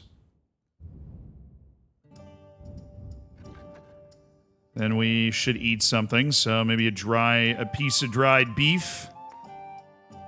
Have some wine. I'm sitting here enjoying myself. And hammer out another book. What about stealth boost, vitality boost, marathon 2? My vitality is already pretty high. Art of the Sword 2 is not bad. We'll read Art of the Sword. The Italian school of sword fighting. You can attack your enemy head on like a donkey and hope to hit him. But it would be far wiser to wait for him to attack you. Provoke him. Feel free to accompany your attack with a few peppery curses. Nice. Talk trash. That's what he says. Talk trash. And just spending my day in the pub. Doing my thing. I improved in the way of the sword. All right. That is a huge point, I think, because that finally takes me to the point where I can get Explorer. The entire map is revealed, showing all settlements, fast travel spots, hunting grounds, caves, and other interesting places. I like it. Somebody said that they didn't like it because it, like, ruins the game or something. In combat, your stamina will recover an additional 10%. I look at it as just buying maps of the region.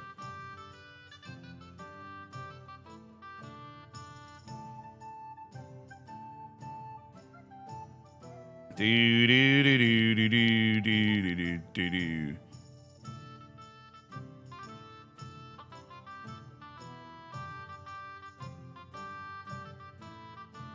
You said I'm getting that one last because you don't want to be able to see the entire map. I don't know, but I see nothing on this map, dude. I'm spending all my time in Kutenberg. I see nothing.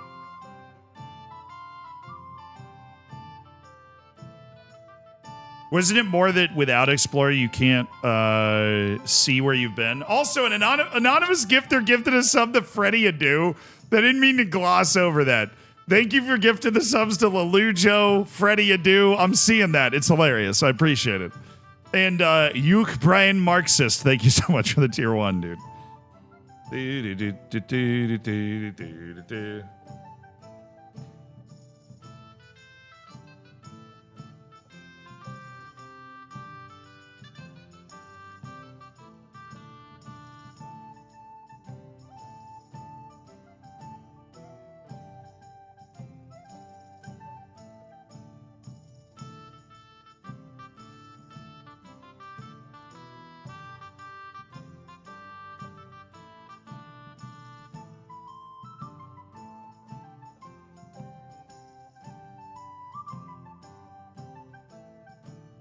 Hold on. I was responding to something real quick.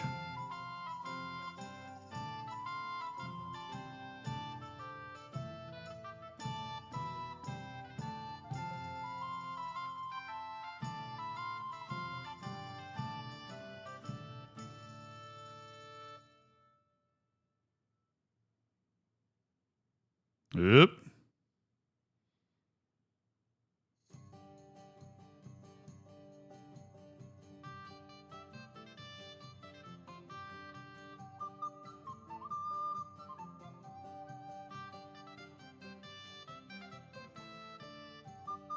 Boom. Handled. Now back to getting... You know, I'm going to look up discussions. I'm sure there's discussion.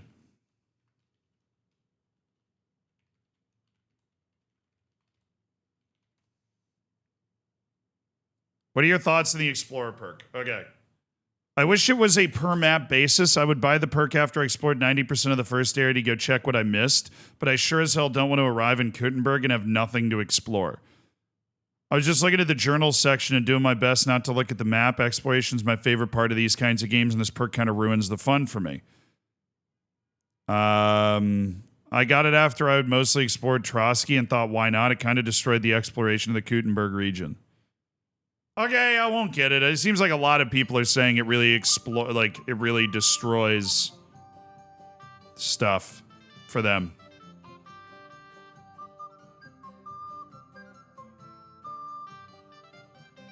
I can possibly escape punishment using my incredible scholarship knowledge with fundamentals of law. All right, that sounds fun. I'll do that instead of explore. I don't need to do explore.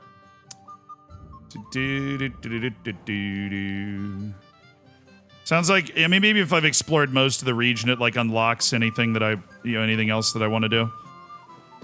So what's it, 4? When does the sun set? Like 8? Well, let's read a little bit more, and then I'm going to go to the bathhouse and get my clothes cleaned. Safe around here. Why is everybody telling me it's not safe? I feel like I'm in some weird glitched part of the game. Woodman's Journal. Oh, survival book. Yeah, sure. I think my survival's 30 already anyways. I'll just go ahead and friggin' read it. The Woodman's Journal 2. Oh, exquisite light reading. You smell nice. I do. Thank you.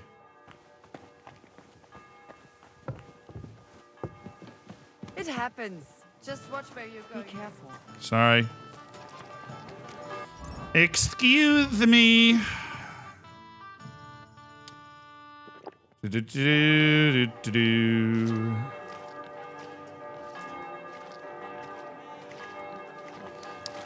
it near the bathhouse or no? Absolutely not. It's very far away from the bathhouse, so we'll just go there. I don't think the meeting's started yet anyways. So maybe we don't go there. Maybe we just hang out here and read one more book. I'm not gonna spend the I don't wanna go all the way to friggin' bathhouse, dude. I don't wanna go all the way there. Give me the book.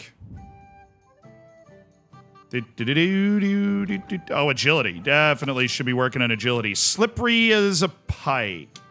Right, the pike, so-called queen of our rivers. Fast, agile, and relentless hunter of anything that moves, underwater or flies above it.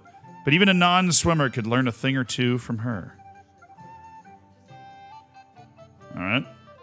We'll crush an hour of light reading. About how to float like a butterfly and sting like a bee, I guess. Be walking around by yourself. Awful things happen here. Seriously, why is everybody saying that? It's kind of getting annoying. Like, what thing in the game did I do that caused, like, everybody to say that? I'm in the middle of Kuttenberg. It's really not that... Dude, Norway's up 4-1. Wow, that person that was, like... That Israeli person that was in the chat that was like, we aren't that good right now, was super duper not lying. Oh, did it go away? No, it's behind me. Oh, it's underneath the, it was underneath the check mark. I was like, no way. I missed it? Everybody wants to rob me because I'm swagged out. It happens, dude. There's haters everywhere.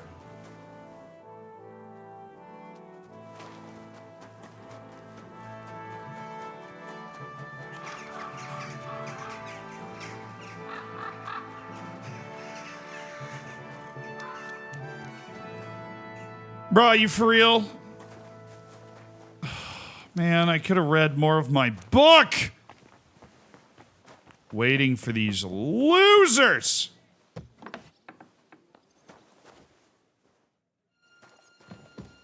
Sit down there and read for an hour. Somebody's house. You know, I'll just stand up against the wall here and read. Whatever, you know? I'll just stand up against the wall and read. Toward the flexibility of body. I'll finish the book.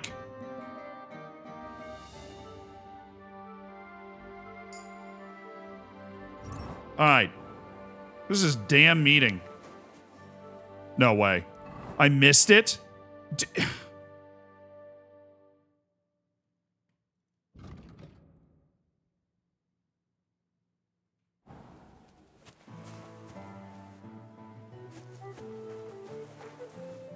I was right here!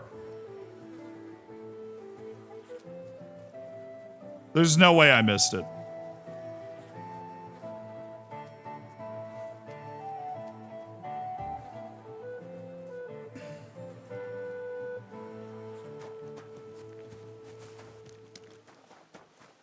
I'll read another hour, dude, I guess. I don't know. I think I can only read for one more hour anyways. I'll read Skull Crushers. Do you really hope this book could teach you anything? What would that be? Take a stick and bash someone over the head with it. That's all. Now you're a master. Okay, genius. Okay. Let's read half that.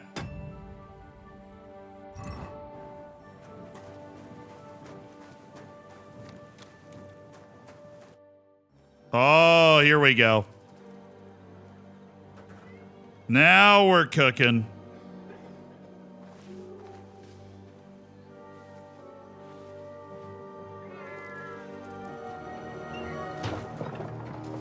Hey!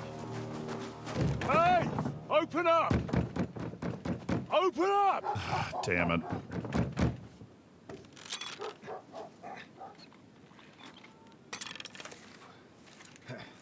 Gurwell, what are you doing, Moishe? Futsa Kapora, piece of junk. Never mind. We'll cut this shit down. Nice.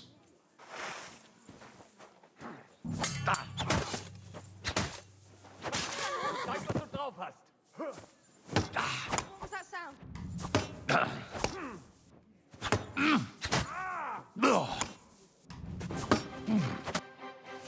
Yeah, nice try. I'm a master swordsman, okay? Wait, wait! Don't kill him. Samuel, what the hell? You're gonna beg for mercy? After this? We can make a deal. We have some of your people. We can exchange them. Our people? What the hell are you talking about? We caught some of them yesterday, trying to get to Liechtenstein, just like you. No, I'm after Liechtenstein because I need to talk to him. I'm not his enemy. But if you know where he is, you better take me to him. Right now. I have my orders. I'm not supposed to let anyone near him. Especially not someone who just beat my 2 best men. Those were your best men? I'm not a fool.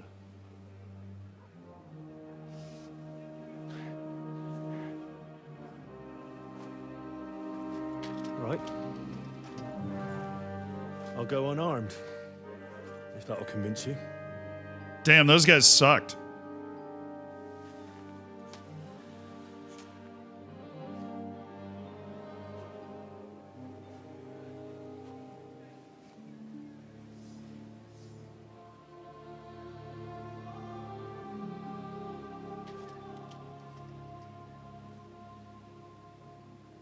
I'll trust you. But in return, you have to trust me. You can't see where we're going. All right. But no tricks. Yeah, I don't know about that. Those are the rules. Where's my hat? For some cutscenes, it like dresses you up a certain way, and this one it wanted me to not be in any headgear, so that it could like see my face for the acting part of it, which is fair. I don't mind that. Just assume it fell off during the fight. Yeah, those guys were not that good. They didn't like counter at all. I've fought way better dudes than that.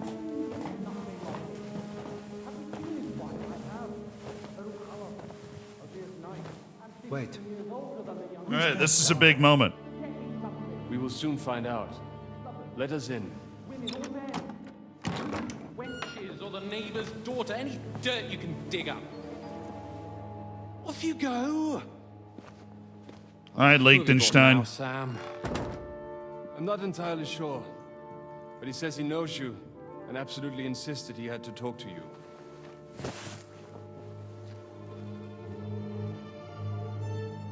Ah. Off Of course. Henry. Lord Capon of Perkstein's pay. He recognizes me! We met on my visit to Rattay. He's all right.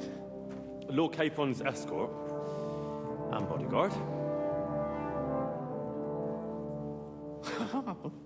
Quite. Quite. Oh, but tell me, what brings you here? Well, that's quite a long story, sir. Well, I've got plenty of time, and actually I enjoy long stories. You know why?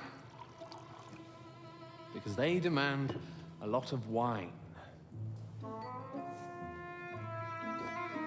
Please, take a seat and tell me everything. Oh boy, here we go. So that's basically the whole story of how everything we've done in the game so far, I guess. If I'm not mistaken, Jobst sent you to von Berkhoff with a message. How did that go? In a word, badly. Oh, how's that? I hardly know where to start. I'm lucky to be alive. In any case, neither von Berkhoff nor the League of Lords are planning to join Jobst. Good God. I need a drink now.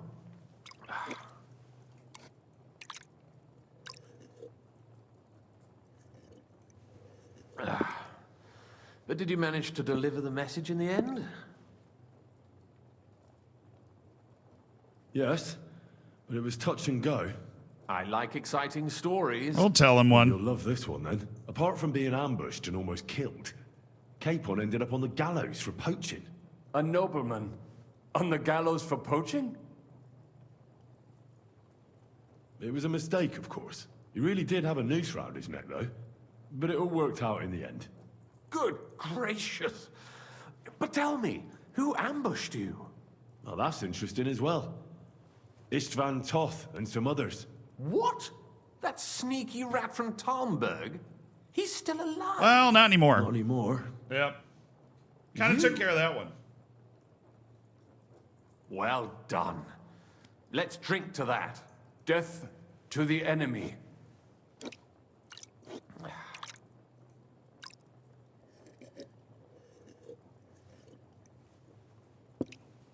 What happened next?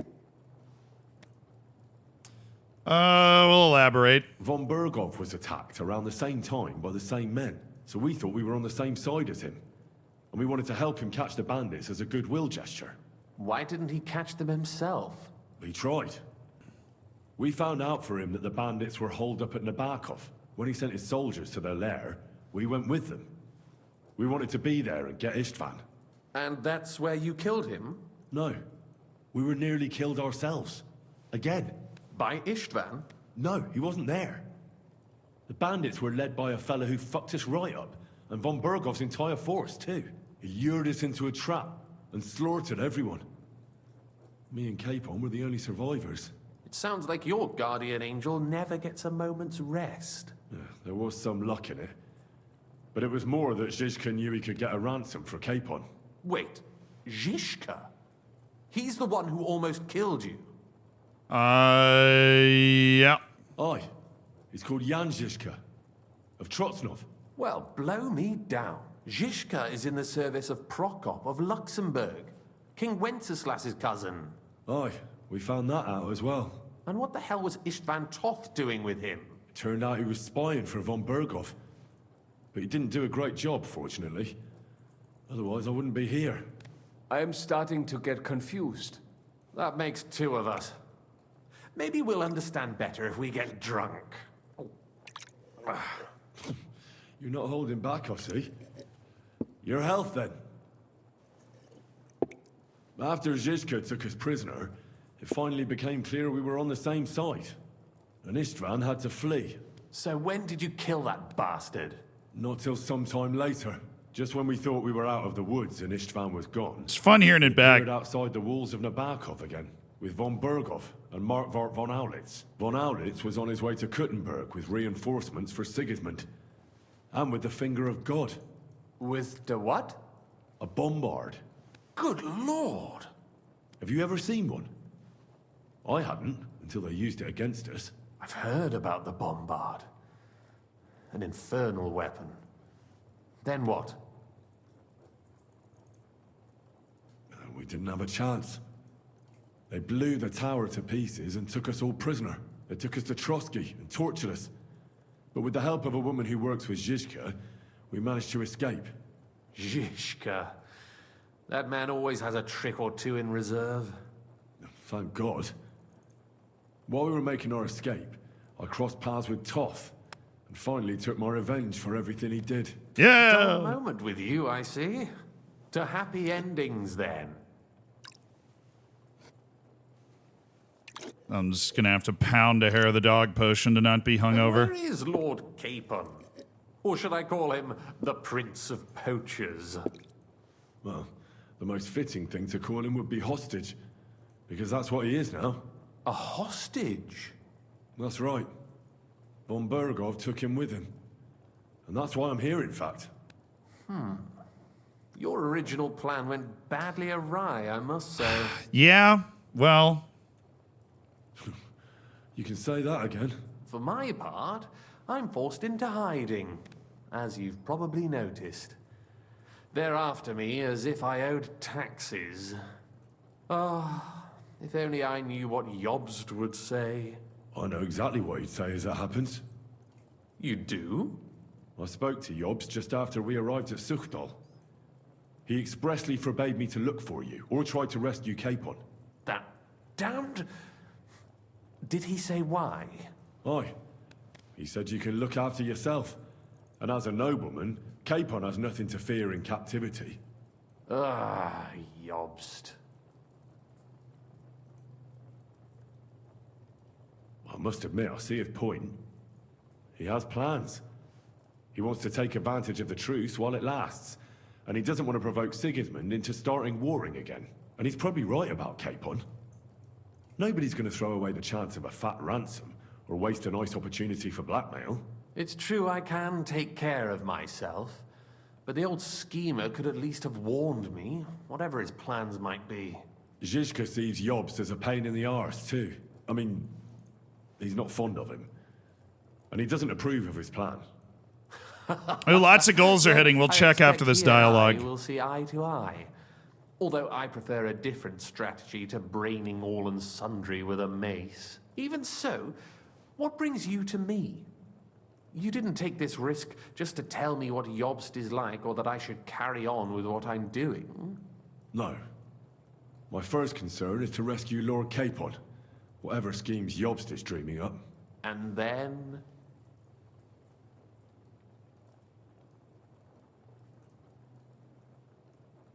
Don't mention the betrayal?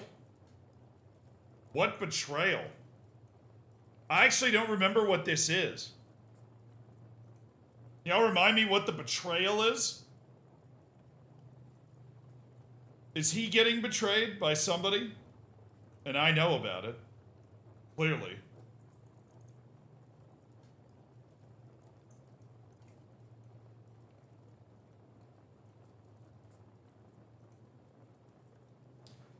The torture. Okay, yeah, I should tell him then. And also, it's about your safety. My safety? You know, they tortured us. Zizka, Godwin, and me. They asked about Jobst's plans and about you. I'd have held out, but Godwin... He told them where you were. Where I am? In this city, you mean? That's not such a terrible betrayal. Gutenberg is a big city. It's like looking for a needle in a haystack. Not that they have not tried. They almost caught you a couple of times. If it were not for my people. That's true, of course. But I'm not going to bear a grudge. The executioner always gets what he wants. And if he hadn't, we wouldn't be talking right now. Thank you. You don't know how much it means to me. Don't worry your head over it. If I was tortured, I'd tell them everything I knew before the iron was hot. Well, thanks. But I'd regret it as well. I don't like pain. That's all. Nevertheless, let's turn the page. Capon. How do you plan to free him? That's exactly why I came to see you. Oh. How's that? Because you move in certain circles. And? You conspire. You hear all the rumors. So? So you might know where they're holding him. Sigismund confiscated the property of some burghers and noblemen in the city when they opposed him. Okay. And he divided the property up between his loyal followers. He seized Malashov Fortress from the Rutards, for instance. And didn't you say, Sam, that he gifted it to von Berkov? Yes, that is so. That was before Hey, von okay. Berkov was in these parts. But if he's here now, where else would he be but in Malashov? And if von Berkov is there... That's where his captive will be. Malashov. Correct. Capon is at Malashov Fortress. Now that sounds really easy to break into. Well, that's fucked then. How the hell 3 of us conquer a fortress, and one of us a woman? That's a conquest I'd like to see. It would go down in history. The history of suicidal madness. Thank you, Samuel. You can't just launch an assault on Malashov. It's a strong fortress. We'll need a cunning plan. Or long ladders and lots of men. That could be arranged, maybe. Careful. Jobst ordered us not to stir up trouble. And this would be serious trouble. Yeah, a but little if bit. Capon simply vanished... Vanished how, exactly? I don't know yet. But like I said, Malashov belonged to the Rutards. And I'm sure they're not keen on the new tenant. So they might help us. I think if you pay a visit Smart. to Sir Kunslin Rutard and convince him you have common interests, he'll be happy to think up a solution with you. Like what? Who knows? Perhaps Lord Rutard knows of a back door into his old home. I'm way ahead of He you, might brother. not be averse to an arrangement with someone who will help him take revenge. Also true. Someone like you. Well, I wouldn't get my hopes up. But it's the best we've got, and there's no harm in trying. Where can I find this Kunslin? I'm very Sigismund persuasive. I like seized our his chances. fortress, but, surprisingly, he let him keep his palace in the city. It's right next to the Italian court. All right. I'll give it a go. Once you have some news, you know where to find me. Is there anything you want to know before you go? Where are we? Come to think of it, I've no idea where we actually are. Of course. Yeah. I'd forgotten how you got here. Come on, man. We're in the Jewish quarter, in the basement of the King Solomon Tavern, below my tavern. Goyim do not just wander in here, but I will tell my people you are with us. Thanks a whole lot. All right. I'll set off now. Good luck. It was good to see you again, Henry. And be careful. There's bound to be spies swarming around the palace. This city isn't safe. Tell me about it. Danger is my daily bread these days. Wow, that's a hard line. Danger is my daily bread.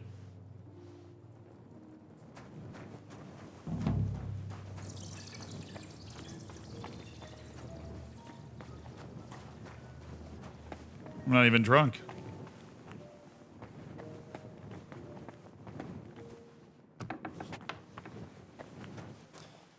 I wonder what happens if I break into the basement before I know he's there. I need to put my frickin' sword away. It's all bloody.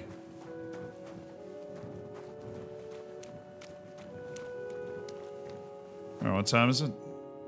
3 in the morning. Had a right old time with the lads. A couple of beers.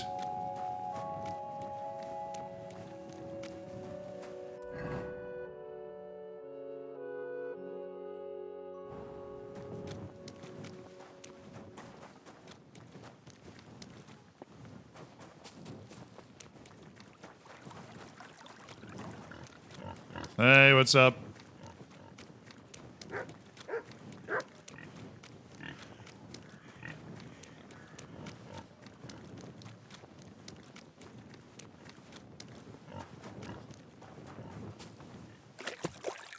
Gotta get the blood off me.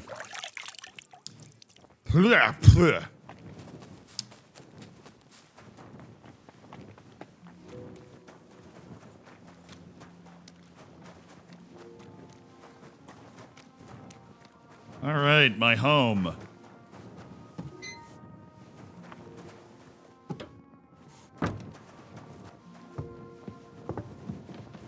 Extended stay boarding house, some would say. All right, and since I'm never tired, I'll just pound a cockerel and go ahead and read. What about spearman training?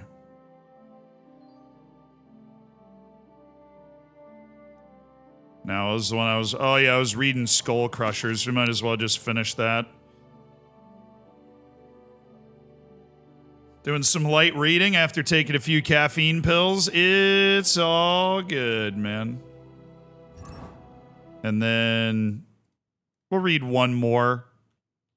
Product of skilled hands, too, perhaps. Quality or quantity? You may be a master craftsman, but which is better, to sell one wooden figurine for 100 groschen or 10 figurines for 15? And so what if they're full of splinters? At least they'll prod the customer's interest. What? Okay.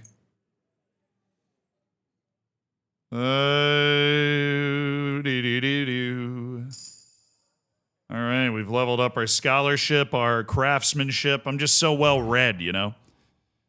Products of skilled hands too, and then maybe we read one more. Quiet as a cat too.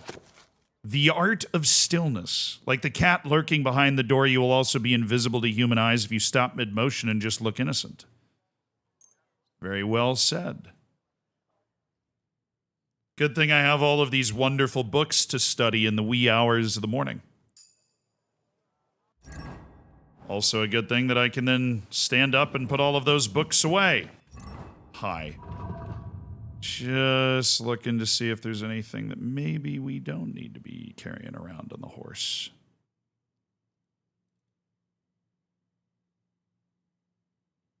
No, we're fine.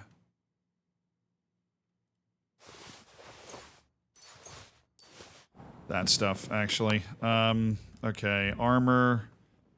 Don't think there's anything that let me get rid of here.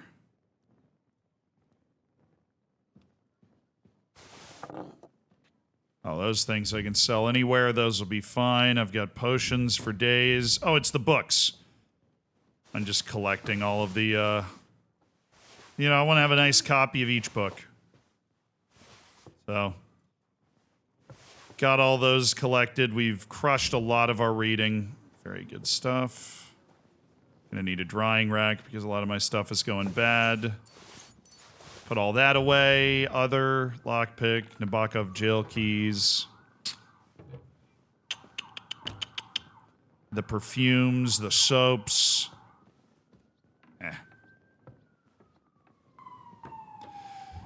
Man, I just have a lot of stuff on me. Just a lot of stuff.